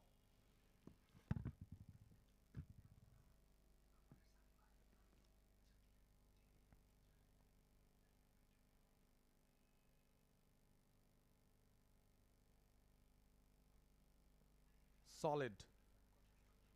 Single picked up. Both the batters gradually feeling their way into this partnership. They know if they have wickets in hand, the run rate won't be an issue.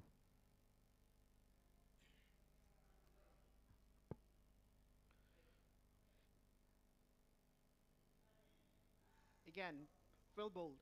Fahima has been persistent in that channel, not allowing the batters to move an inch. Not much turn on offer as well. Got some extra bounds. Again, a lot of airtime, tempting the batter with the floaty ones. The difference that we've seen between how Bangladesh set themselves up and how Sri Lanka did it, they kept both mid-off and mid-on in the circle. Bangladesh are allowing the singles down the ground. Swept powerfully, but very well fielded. And a couple of runs will be taken by 𝗂𝗂𝗃𝗃𝗃, but that was Sharmin Shupta with that excellent effort in the deep.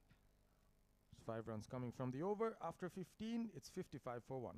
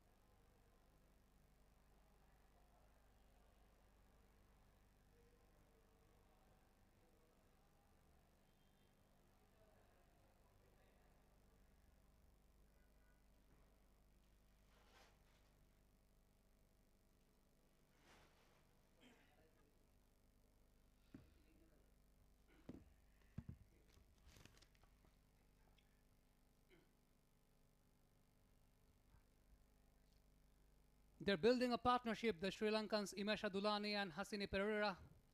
They're having a very good time. Sultana Khatun has been very much economical, conceding only 7 runs. Have not purchased a wicket yet, but she's very much onto the game. Bowls outside the off stump, the ball whistles past the bat. Sultana has been really tight and accurate from the Bangladesh side, applying a lot of pressure to the Lankan batters.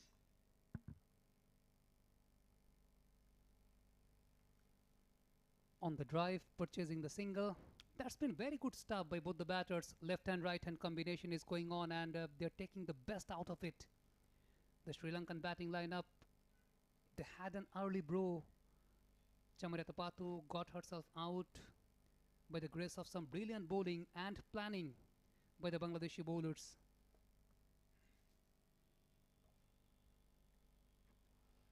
Again, very tight.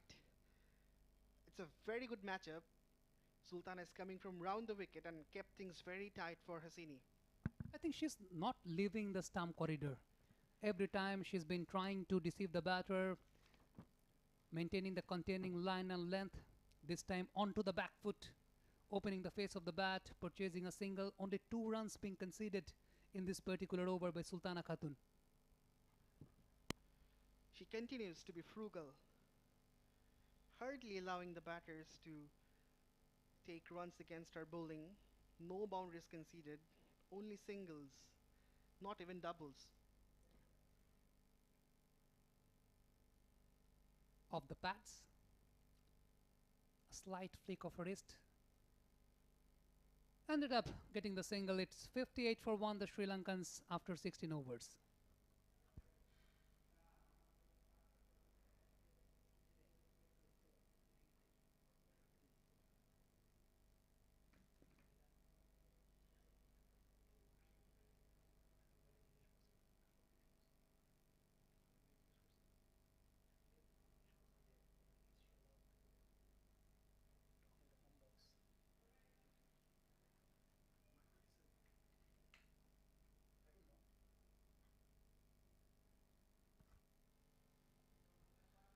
Fahima Akhtar from the combox end.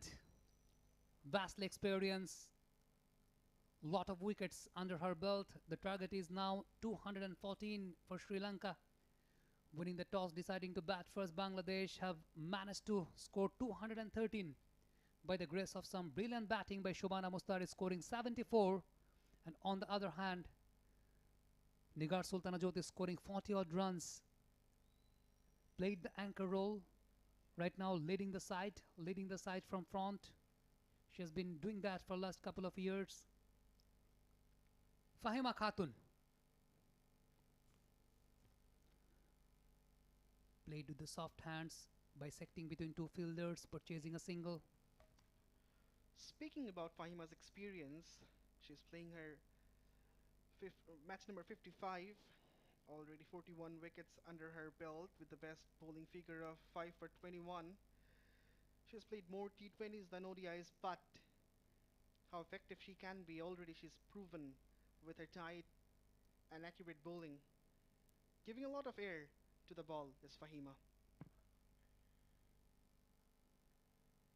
As you mentioned, that giving a lot of air to the batter, but that's not going to help Bangladesh, because the partnership is building and the pressure is mounting up, and the pressure has been shifted towards Bangladesh.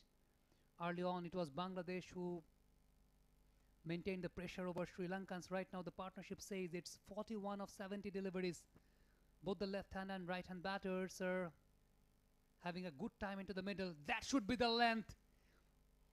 Excellent delivery by Fahima Khatun, deceiving the batter. The ball was holding its line. The batter actually expected a bit of turn, but on that occasion the ball just holding its line, deceiving the batter. The question is, was there a nick?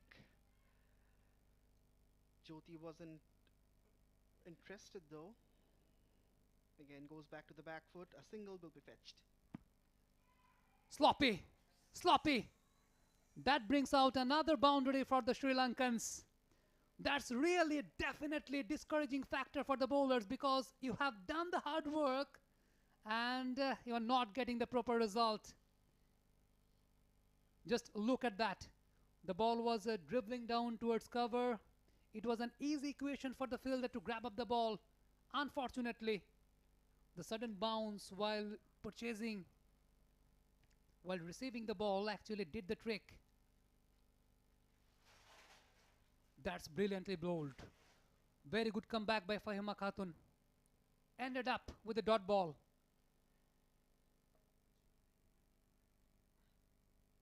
In fact, one more delivery left in this particular over. Sri Lanka, they're having a good start, maintaining a decent enough partnership. Once again, trying to fetch the batter. Big appeal.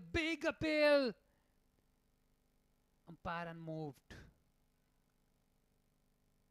Disappointing stuff for Bangladesh. After 17, it's 64 for 1 Sri Lankans. And it's time to get hydrated.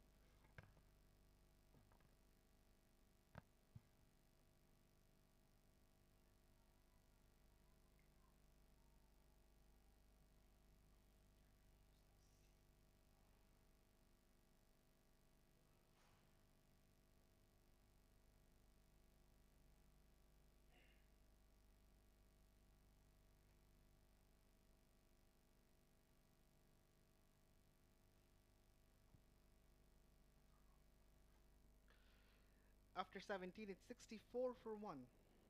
Sri Lanka. And again, 𝗵𝗺𝗎𝗍 has been introduced to bowl.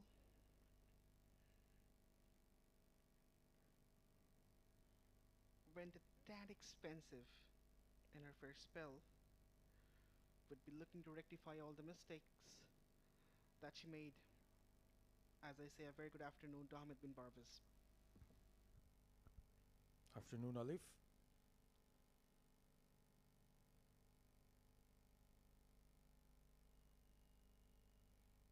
Straight away, attacking the stumps there, 𝗵𝗺𝗎. That has been her strength in her first over. Just gave away 2 runs, but the second over conceded a couple of boundaries. It's one of the peak of the bowlers for Bangladesh in this series. Picked up 3 wickets in the first game, contributed to the win. Fielder at mid-off, fumbles, Shorna Akhtar. Fortunately, that fumble doesn't cost any extra run, but Shorna has been exemplary in the field, although makes a bit of mistake this time around. Jyoti again being busy to shuffle her fielders. The short fine leg comes in for Himesh Adulani.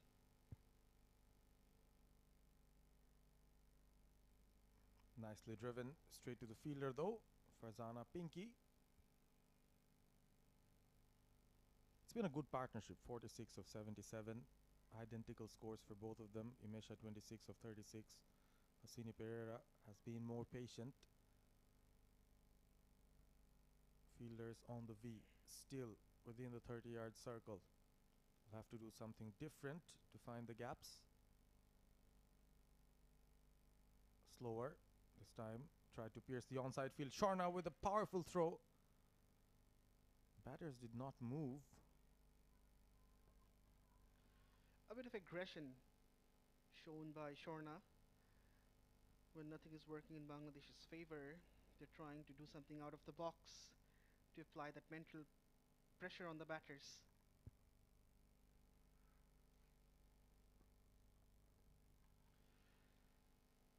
It's been a tidy over from 𝗵𝗺𝗎𝗍 this far. Only a single fetched. Apart from that, she's bowled in a nagging line. Batters could hardly find any room to score runs against her. That's the end of the over. A tight one. After 18, Sri Lanka 65 for 1.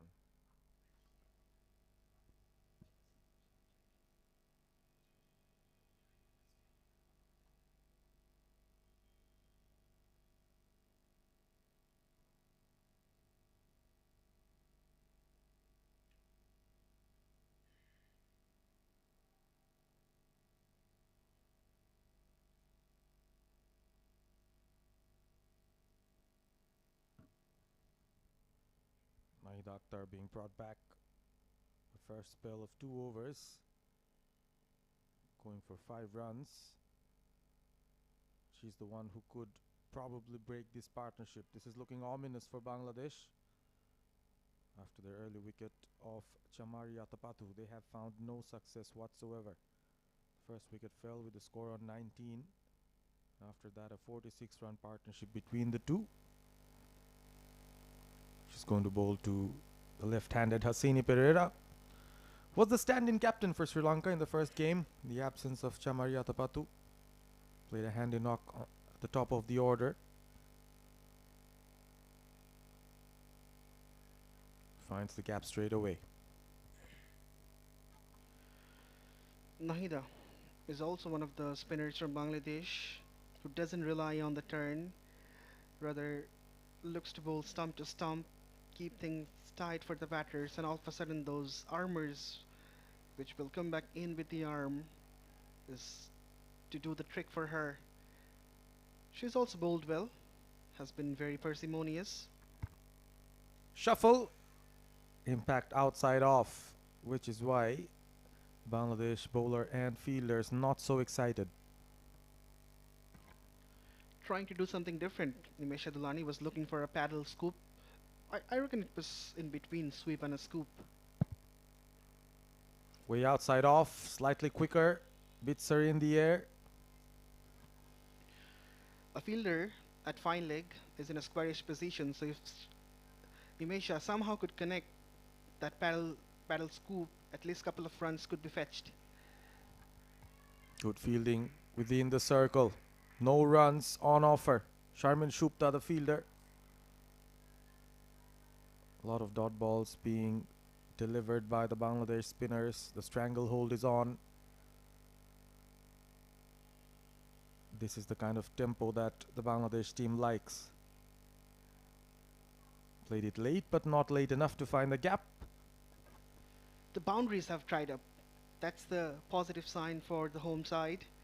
And every dot is also making the difference bigger between the current rate and the asking rate, which is now above 4.7. Slightly closer to the stumps, and good fielding as well. A throw at the right end. This is brilliant fielding from Bangladesh. The stranglehold is on. Just the one run of the 19th over. 66 for 1.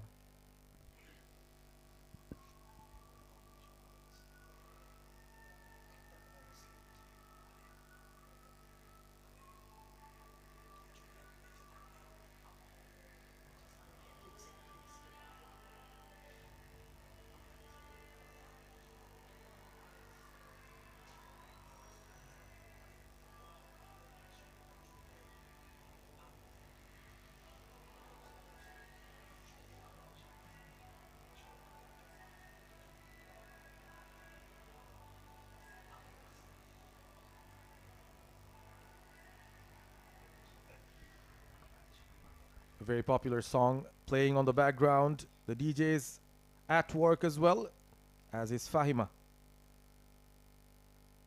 Flight set. Single taken. As we discussed in the previous over, that yes, it's a massive stranglehold for Sri Lanka. They're almost struggling to breathe. At one point, they were struggling to find singles. Fortunately, a single has been found in the first delivery of this Fahima over. Bit expensive for her liking. 19 balls bowled, 16 conceded. She's here to pick up wickets. Dot nicely behind it, Imesha Dulani. Started off well, gradually eating up a few more deliveries as she moves on. Still not panicking. Went onto the back foot. Struck it hard, but the fielder is there.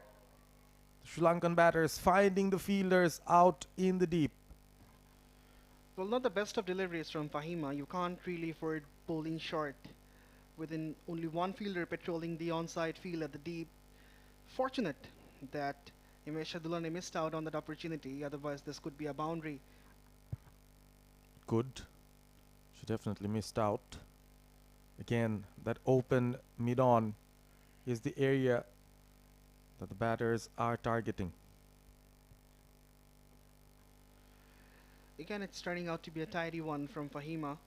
Only a couple of runs, but she's trying to make the lives as difficult as possible. Apart from picking up the wicket, she's done all the hard work. Overpitched, tries to field that off her own bowling. Cannot stop the single. Will that be the end of the over? We'll have to look at the signal from the umpire. No. One more delivery to go. She's tried that overpitch delivery.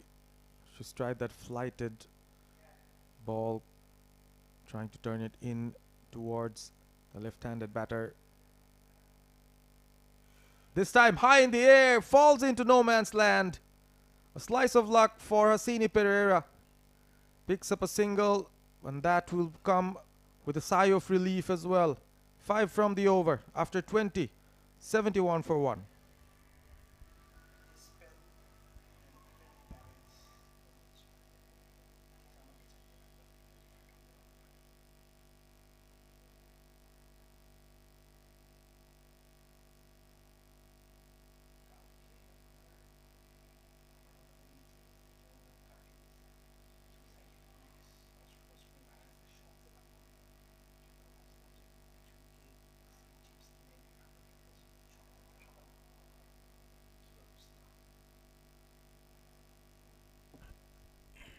It's all about partnerships, Alif. Partnership of 52 now between 𝗖𝗎𝗓 and 𝗂𝗂𝗎𝗓𝗃. They've dug out of the trouble that initially happened after losing their captain. The match is hanging in the balance.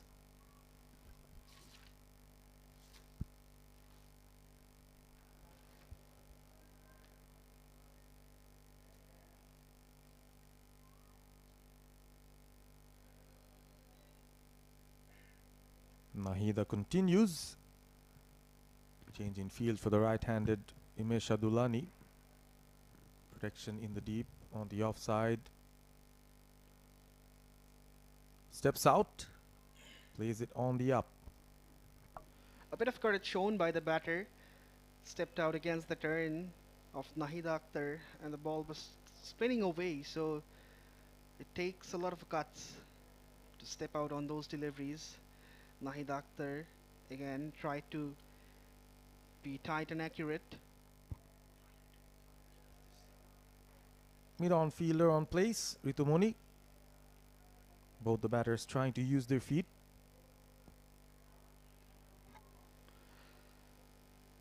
And now both the fielders at mid-off and mid-on are inside the circle.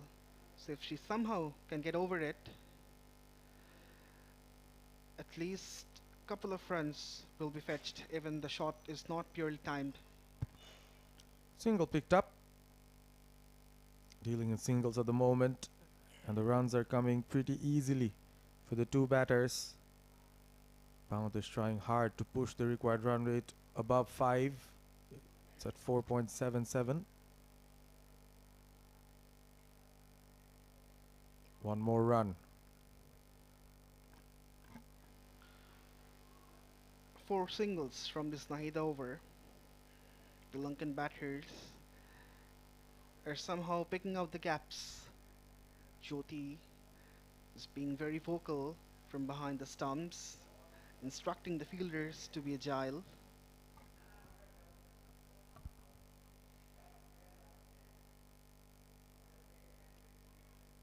This has been a good partnership between Dulani and 𝗂𝗂𝗎𝗓𝗃. We've seen a similar sort of partnership in the first game as well when they both came to open. This is something that the Sri Lankan dugout will be happy about. They're working well as a pair. End of over number 21, 75 for 1.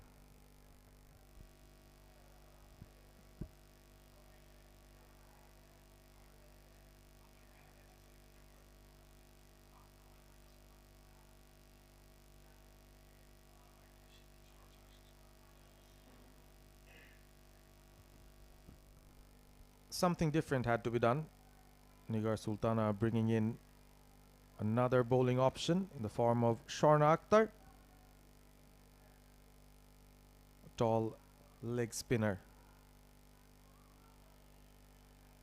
Bangladesh need a wicket. For Sri Lanka, it's more of the same. A 56-run solid partnership between Dulani and 𝗂𝗂𝗎𝗓𝗃. Coincidentally, both of them have their highest women's ODI individual scores against Bangladesh, the same opponent. Flights it.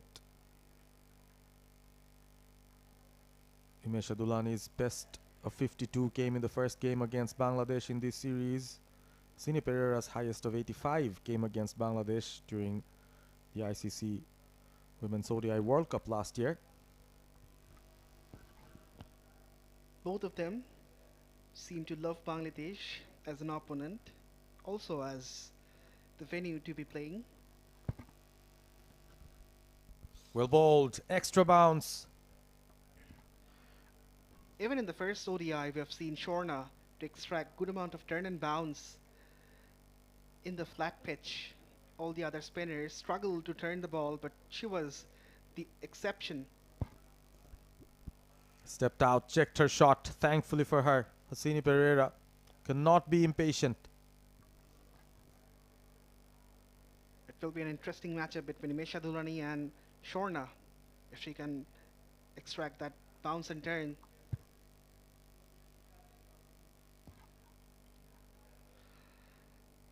3 dots on the trot. 𝗂𝗂𝗃𝗃𝗃 still trying to find the cheat code against Shorna, how to deal with her bowling. Oh, inside edge, past the keeper. Rabia gives the chase. Batters will be satisfied with a single. It was very low, but then again, I believe Jyoti could have done a bit better on that occasion. It went through everyone, the batter, the keeper, then the short fine leg fielder was there to rescue. In the meantime, a single has been taken, so again, it's good bowling from a Bangladesh spinner, only a couple of runs. Shorna Akhtar has bowled well in her first. Single to end the over. 3 runs off it. After 22, it's 78 for 1.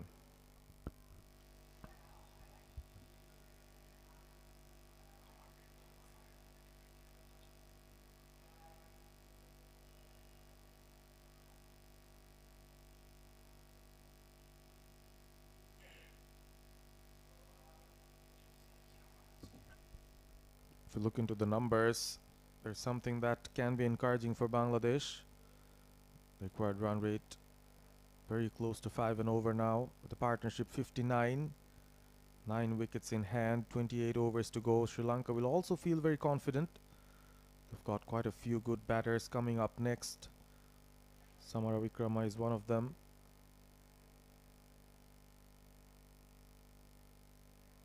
Scored some important runs in the previous game. Sri Lanka chasing 165, scored by Bangladesh. This has been a much better score. Once you have the runs on the board, I think gives the bowler a lot of relief and a lot of confidence. They actually have bowled better than they did in the previous game.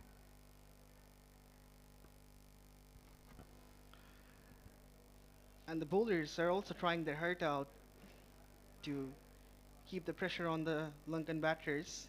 Yes, they haven't got a lot of wickets, but the pressure is on the batters.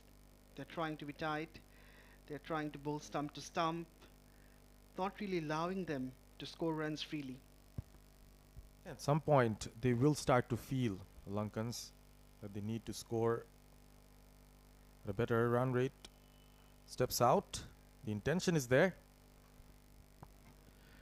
The asking rate has climbed up to 5, almost 5. It's 4.9 to be precise. So full marks to the Bangladesh bowlers for that tightening of the screws. Bangladesh love to contain, be it the men's team, the women's team. A collective containment. That is the style of how Bangladesh win their games. This is such an important game in the context. Bangladesh could create history by winning this game and winning the series for the first time against Sri Lanka in a bilateral situation. Extra turn. That was sharp turn from Nahida. Concerns for the batters. There was a big turn where the ball kept a little low. So the bounce, the carry wasn't much. And that has really surprised 𝗂𝗂𝗃𝗃𝗃. She went to the back foot but then struggled to negotiate. She will be mindful. Plays it with the turn but no run. Just a single from Nahida. Very tight. After 23, Sri Lanka women 79 for 1.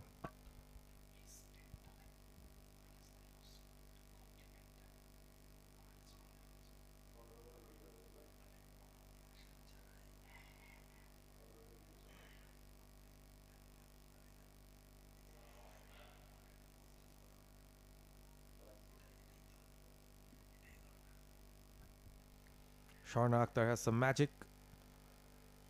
First time I actually watched her properly when she was playing for the under-19 team in Bangladesh.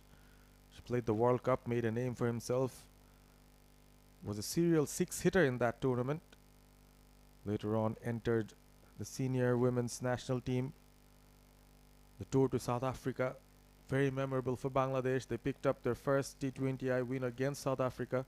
Their first women's ODI win against South Africa in away conditions, which was almost unimaginable at some point. And 𝗂𝗏 had a big role to play. She has a fifer to her name in the T20I format. That came against South Africa. So she's got some bowling credentials, and she'll be loving to prove it here in front of the home crowd. 𝗵𝗡, on the other hand, has been an epitome of resilience for Sri Lanka. Off the back foot, slightly risky, but we'll pick up the single. Maybe because of the turn that 𝗂𝗏 is getting, the batter might be thinking it's safe to negotiate her on the back foot to understand that whether the ball is turning or not. Sometimes if the ball skids and keeps low, that's when you get into trouble. Both the batters will have to be mindful of that. 𝗂𝗏 on strike now. Well bowled again. Beats the outside edge. This is good bowling. There was a bit of zip from the surface as well. Even in the previous occasion when 𝗂𝗏 bowled against 𝗵𝗏, we've seen a delivery to have some extra bounce. Goes for the reverse. That's high in the air, but above the fielder as well. Ritu Moni gives the chase and then gives up. A welcome boundary for the Lankans. Very important, slightly risky, but it had to be taken. Slight innovation turns out to be productive for 𝗂𝗏. Goes for the switch hit and goes over the top of short third, and the ball had enough power to run through the carpet, and it's at that zone of the ground where you can see less amount of grass. The outfield is comparatively faster in that particular region. Speaking of where the bowlers have been pitching the ball, 𝗂𝗏 Akhtar, we've seen her trying to overpitch at times. Probably some foot marks from the bowlers on the other end. As you can see on the screen, there are some dark patches. Ball does something different. Again full. Good comeback. Couple of dots.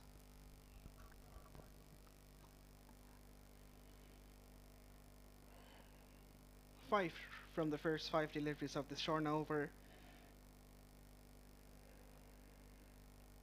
The single makes it 6. After 24, it's 85 for 1.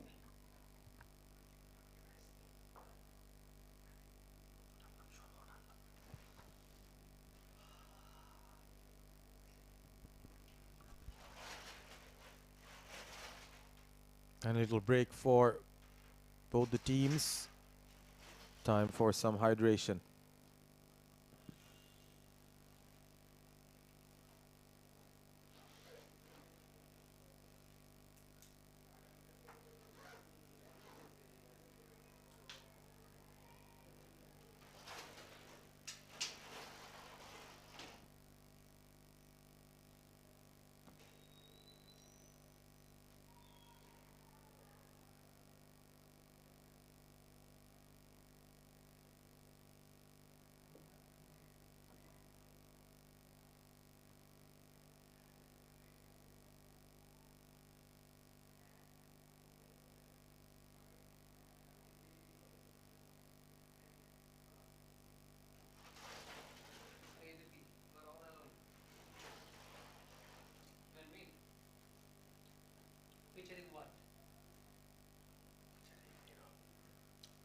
Still the same.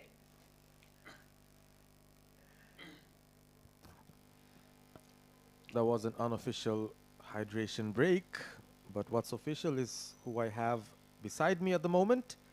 Syed Abid Hussain Sami, watching with intent. The required run rate almost hitting 5. Who has the upper hand here? I think I have to maintain a bit of silence here.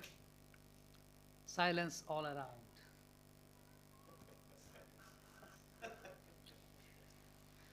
Why you were laughing, ABP? Well, I couldn't stay silent or remain silent. It's a slower one from Ritu. I think the match is not done and dusted yet.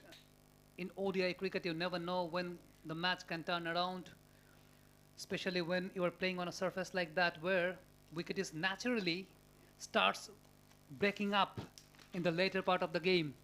Right now, we are half away of the second innings. Sri Lanka 85 for 1. We are into the 25th over.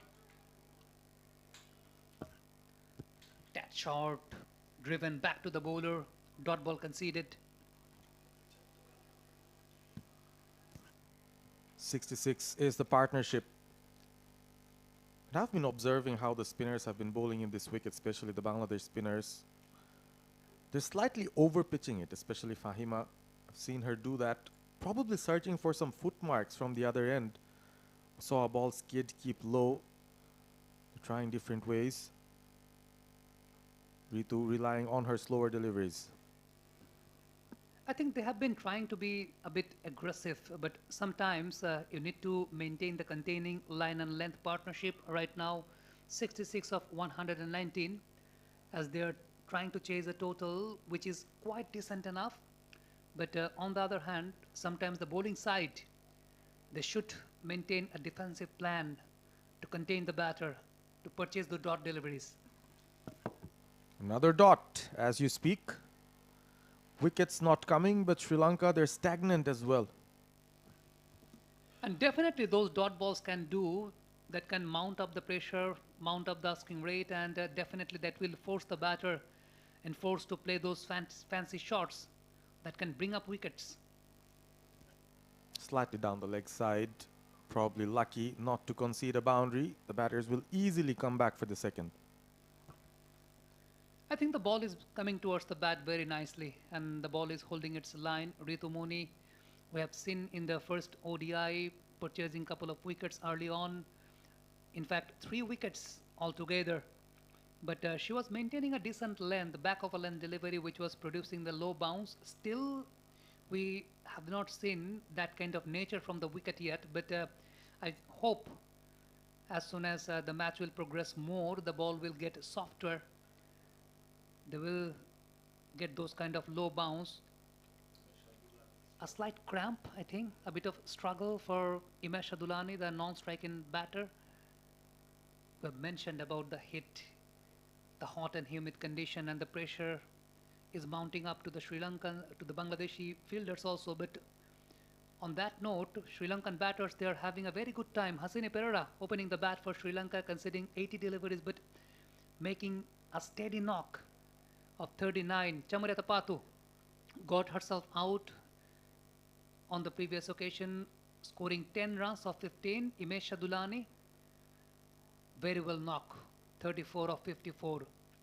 So that has been the weather. It's a matter of concern for both the sides. Especially I was having a conversation with Nigar Sultana Jyoti.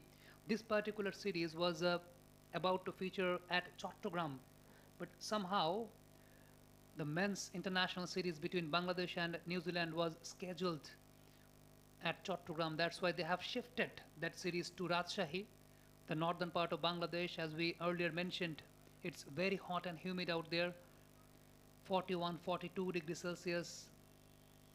Right now, definitely quite a suffocating kind of scenario for the fielding side. But as soon as the wicket will start breaking up, I think the bowlers will get ample amount of opportunities to bounce back. I have to see, having a look at who Sri Lanka have next. Harshita Samaravikrama, Hansima Karunaratne, both of them amongst the runs in the previous game. Kavisha Dilhari, yet to prove her worth, but we all know her potential. Nilakshika Silva as well, good with the bat. Wicketkeeper batter Kaushani Nathiangana could come into action later on. And then the 3 bowlers. So Sri Lanka, they've got ample amount of batting firepower. 6 bowlers being used by Nigar Sultana Jyoti. And the pick of the bowlers has been Marufa Akhtar. Picked up the only wicket. The others have been economical, especially Sultana Khatun. Did very well against both Hasini Perera and 𝗵𝗺 Dullani. Nahida at her miserly best as well. Sharna and Fahima trying to pick up wickets, trying to flight the balls. And Ritu Moni with her usual stuff. So that's the match summary so far. Sri Lanka still need 127 runs with 151 deliveries left in the game. And The best part about this run chase is they've got 9 wickets in hand, which will keep them in the game and will keep the batters confident. All they need to do is take the game deep. That's what they say. And that's what they have been doing on this kind of surface. In the first innings, we have seen Nigar Sultana Jyoti taking the leading role, very much accompanied by Shobhana Mustari, who was playing that sort of role what Umesh Adulani is right now playing. 34 of 54 deliveries. The partnership reaches to 68 of 121 deliveries. 𝗵𝗺𝗧, she's yet to finish her 4th over. A slight hydration break offered by the batting side because Umesh Adulani, she was having some niggles, a bit of struggle because of the humid and the heating condition. 𝗵𝗺𝗧 trying to finish things off. She finishes with a single or a double. That is the question to be answered. Just a single from the final delivery of the over. After 25, we're halfway down in the Sri Lankan batting innings, 88 for 1.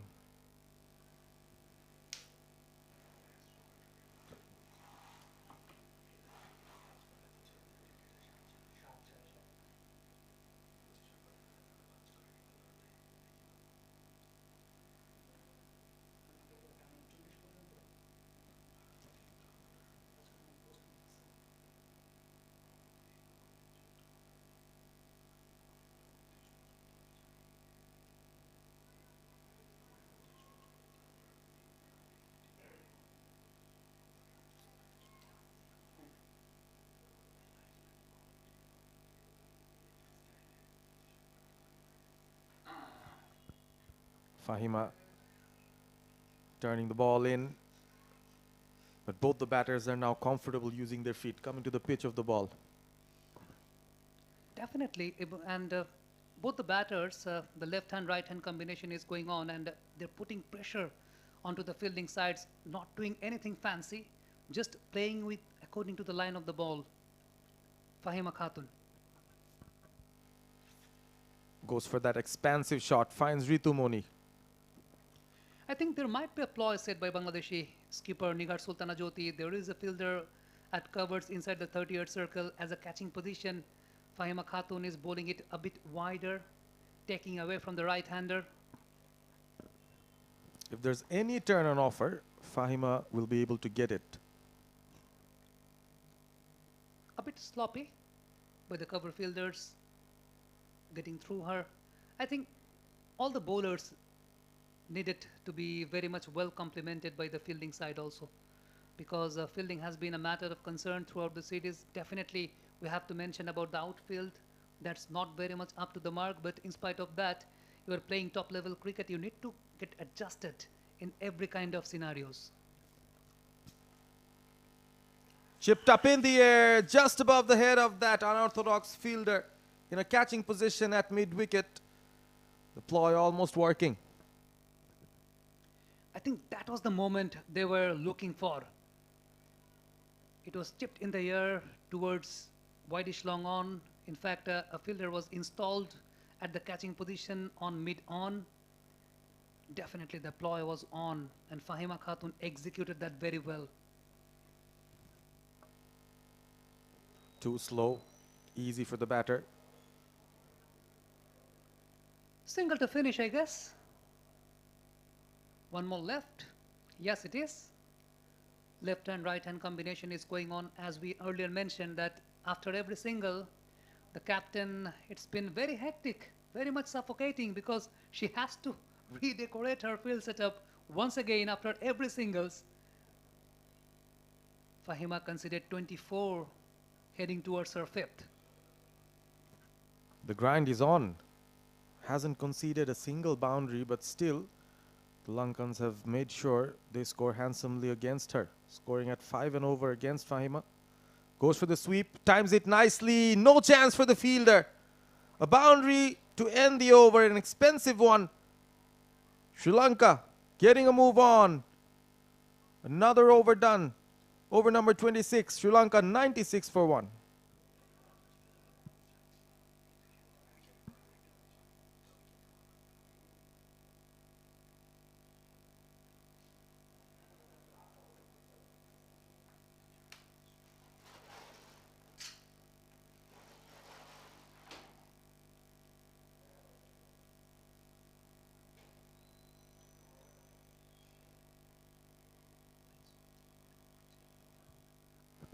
That's a replay of what happened in the previous over, the final delivery.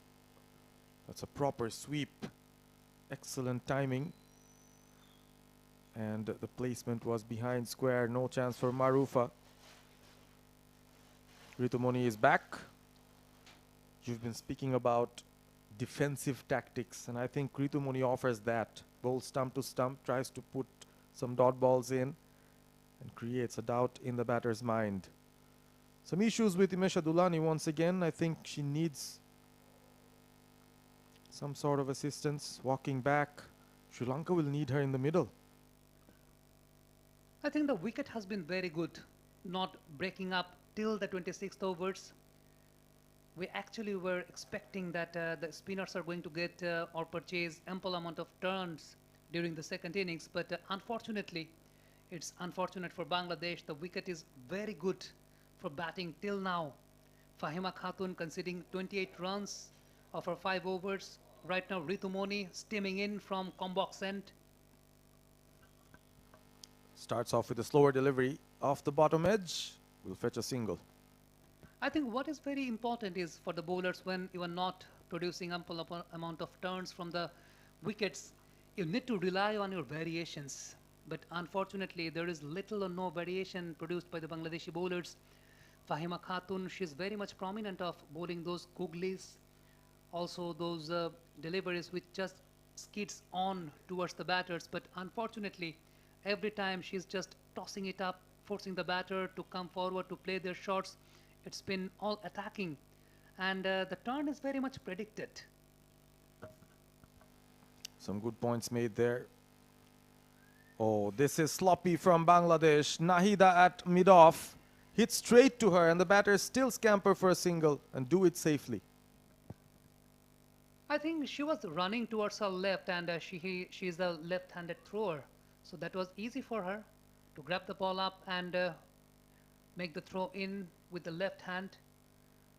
She should have been a bit quicker on that particular occasion. And the point what I really want to mention that those deliveries which actually come out of surprise to the batters, those are very much needed in this kind of scenario when you have nothing to purchase from the surface. Tried another slower one, 𝗬𝗏𝗧. The batters are finding it very easy now. Just to give context to what happened so far in this series, since this is the final ODI of the series, we'll have to talk about the best performers. Shubhana Mustari, top scorer in the series so far with 120 runs. 2 others scored more than 100. Sharmin Akhtar Shupta 111. Nigar Sultana exactly the same, 111. And Imesha Dulani has been the top scorer for Sri Lanka. She's still not out.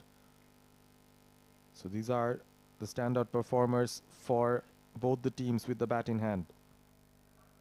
𝗂𝗄𝗎𝗃 has been very much prominent as far as batting is concerned for the Sri Lankans, scoring the maximum number of runs for Sri Lanka during the World Cups. She had a very good outing, captained the side in the very first ODI in this particular series.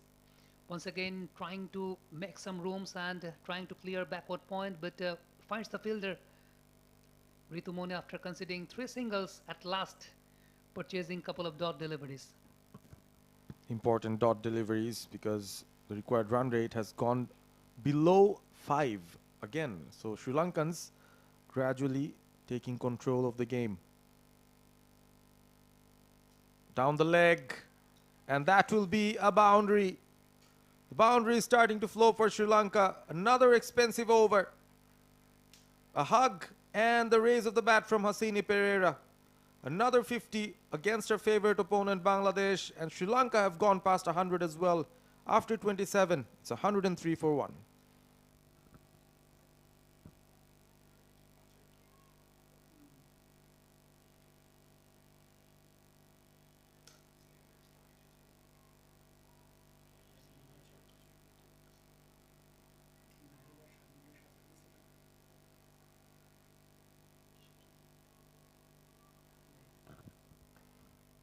Action replay. Almost came as a surprise, that delivery from 𝗬𝗏𝗧. She has been very accurate. That was way down the leg side. And all Hasini had to do was to put bat onto ball. Imesha Dulani on strike. Fahima with the ball in hand. Hold it full and straight. Relying on the same kind of turn, Fahima Khatun tossing it up, trying to force the batter to come forward and deceived by the traditional conventional turn from the leg spinners. That was drifting in, but nicely played paddle. No fielder, in and around, another boundary. This time it's from Himesh Adulani. Once again making the batter play, tossing it up. It was going down the leg side and no variation at all. The ball was holding its line and forcing the batter to play the sweep shot. Vacant space at the deep fine leg region, and that brings up another boundary for the batter. Himesh Adulani moves on to 42. On the other hand, Hasini Perera, she is having a great outing, 51 of 88. Flight, not much turn, off the back foot, slightly risky. That should be the line she should eyeing at, Fahima Khatun, but in terms of variation, the turn has been very much predicted by the batter. Every time she knows which way the ball is going to move. This time tossing it up and forcing the batter, and finds the fielder. Risky ploy by Bangladeshi side. Slightly lucky there, Fahima, that the fielder was just out there. Ritumuni has been called into action quite a few occasions. A busy customer at short cover. Perera has already gotten her 50. Himesha approaching hers. This would be her second women's ODI 50 if she can make it. One of the standout performers for Sri Lanka with the bat in this series. What I actually feel that you were just rolling your arms, nothing else. The venom is not there. Fahima Khatun conceding 5 runs from this over, but purchasing the same amount of turns, same direction, not letting the batter guess. Himesh Adulani and Hasini Perera having a great time. A late cut finds the fielder. End of an expensive over. Fahima concedes 5 after 28. Sri Lanka looking good, 108 for 1.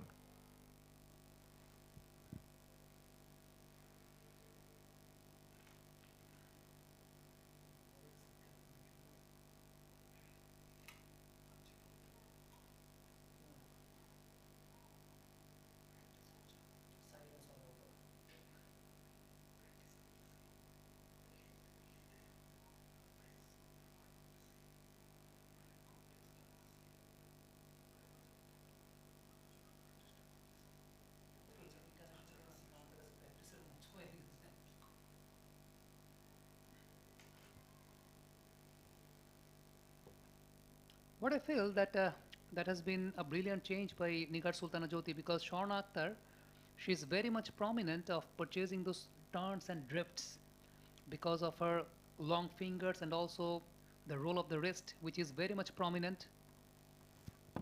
Let's see what she can do. Extracting some extra bounce, running after the ball herself, but the batters will be happy to pick up the single.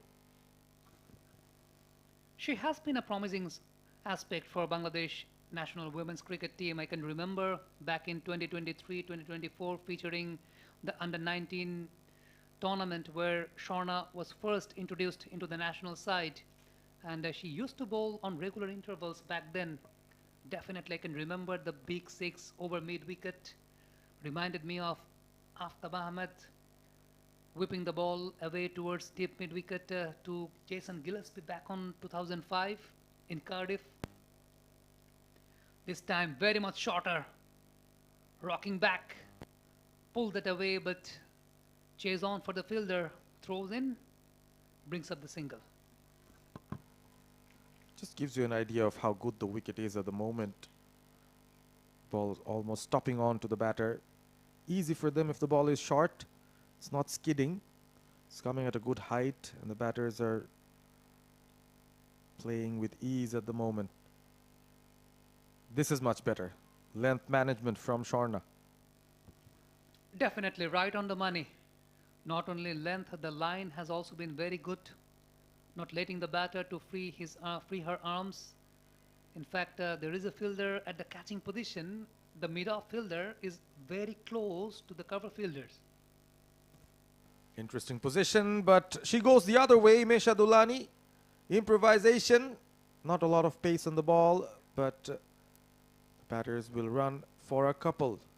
An easy 2 runs to 𝗵𝗺 𝗬𝗠𝗠 as she moves closer to her second women's ODI 50. We're on to the 30th over of this innings. 𝗂𝗏 𝗏𝗃 conceding just 4 runs from this particular over, but they need to break the partnership because it's going really well. Hasini Perera and 𝗵𝗺 𝗬𝗠𝗠. Right now, a slight change in the field, I guess. We have been talking about the unorthodox field setup. Now improvising. A vacant space brings up the boundary. That has been easy equation for the Sri Lankan batter so far. There was a vacant space, no fine leg installed in the 30-yard circle, and also the boundary was very much vacant. 1-1-6 for 1 Sri Lankans. One more delivery to go, and the shoulders have started to drop. The heat is extreme, the pressure is on. Bangladesh finding it very hard to break this partnership. 𝗵𝗺 𝗬𝗠𝗠 moves on to her 50. 50 of 68, has been the aggressor in this partnership. Just having a look at that replay. This is good batting. Finds the gap with ease. Short fine leg placed for that kind of a shot now. But then she comes and bowls 2 full. End of another expensive over. So boundaries coming off every over for the last 4 or 5 overs, if I can recall correctly. Again, 𝗬𝗠𝗠 asking for some hydration. 109 for 1 Sri Lanka in a very strong position. In fact, it's 117 for 1 Sri Lanka. They're in a very dominating position right now. And talking about the bowling variations of Bangladesh, they have ample amount of options. They have the right-arm off-break bowler Sultana Khatun. They have Nahid Akhtar, the left-arm orthodox spinner. They have a couple of leg spinners featuring Fahima Khatun and 𝗂𝗏 𝗏𝗃, but somehow they're just missing the jib. Sometimes when there is a massive partnership going on, the loose deliveries might bring some wickets. That actually reminds me of Shobhana Mustari in the very first ODI, purchasing a wicket with a lolly-polly-dolly full toss. But right now, that seems Marufa Akhtar will be brought into the attack from the other end. We'll have to do something different here. The spinners haven't worked. Of course, there is the option of Shobhana Mustari, who played a brilliant knock with the bat today, struggled under the heat. Of course, always wants to be involved in the game. Bangladesh making just a couple of changes in this 3rd women's ODI. Fahima Khatun, one of them, could not have an impact with the ball in hand, the impact that the captain might have expected. It's a massive partnership, 98. This is the partnership that is taking away the game in Sri Lanka's favor. And against the host Bangladesh, Sri Lanka look like they have slightly the upper hand until or unless Bangladesh can break this partnership very soon. Both the batters onto their 50s, comfortable in the situation, getting an unofficial hydration break every few overs.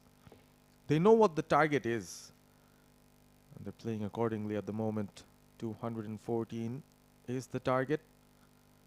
And Bangladesh are well known for defending totals, but today they are feeling that this Rajshahi wicket is different. It's not the Mirpur wicket or the Sylhet wicket. Not much stickiness on it. The ball coming nicely onto the bat. And yes, in terms of typologies of bowlers, Bangladesh had a lot of variations. The right arm off spin, left arm orthodox spin, leg spin as well. But none of them proved to be very effective. I was actually going through the weather report, Pervez, and it suggests that it feels like 40 degrees Celsius right now here at Rajshahi Divisional Cricket Stadium. And the most interesting part is, and the most concerning one, we have a rain in the forecast. Bitten all ends up by the deviation, that heavy inward movement that has been produced by Marufa Akhtar with the older balls also. This is good from Marufa. Probably something that Bangladesh needed at the moment. Both the batters also very comfortable, batting at the same tempo, facing the same kind of bowlers, and then all of a sudden, a quick bowler comes up, there's a change in pace, and they have to refocus. Off the back foot, straight to the deep third. What I was mentioning, that I was going through the weather report where it suggests that we have a rain in the forecast at 5 p.m. That reminds me that me and my fellow colleague Alif Tasnim, we have a flight to catch at 6:40. I think 5 p.m. would be probably too late. The match might be over by then. If the over rate remains fine. I'm not talking about the match purpose. The match, the flight, everything's interrelated. So I think we'll all be happy to see the match being concluded. But for Sri Lanka's perspective, since you've brought the rain up, if somehow the game is disrupted due to weather conditions or other situations, Sri Lanka should be ahead in the DLS method, if you talk about that as well. So they're in a great position here to win this game.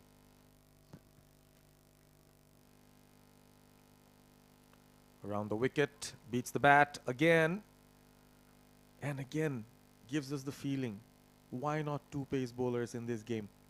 Definitely, that is what we have been talking about since morning, that to get the best out of it, to get the best out of these kind of wickets, you need to have prominent pace bowlers, multiple options of pace bowlers on your card. And I can remember NCL T20 where Nahid Rana, he was very much devastating on this kind of surface. This time pushing with soft hands towards Fahima Khatun, install that mid-off region. Marufa Akhtar has been very good in this particular over, considered just only 1 run, 3 dot deliveries. Right now, have a look at the field setup. A mid-wicket in place along with a deep backward point and also a deep third. 3 fielders, in fact 4 fielders outside the 30-yard circle along with a long on. Slightly defensive from Marufa, and the long on fielder will be called into action. Not bad, not bad. Marufa Akhtar has been trying to contain the batters, trying to pick up those dot deliveries to put the pressure back to the Sri Lankans. Current partnership says it's 100 of 151 deliveries, a massive one in between these two batters. Slightly slower off the deck, finds the cover fielder, and that will be the end of the over. A good one from Bangladesh's perspective. After 30, 119 for 1.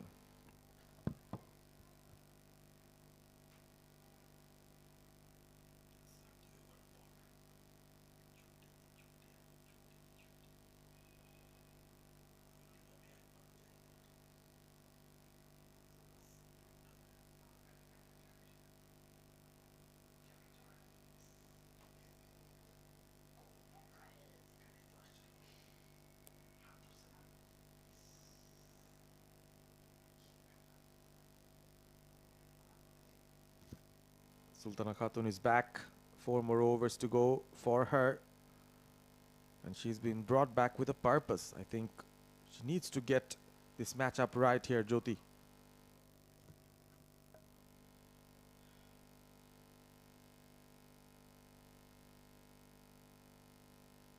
Slightly down the leg, onto her knees, swept nicely.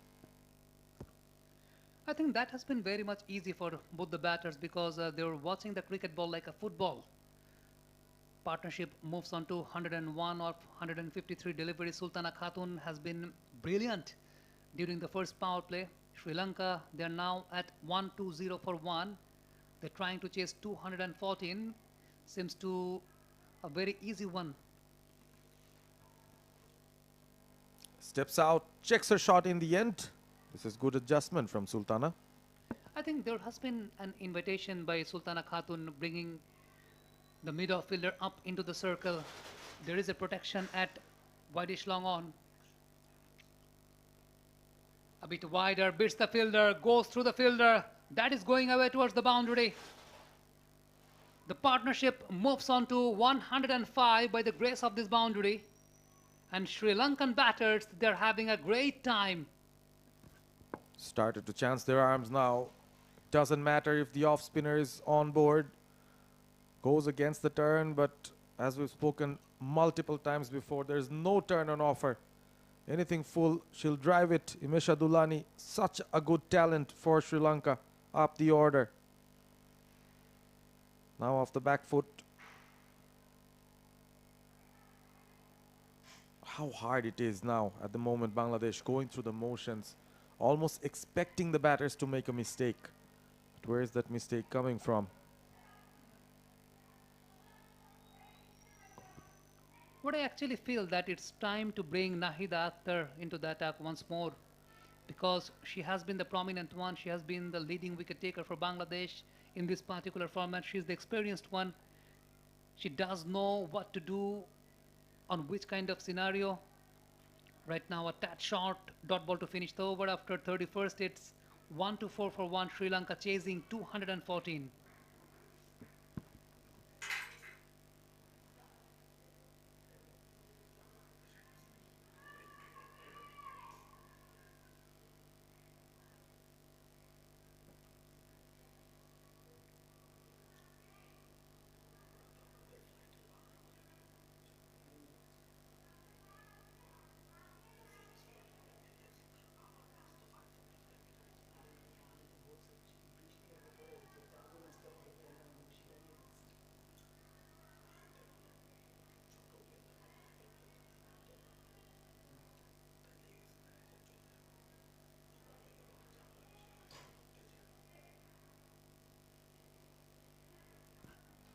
Marufa into the second over of her second spell.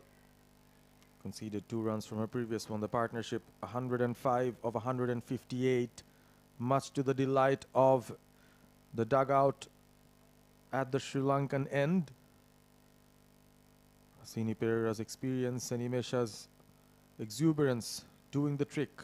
Slightly shorter, comes in around the wicket to the left-hander. Can she generate a bit of more pace, Marufa Akhtar? Because we have been talking about deceiving the batters by the variations, and definitely bowling those bouncer deliveries with raw pace might enforce the batters to play those kind of pull shots. They're having a protection at deep mid wicket. Oh, she floats it in. Went for the Yorker, almost a double bluff.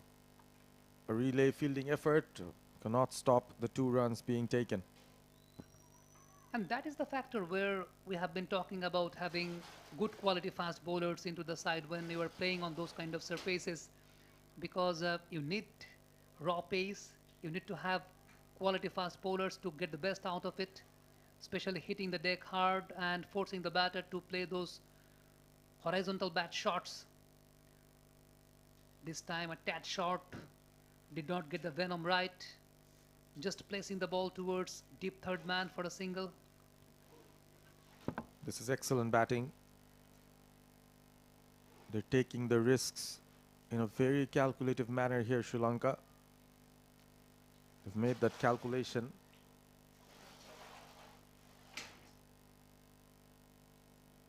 A boundary in the previous over means they have a safety net. Don't need to be expansive. Just wait for the bad balls. Ooh, that's risky. Could have called for trouble there, Imesha Dulani. What I really feel that Marufa Akhtar can place a fielder at deep square leg region and go for the bouncers only if she can generate that amount of pace, which is very much required at this moment, because otherwise the pace what Marufa Akhtar has been bowling is not getting the best out of the surface. Yes, the wicket is still very much good to bat, and both the Sri Lankan batters are making the best use of it. Return catch! Marufa Akhtar takes it! Hard work pays off! It was shaping in towards the right-hander and driven to the bowler. 𝗵𝗺𝗃 Akhtar takes a brilliant catch. Second wicket goes down for Sri Lanka. Are we on to something here now? The sudden excitement says it all. The return catch to none other than 𝗵𝗺𝗃 Akhtar comes in, gets the breakthrough. Himesh Adulani was already looking a bit tired. Asked for the physio a couple of occasions already, struggling with cramps, tried to hit herself out of trouble. But nonetheless, an excellent knock from the young Sri Lankan here. 56 of 79, cotton bowled 𝗵𝗺𝗃. Bangladesh get their second breakthrough.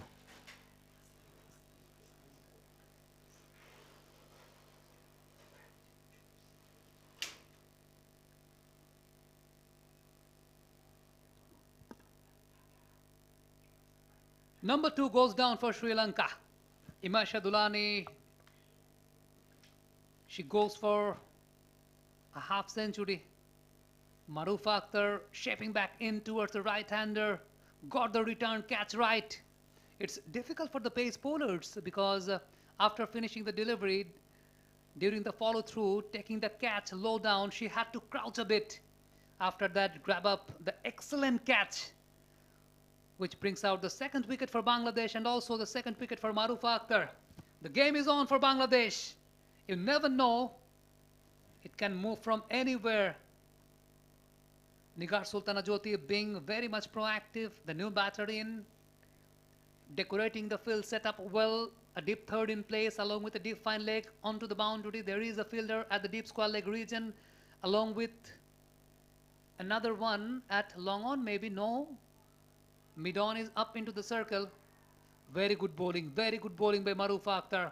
Holding it tight, maintaining the pressure after 32. By the grace of a wicket, it's 1-7 for 2 Sri Lankans.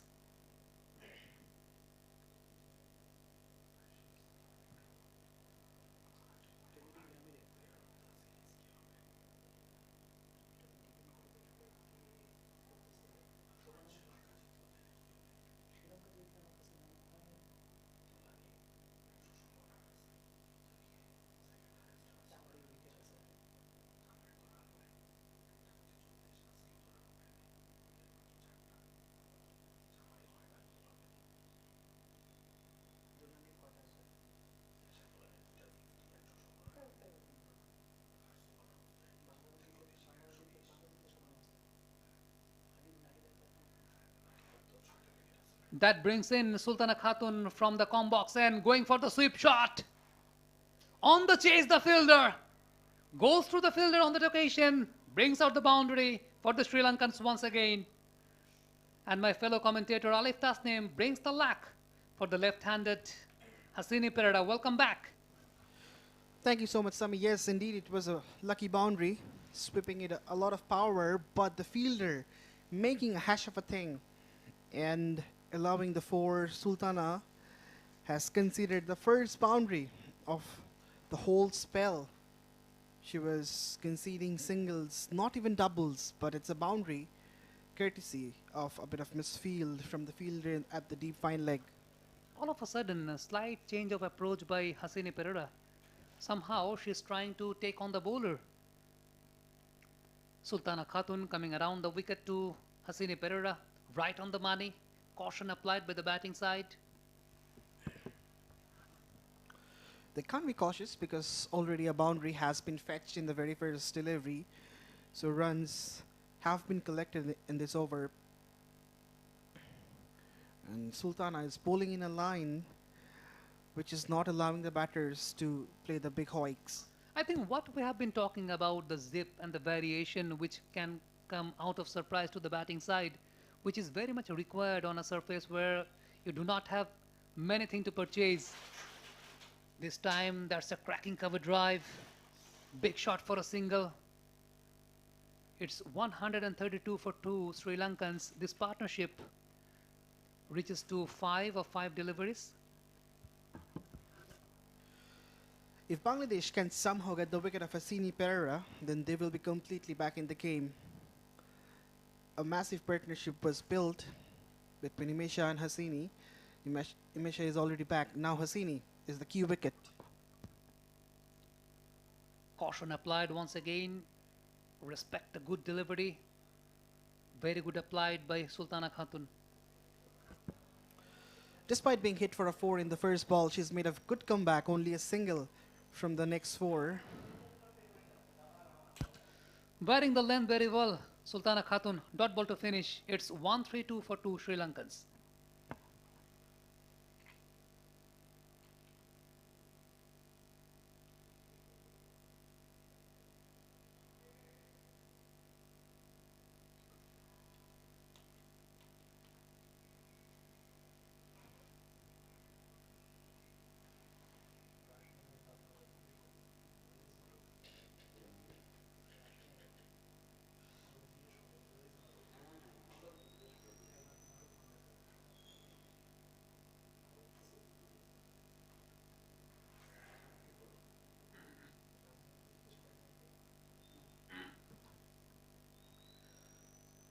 𝗵𝗺𝗃𝗃 Akhtar steaming in from the other end. The bowler with the magical arm so far in this particular innings, picking up 2 important wickets. At first, during her first spell, it was the captain Chamariya Tapatu. And then Imesh Adulani, the set batter, pushing it towards widish long on for a single. That is going to help the Sri Lankans. Indeed, that's going to help. The current rate is exactly 4, whereas the asking rate is 4.8, so it's not a big difference. The Lankans have enough wickets in their hands to have some fireworks as well, even if the run rate is climbing up. Outside edge and gets past the wicketkeeper. A fielder was being installed at deep third, purchasing the single. In terms of wickets, 𝗵𝗺𝗃𝗃 is certainly the best bowler from the Bangladesh side.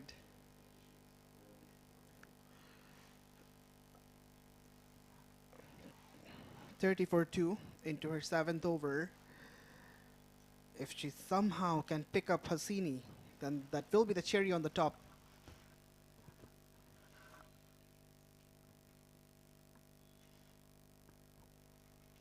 That's a good shot, very well timed. Finds the fielder.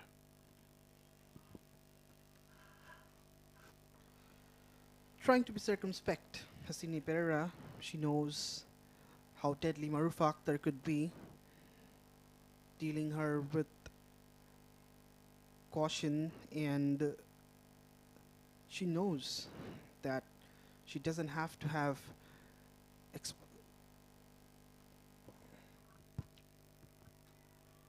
A bit of wrist work applied by the batters. Picks up another single, 3 so far in this particular over.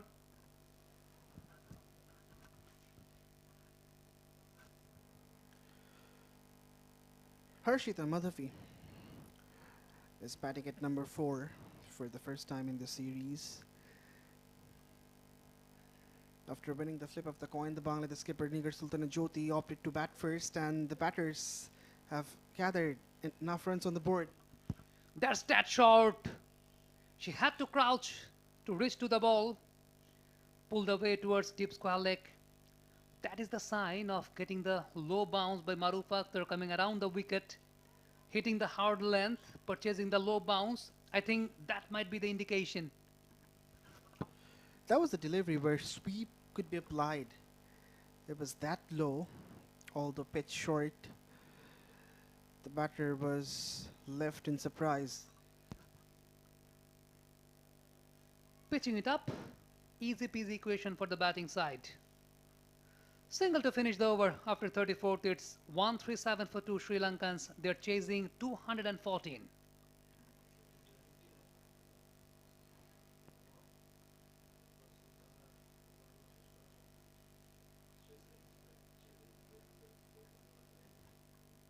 Drinks has been called. It's time for some hydration.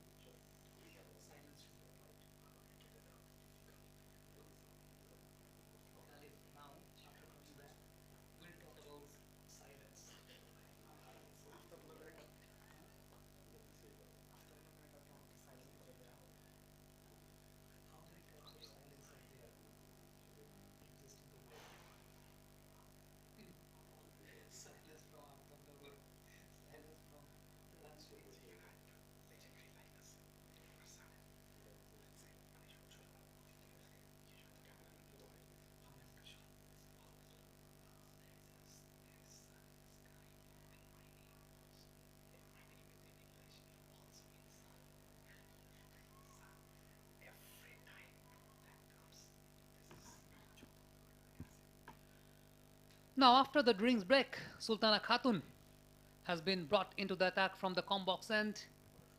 The game is not still done and dusted. Both the teams are struggling because of the hot and humid condition. Switching the gear, 𝗂𝗂𝗃𝗃 playing the sweep shot but purchasing a single. Again, Sultana tossing it up, trying to keep the delivery as tight as possible, but 𝗂𝗂𝗃𝗃 has been able to find singles somehow. I suspect it will be good matchup between Harshita and Sultana. I think what they have been lag behind, it's the turn and the zip.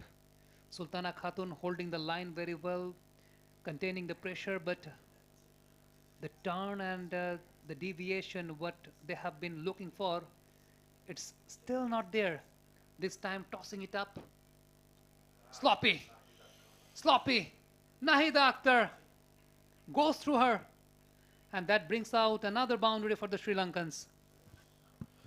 She's a good fielder. Nahida Akhtar has put up some great efforts previously, but on this occasion, she makes a mess of it. Very sloppy, which leaks 3 extra runs. And this is not the first time we've seen sloppy fielding from the Bangladesh fielders. They should be more careful about these misses. Playing with the soft hands, finds the fielder once again. They won't mind because they have purchased a boundary on the previous delivery. Sultana Khatun becoming a bit expensive in this particular over, doing all the hard works right. Driven back to the bowler. A bit of aggression shown as well from Sultana when nothing is working in her favor. A sense of frustration certainly goes up. That's the delivery she was searching at. Wicket to wicket, containing the pressure. Dot delivery to finish after 35th. It's 1 for 2 for 2 Sri Lankan.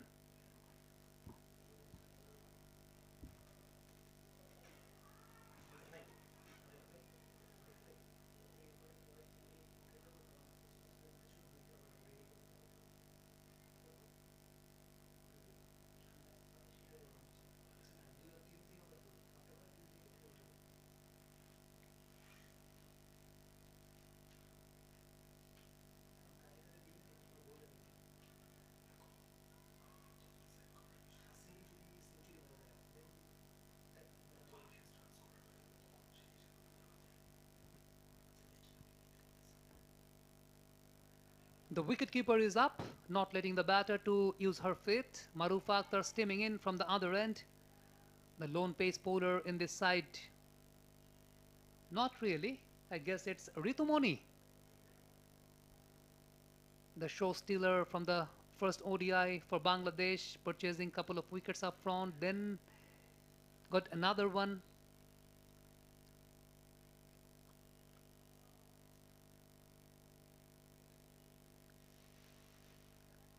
Pitching it quite up, enforcing the batter to come forward and produce a bit of wrist work to purchase the single.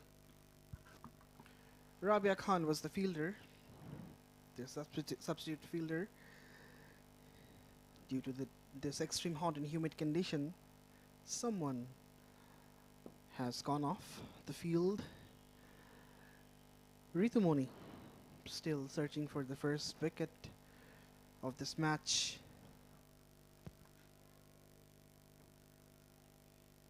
Can she pull the length a bit back?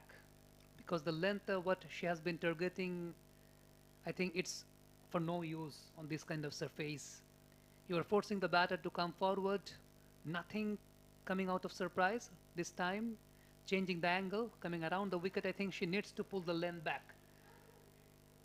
Just try to search for those low bounces. Once again, the same kind of length, same kind of line, not going to help.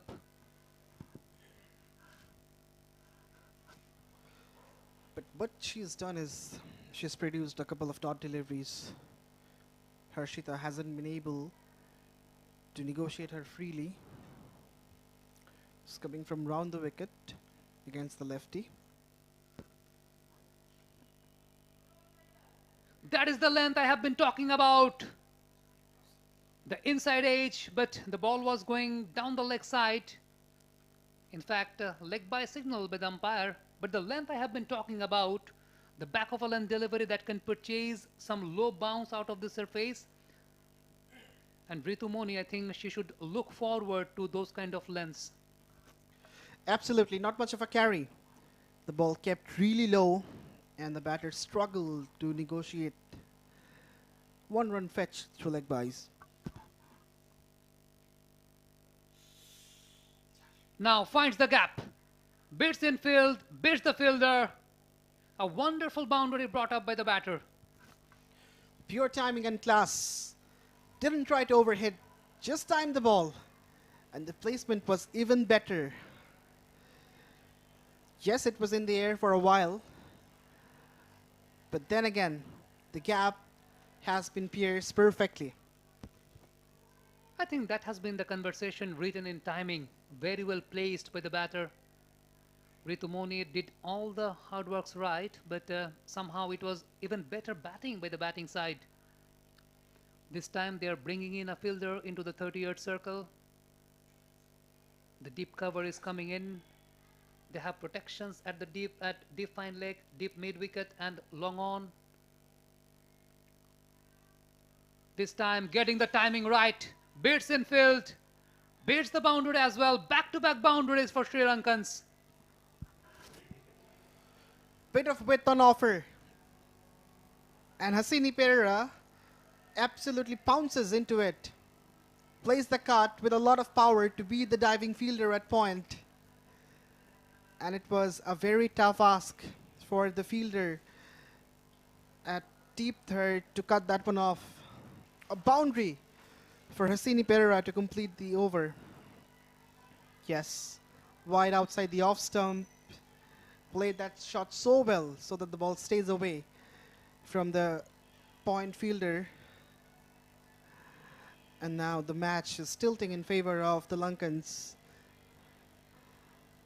The Bangladesh fielders are looking helpless after 36. It's 152 for 2.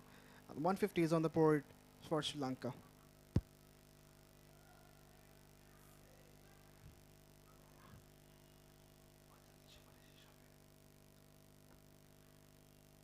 𝗏50 brings up for the Sri Lankans. Right now, Sultana Khatun from the com box end. There is a vacant place at the boundary on the offside,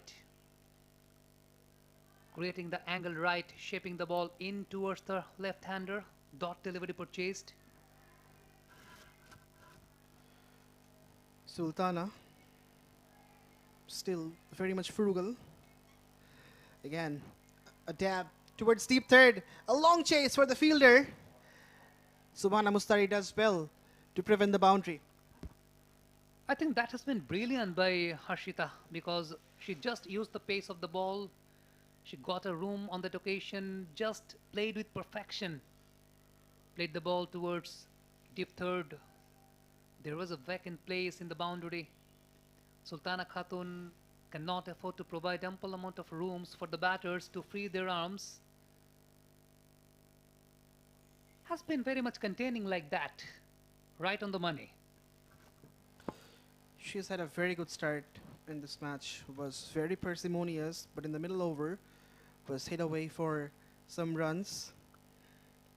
A lot of blame should be gone to the fielders who's missed opportunities. This time beats the cover fielders and beats the boundary as well. Races that away for a boundary. Sultana Khatun, she just pitched the ball up, forcing the batter to lean forward, and the batter did that so. That was enough timing to beat the cover fielder inside the 30-yard circle. More production of runs here for the Lankans. Goes to the offside. Harshita and picks up a boundary. This time very well bowled, very well come back by Sultana Khatun. Holding the line of the stump, maintaining a decent length. Nigar Sultana Jyoti, she had a bit of conversation with Sultana Khatun that that should be a line, that should be a length. Once again, a bit of room given to the batter. Dot ball to finish. It's 158 for 2 Sri Lankans after 37.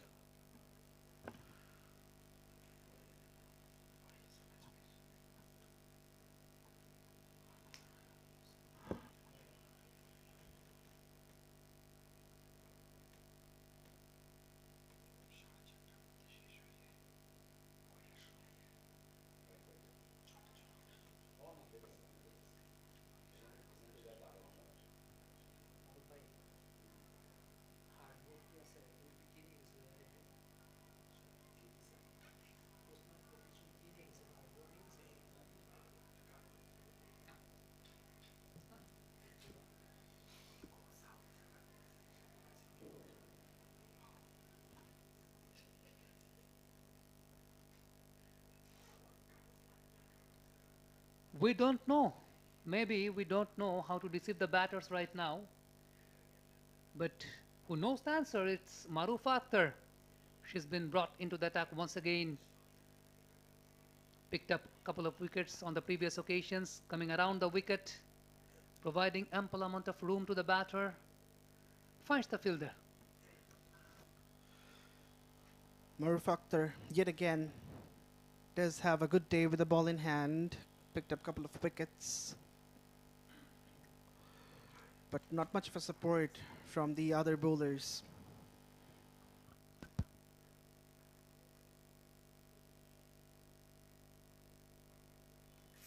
That's a brilliant delivery. That was a Jaffa. Right on the money by 𝗂𝗂 Akhtar. It was the in-swinging Yorker trying to deceive the batter, but ended up very well negotiated by the batter. Very well bowled. A rip snorter from 𝗂𝗂 Akhtar, and Hasini was late to react. Somehow she saves her stumps. Hands on head of 𝗂𝗂. Definitely making the angle right, coming around the wicket. Once again, the similar passion. Throw in might be interesting. Misses that completely, Nigar Sultana Jyoti. She's cursing herself. Hands over her head. It was a chance to break the partnership. 𝗂𝗂 Akhtar has been brilliant throughout the over. The frustration is very much evident on her face, Nigar Sultana Jyoti. Nothing is going Bangladesh's favor now. This was an easy opportunity which is missed by the Bangladesh skipper. This time coming down the wicket, got the outside edge, fielder in place at deep third, but just only a single. Off the edge, the third man fielder had some work to be done. Dealing in singles won't be bothering the Lankans. They're going with the required rate. And if they keep going like this, it will be an easy peasy victory for the visitors.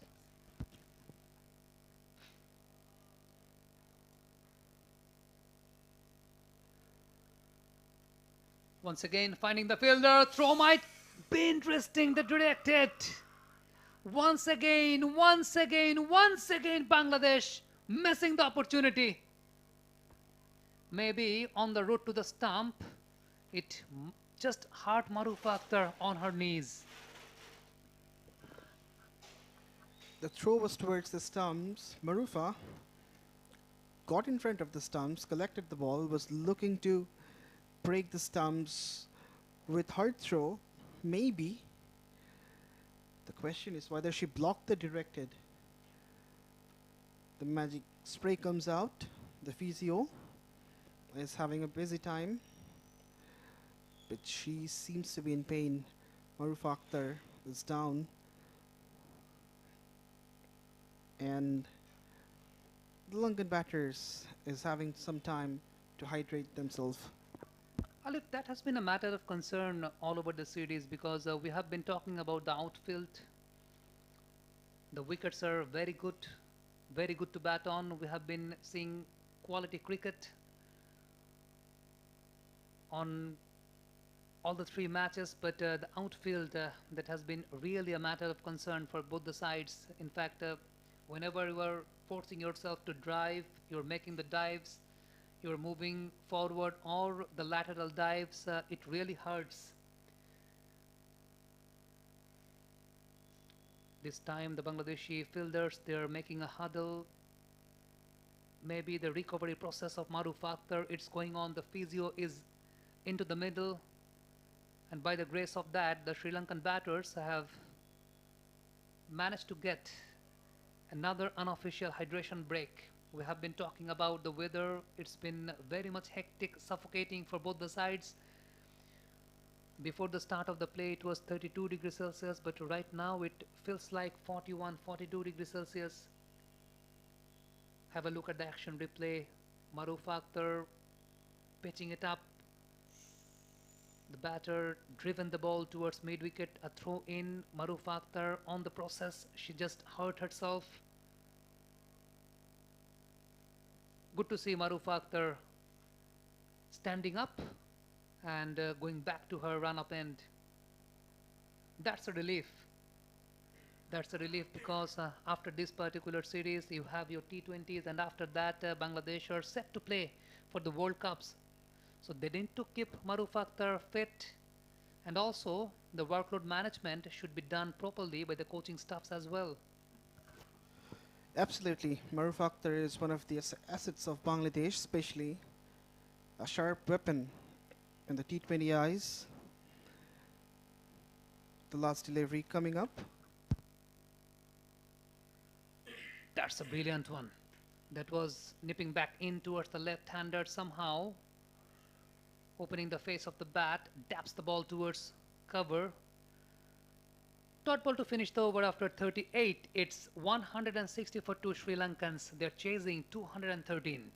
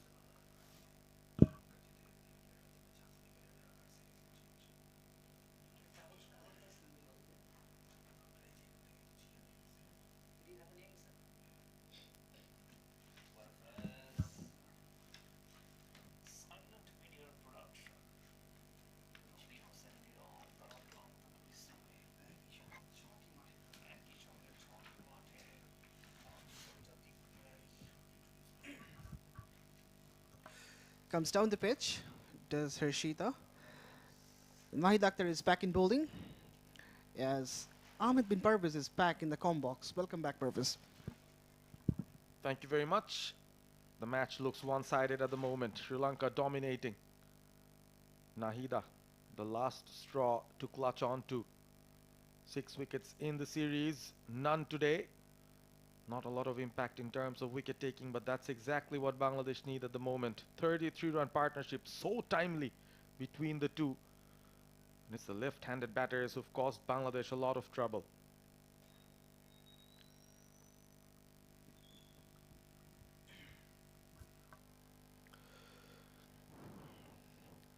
Yet to get a wicket, Nahida has bowled so well from the get-go. Gave a tough time to the Lankan batters and produced a lot of dots. Dots won't do at the moment. They need wickets and quick wickets. Picked up 4 in the previous game, but it was too little too late.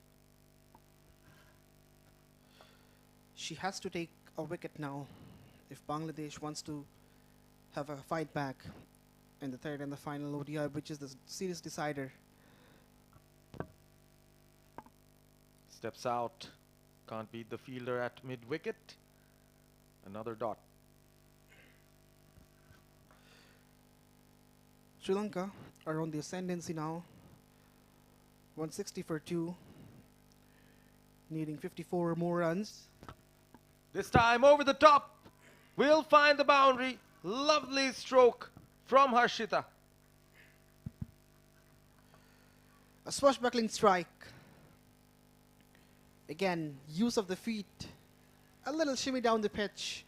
And then going over the top of covers. And there was no protection in the boundary as well. So she knew that it's a safe shot to play. Go over the top of the covers. And the fielders could only watch the ball racing away to the fence. And these are exactly the kind of shots you can play if the wicket is true. Not a lot of turn on offer. And once you trust the behavior of the wicket, those are the kinds of shots that come out. And 𝗏𝗏𝗧 is a very, very talented young batter. Scored runs in the previous game as well. Very useful contribution, partnering Hasini Pereira, who's been a rock for Sri Lanka in this innings. Outside off with Given. This partnership has also grown up. 38 runs from these two batters. The current rate is 4.21 and the asking rate is also 4.5, so very much similar. The difference isn't that big. The big difference has been the top order clicking for Sri Lanka more often than not. They've done it today as well. Low full toss between the two fielders. Stop, a relay throw, but 2 runs will be taken nonetheless. Jyoti goes for the direct hit at the non-striker's end. Bangladesh chancing their arm, trying everything possible, but nothing's going their way. There was a bit of mess at the deep. The fielder fumbled, and that really gave the opportunity to the batters to have an extra run, and they were prompt enough. As soon as they saw a fumble has been made, they started running for the second. So 3 runs from the first two deliveries of this Marufa over. The skippers, Nigar Sultan and Jyoti, is still trying to do something out of the box, making some adjustment in the field. There's a deep fine leg, also a square leg, just to prevent those wristy flicks from 𝗏𝗏𝗧. Going for the Yorker, tried that on a couple of occasions in the previous over. A throw in anger. We've already seen a couple of Bangladeshi players getting fined for improper behavior in this game. Nahida and Subhana Mustari. Marufa showing a bit of aggression there, trying to get into the nerves of the batter. A glimpse of the crowd that has come in to watch this game, hoping for a Bangladesh victory, but that seems unlikely at the moment. Short, driven straight to Marufa. The batter at the non-striker's end holds her ground. again went to the back foot to negotiate the short delivery, but lack of height surprised the batter. Couldn't really middle the ball. Went back to the bowler. So this is the length where Marufa can persist now, just to make things difficult for Harshita. Fielder at backward point, Sharna Akhtar, was active, prevented any runs being taken. So one more delivery left in the over. The overs are going by, the umbrellas are up. People trying to shade themselves from the extreme heat, but it's hurting Bangladesh from within, not being able to get hold of their bowling innings. The previous match, 165, was not good enough to be defended, but today they had the runs on the board, so it will be a disappointment if they can't take the match deep. Final delivery of the over, done and dusted as well. 3 runs off it after 40, 167 for 2, 60 more deliveries to go. 47 needed for Sri Lanka to win this game and to seal the series 2-1.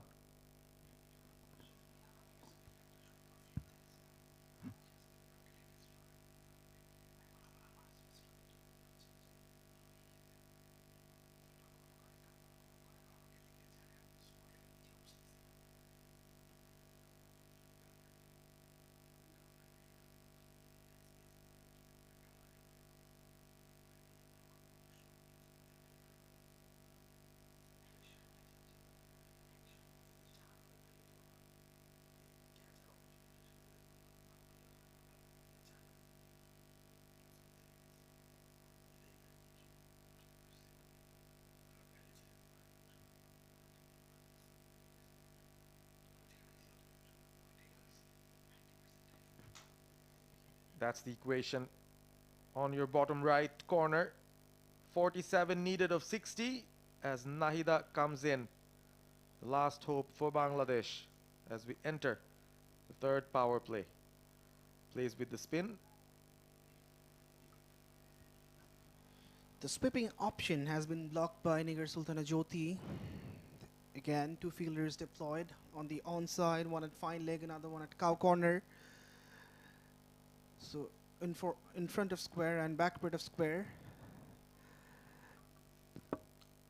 Change of angle for Nahida, coming in around the wicket. This time finds the gap. Hasini Pereira has been an epitome of resilience.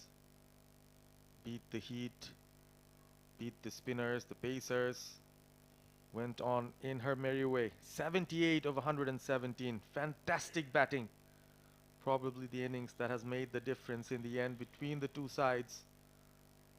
Doing it in a chasing cause makes it even better. Ritumuni walks in.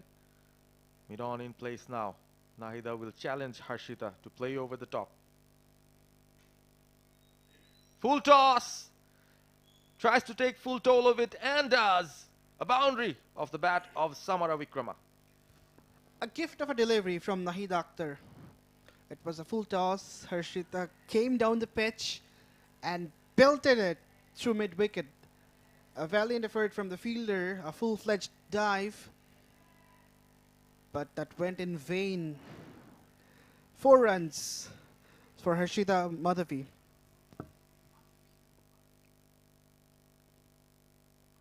No change in the field, no change in bowling angles as well. Again a full toss. Again a drive, this time beats the mid-off fielder. Consecutive boundaries from the bat of Harshita. This is not good bowling from Nahida Akhtar. She's a way better bowler than this. One of the most experienced bowlers from the Bangladesh side is making mess of her bowling. Back-to-back full tosses, and those have been dealt with a lot of power. Another boundary for Madhavi. This has been a very cold-hearted chase from Sri Lanka. They've made no mistakes on the way, given Bangladesh no chance at all. Better from Nahida. The over has been spoiled already. 176 on the board.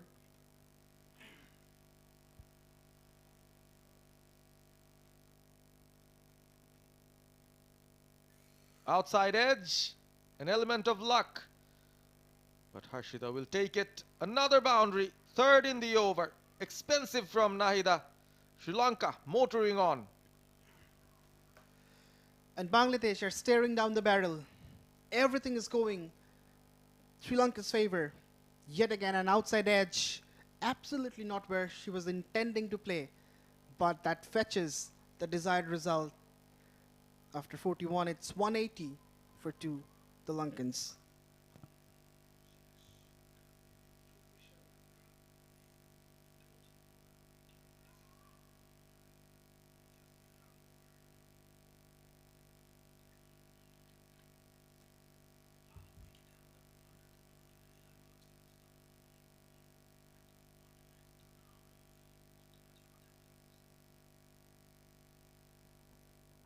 Fahima brought in. Seen her bowl in death overs on many occasions before, be it women's ODIs, be it T20s. She's got the skill, but at the moment, it's a double-edged sword for Bangladesh. Need to restrict them, need to pick up wickets. All has to be done simultaneously. Who's going to be doing that? Can Bangladesh pull out a magic over from here? Flighted, swept aerially. Confidence oozing out of both the batters. Hasini with a single.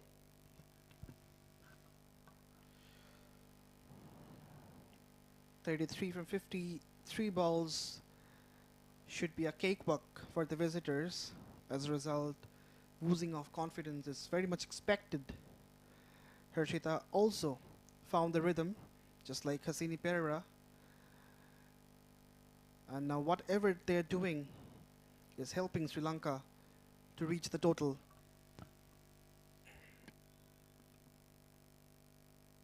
Played with soft hands that time.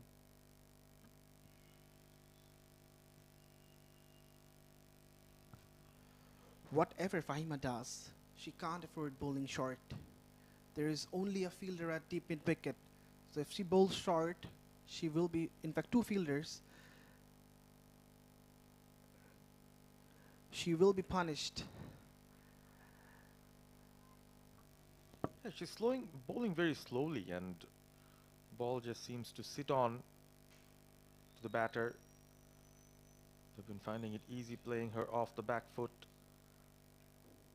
and then also decisive, coming onto the front foot, getting into the pitch of the ball.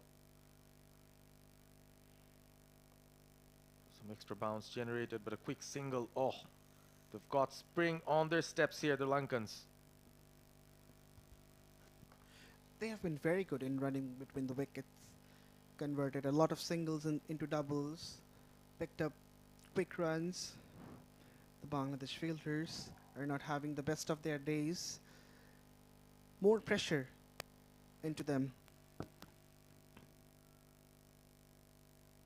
Probably Fahima would be thinking of something on the back of her mind.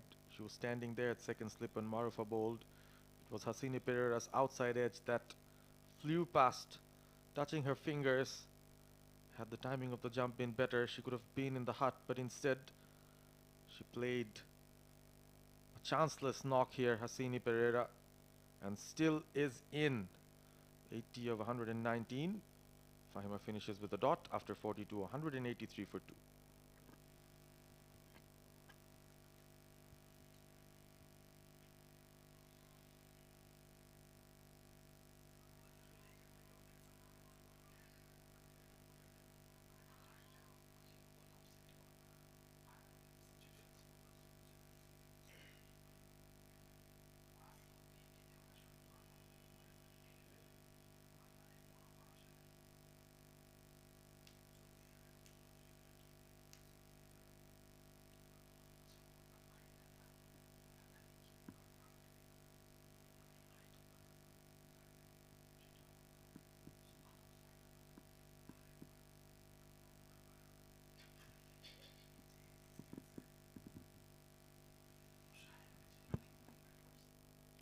Sri Lanka need 31 of 48. Just the 8 till overs remain. And Sobhana Mustari for the first time. Won't rely on turn for sure.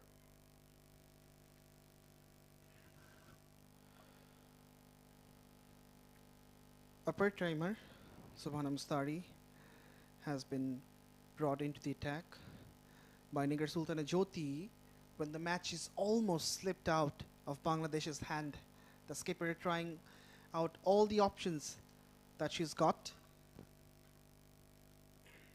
Picked up a wicket in one of those previous matches. That's a nicely paddled shot that will find the fence. They're making it look very easy now. Hasini Pereira, her bat doing the talk. She has done everything right today, yet again being crafty, and that's being very, very effective for Hasini. Another boundary to her name, and now slowly she's heading towards that magical 3 figures mark.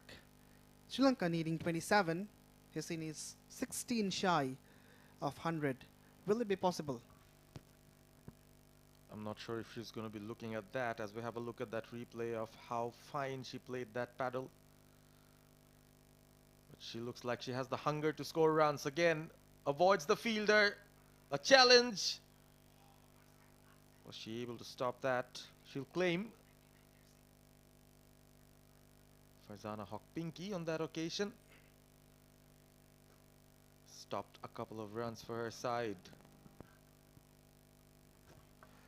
That was an immaculate effort from the fielder under the scorching heat.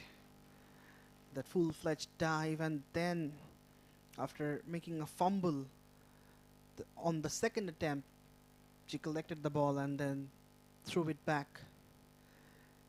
It's never easy to be a fielder under this scorching heat, but on that occasion, Pinky has done so well. Second look at how it happened. Farzana 𝗃𝗃𝗃𝗃. Stop that. Where was the ball going? Had no idea where the ball was. Very close to the ropes as well. Oh, that's touch and go. That is touch and go. The TV umpire will have to confirm whether it was a boundary or not. Hasini, the batter, exquisite drive through the offside. TV umpire will take some time. Not easy from the angle provided here. Irrespective, the innings that Hasini Pereira has played is already her highest women's ODI score. Previous score was 85 against Bangladesh, so she's surpassed that. Yes, boundary, confirmation. Sri Lankans get closer and closer to a very, very professional victory. Speaking of Hasini, 88 of 122. If she gets to her first women's ODI 100, will make it all the more memorable. Flight, easily picking up a single. Again, Ritu Muni is having some cramp right after throwing the ball. She was down. It's difficult for the fielders, and due to this hot and humid conditions, some fumbles, in fact blunders, were made by the Bangladesh fielders. Trying to beat the mid-off fielder, Nahida. They will take a single nonetheless.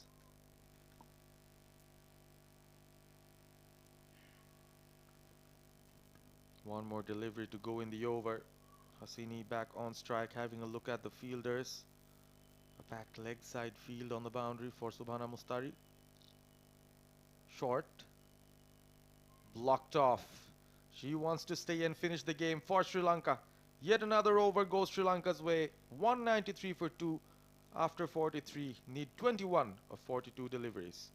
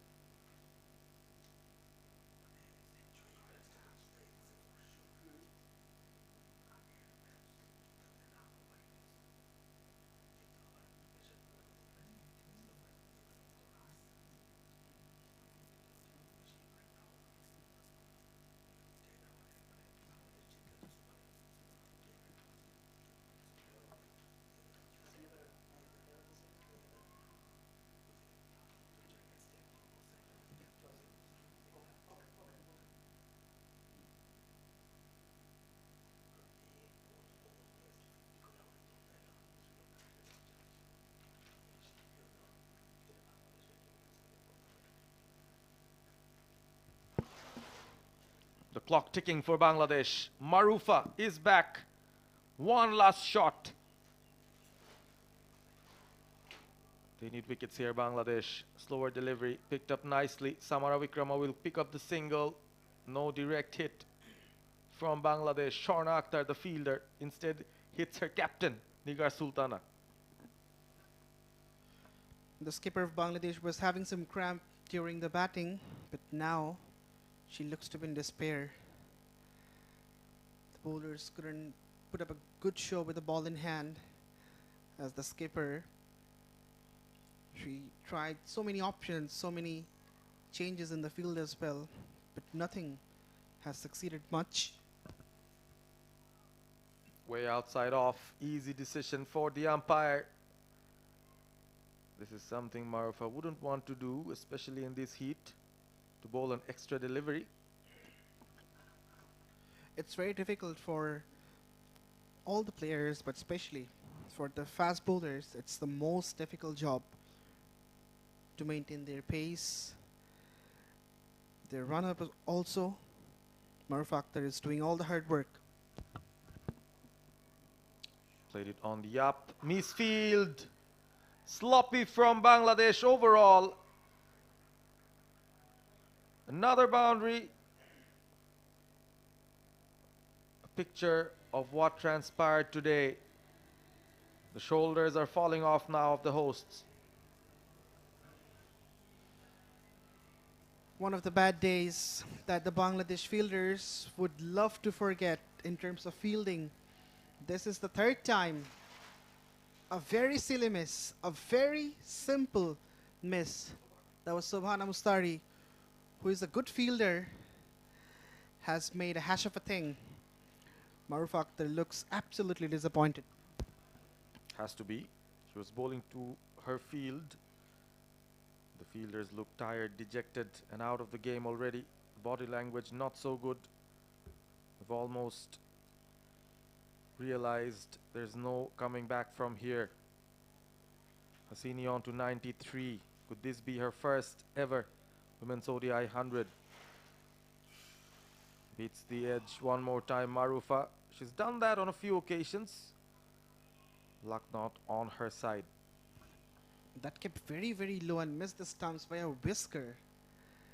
Marufa Akhtar was having her hands overhead, was asking that how did it miss the stumps? Inches away, whiskers away. It was very close.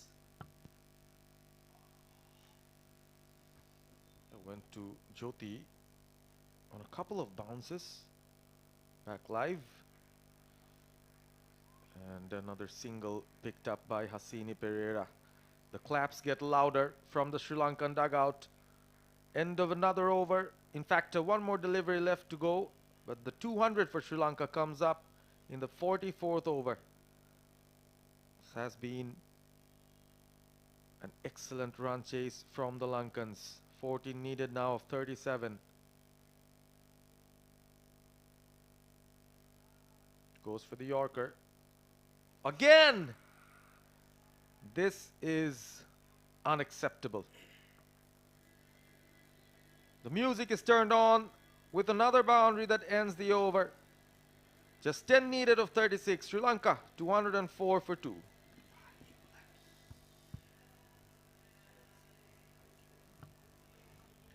Well, I can't believe a huge mix-up between the fielders. Neither of them moved when the ball went through the gap. Very, very frustrating for Marufa Akhtar. Second time in this over this has happened. Oh my goodness. Huge mix-up. A day to forget for Bangladesh in fielding. The more you look at it, the more you'd want to look away if you're a Bangladesh fan. 36 deliveries, 10 to go. Sharna Akhtar with the ball in hand. Probably here to complete the formality.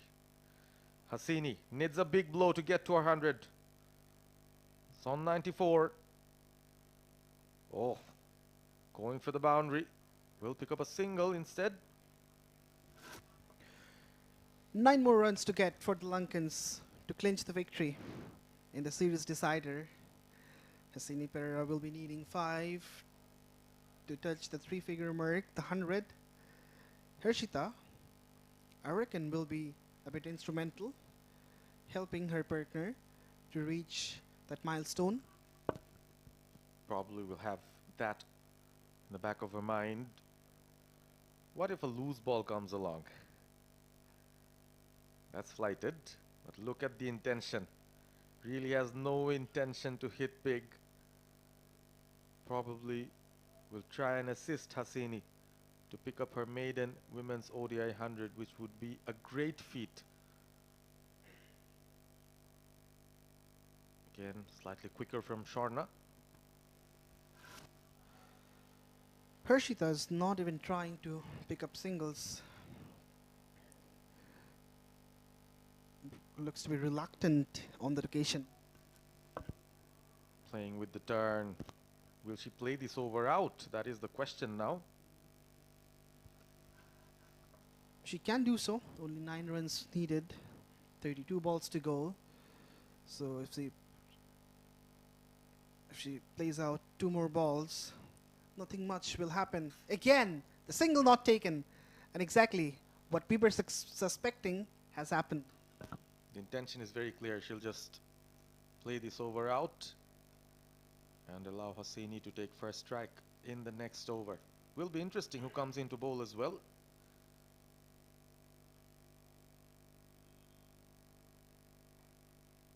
Driven softly. And this shot, she almost made sure it doesn't go into the gap. End of the over, 205 for 2.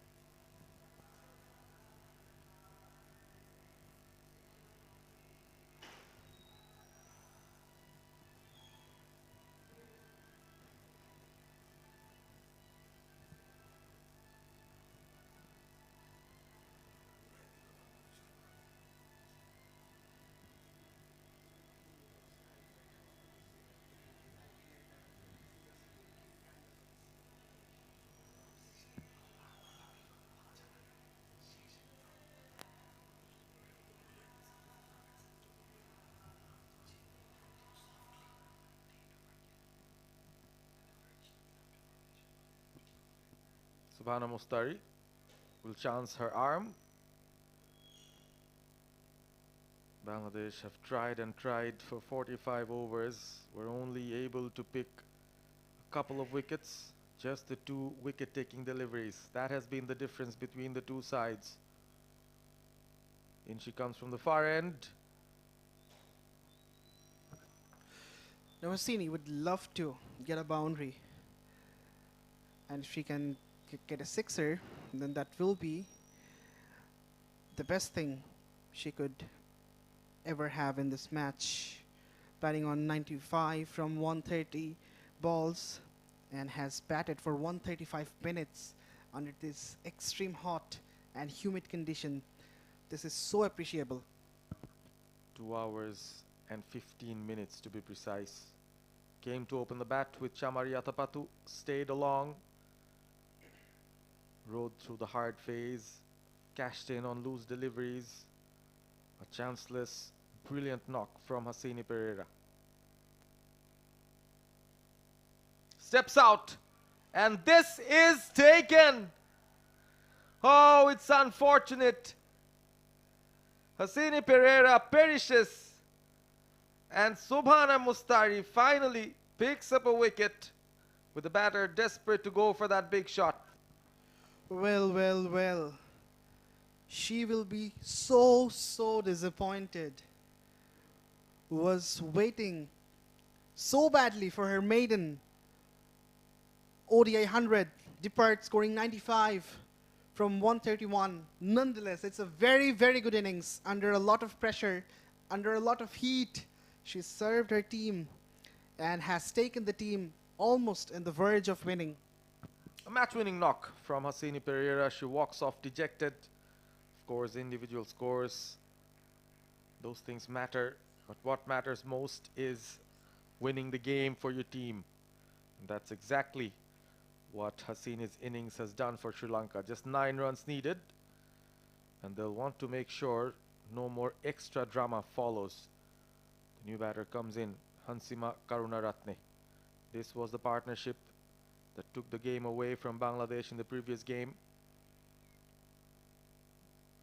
They both batted really well in tandem. A couple of middle order batters that have been very consistent for Sri Lanka. It's very good news for this new look squad.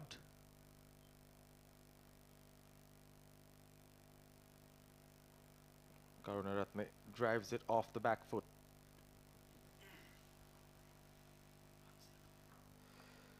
Hansima replaces Pereira. Hansima Karunaratne, right-handed batter. Full toss. The fielder is there. Will pick it up and will restrict the batters to just a single. So 8 more needed. Over is not over yet. Well, it was a juicy one. Hansima missed out an opportunity.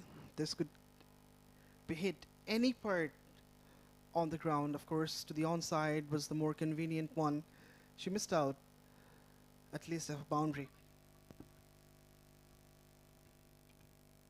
Around the wicket to the left-hander, another full toss. Gift after gift, but the fielder is there. Again will restrict the batters to a single.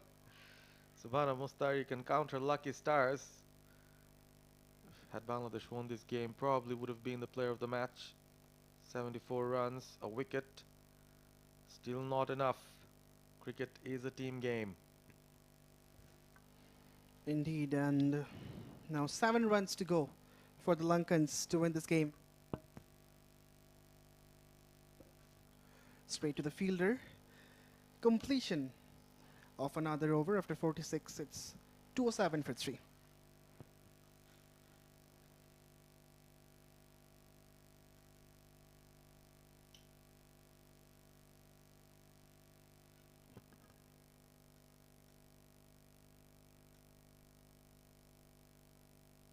The over break actually gives us an opportunity to talk about how the series panned out.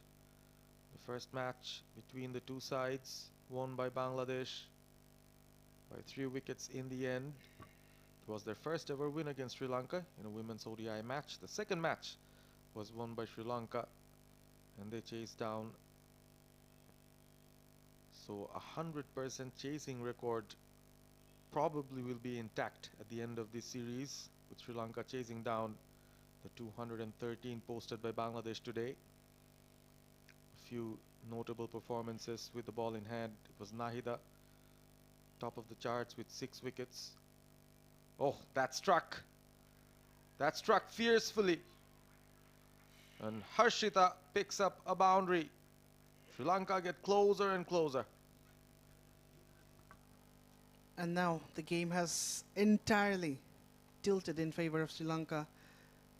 Bangladesh will be fighting, but of course the battle has been won by the visitors. 3 runs to score to confirm their series victory.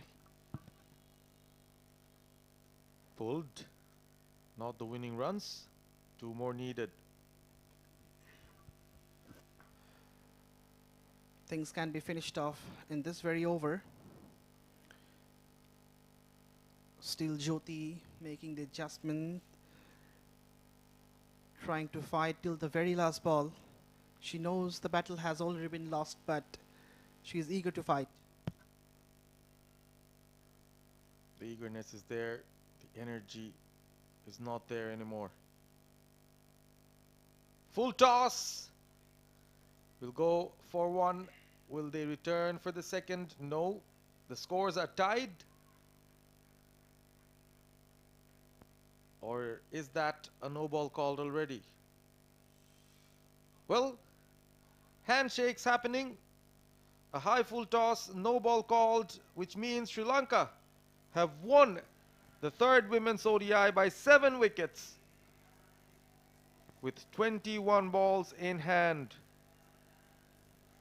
And that's the series for the Lankans, the visiting team, coming to Bangladesh for the first time to play a bilateral series. Sri Lanka have beaten the Tigers at their own den. 213 in the beginning, looked like a fighting total by Bangladesh, but the way that the Sri Lankans chased that off in a very, very good pitch. This was the winning moment. A high full toss, no ball called, and the run taken as well. Those were the runs that gave Sri Lanka the victory.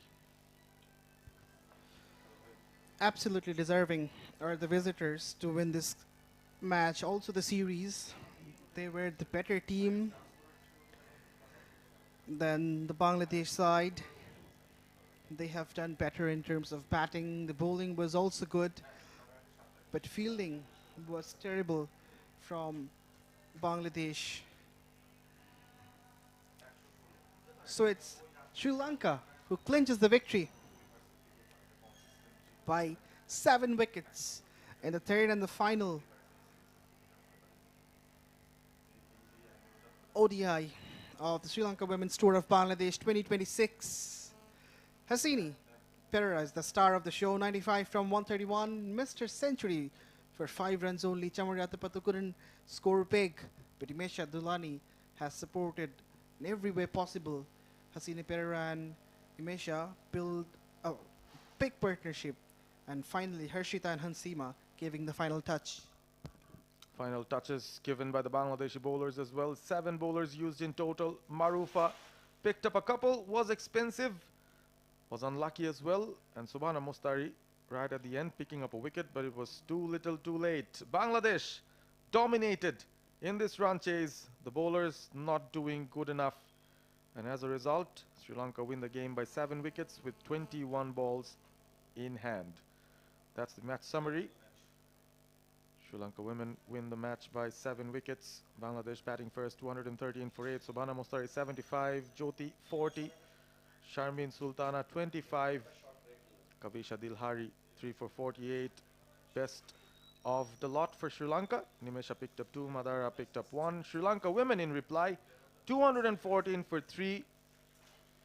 A win by 7 wickets, and the run chase led by a certain Hasini Perera. Scored 95 and guided her team to victory. We'll take a short break and we'll be back with the post-match presentation. Sri Lanka women winning the game by 7 wickets. Don't go anywhere. Post-match presentation coming up.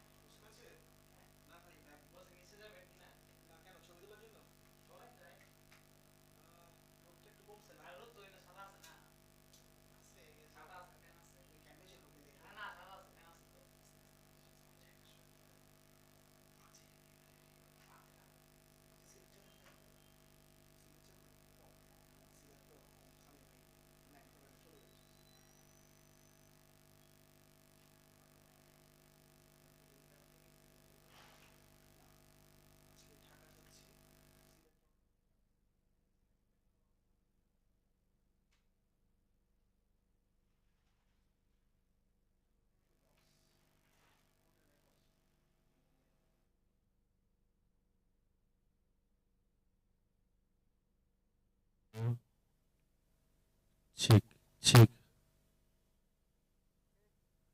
check, check, check.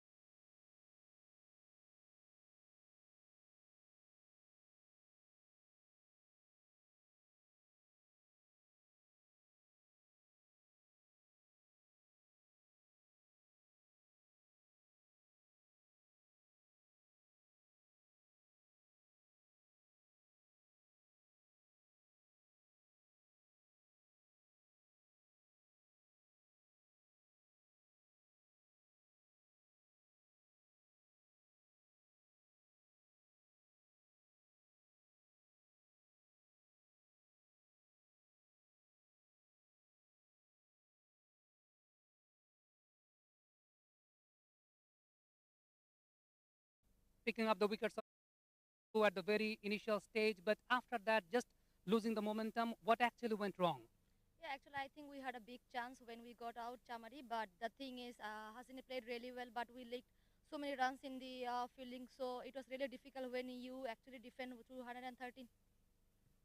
What's your thought about the wicket? On the previous occasions, we saw the wicket playing its part in the second innings. The spinners are purchasing ample amount of turns. The ball was not that much holding the line, but today the wicket played a different role.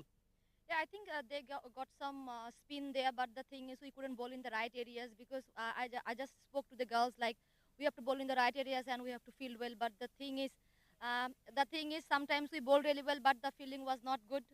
So I think there are a lot of things that we should learn on from this, and looking forward for the T20 series. What are the positives you are taking away from this series? So especially I think few individual players who actually bowled well and batted really well. Especially I think Nahida bowled really well in the last two games. Rabia was there. I guess ऋतुमणि started really well for us each and every game. And especially better Sobhana was a bit of consistent, and I think Shubhta batted really well. Thank you so much, Nigar. Thanks for being so sportive. Ladies and gentlemen, that was captain of Bangladesh, Ms. Nigar Sultanajyoti. Now we have got a couple of awards to be presented, and those awards will be handed over by Ms. Rashna Imam, Chairperson, Women's Wing, Bangladesh Cricket Board, and Honorable Director of Bangladesh Cricket Board. Thank you so much, ma'am, for your presence. Now we have a couple of big performances throughout this match in the virtual final. Shobhana Mustari scoring 74 odd runs, ensuring 213, a decent enough total for Bangladesh on the board, but it was none other than 𝗂𝗃 𝗃𝗃 scoring 95 odd runs, getting the Player of the Match award. I'd like to request Ms. Rashna Imam, Chairperson, Women's Wing, Bangladesh Cricket Board, handling over the Player of the Match award to Ms. 𝗂𝗃 𝗃𝗃 scoring 95 odd runs, ensuring the victory over Bangladesh. 𝗂𝗃, just a bit of chat. Disappointed of missing out the century at the last? Yes, disappointed, but we won the game in the end. Definitely, it's always very good to be on the winning side. You've had a roller coaster ride throughout the series. First you came as a captain, then your team lost the game, but after that you bounced back. Talking about this particular match, at the very early stage, you just lost your partner Chamriyatapa to the big fish. But after that, you bounced back really nice, maintaining a big partnership with Himesh Adulani. What was the conversation going on by then? We communicated well in the middle, I think. We just wanted to bat through the innings as far as we can. So just rotate in the strike. And I think Himesh also helped very well. Happy the way you are batting right now, scoring a 50 against West Indies, now near to get 100 against Bangladesh. Happy the way you are shaping up now? Yeah, I am very happy to contribute to my team, and hopefully we'll continue this. Thank you so much, Ms. 𝗂𝗃 𝗃𝗃. Very much soft-spoken, but with the bat, she's been very much prominent to ensure the victory of Sri Lanka. Right now, the big award, it's the Player of the Series award. We have got a lot of performances in this entire series featuring both the teams. We have seen Rabia Khan in the very first game picking up 3 maidens, ऋतुमणि picking up 3 wickets, Nigar Sultanajyoti scoring a half century, and today she scored another 40. Shobhana Mustari has been very much prominent throughout the series, but it's a token of appreciation for the young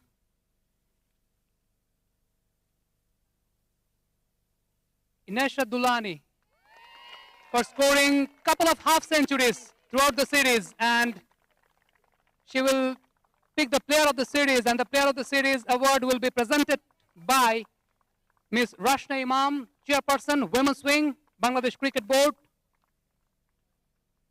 Just a few words. Okay, the interpreter 𝗂𝗃 𝗃𝗃 comes in. Himesh, it's just your 7th ODI, and before the series, did you ever thought that you might get the Player of the Series?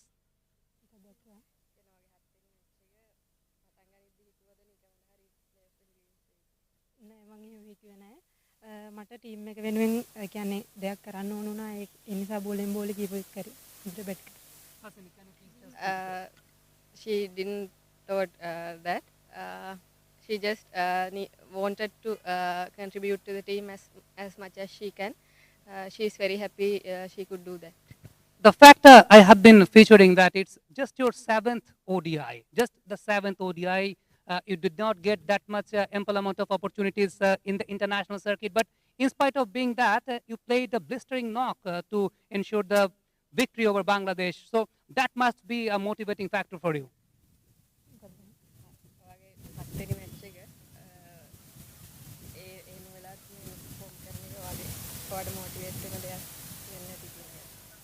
ඔව් ඇත්තටම මේ කලින් ඉනින් එකේ මේ fail වුණාට මට ඕනුනේ මේක ආය අලුතෙන් පටන් ගන්න.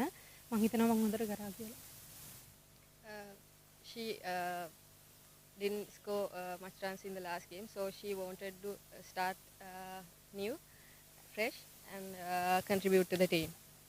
Okay, thank you so much. Thank you so much, Imesh, and thank you so much once again, 𝗂𝗂𝗃𝗃, for playing the dual role. Right now, I'd like to request the winning captain, Ms. Chamari Athapattu, to please come forward and have a few words.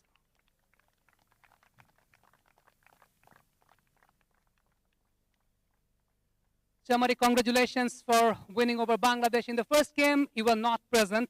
Sri Lanka lost the game. You came in the side. Sri Lanka bounced back. So what's the tonic of winning?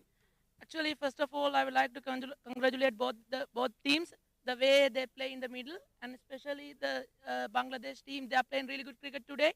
And the last two games as well, they improved a lot. I saw their talent. And yeah, our team bounced back after first loss. Yeah, I know our girls' potential. We have good experienced players and some good young talent as well. So we are playing our best cricket today. And I hope we can continue this performance in T20 series as well. Now, talking about your batting lineup, every time when it's necessary, everyone just showing their character. You must be proud of your batting order, and also the young Imesh Adulani playing just her 7th ODI and just exposing herself into the international side. Exactly, the way she played today is amazing, and the last game, first game as well. And special thanks go to Sri Lanka cricket and the selectors. They have picked very young players in this team, and they are playing really good. These positive things is really important for women's cricket in Sri Lanka. I hope these girls playing their best cricket in future as well. Back-to-back 2 series wins, one over West Indies, one over Bangladesh, and both of them have been the away series so far. So Sri Lankan women's cricket are in good hands? Yeah, definitely we are in good hands, and we have good domestic structures as well. And a lot of young talent coming through this domestic structure. And I hope we can build good team in future. And World Cup is coming up. Our main focus in World Cup. Before that, we have Bangladesh series. Now we focus on this series, and I hope we can play in our best cricket in World Cup as well. Thank you so much, Chamari Athapattu. Thank you so much for being so positive and so much sporting. Right now, that is the moment for you to lift up the trophy, and the trophy, the champion trophy, will be handed over by Ms. Rashna Imam, Chairperson, Women's Wing, Bangladesh Cricket Board. The golden trophy of this particular series is handed over by Ms. Rashna Imam, Chairperson, Women's Wing, Bangladesh Cricket Board. And that is your moment, Chamari. Enjoy your moment with your team. So that concludes the post-match presentation.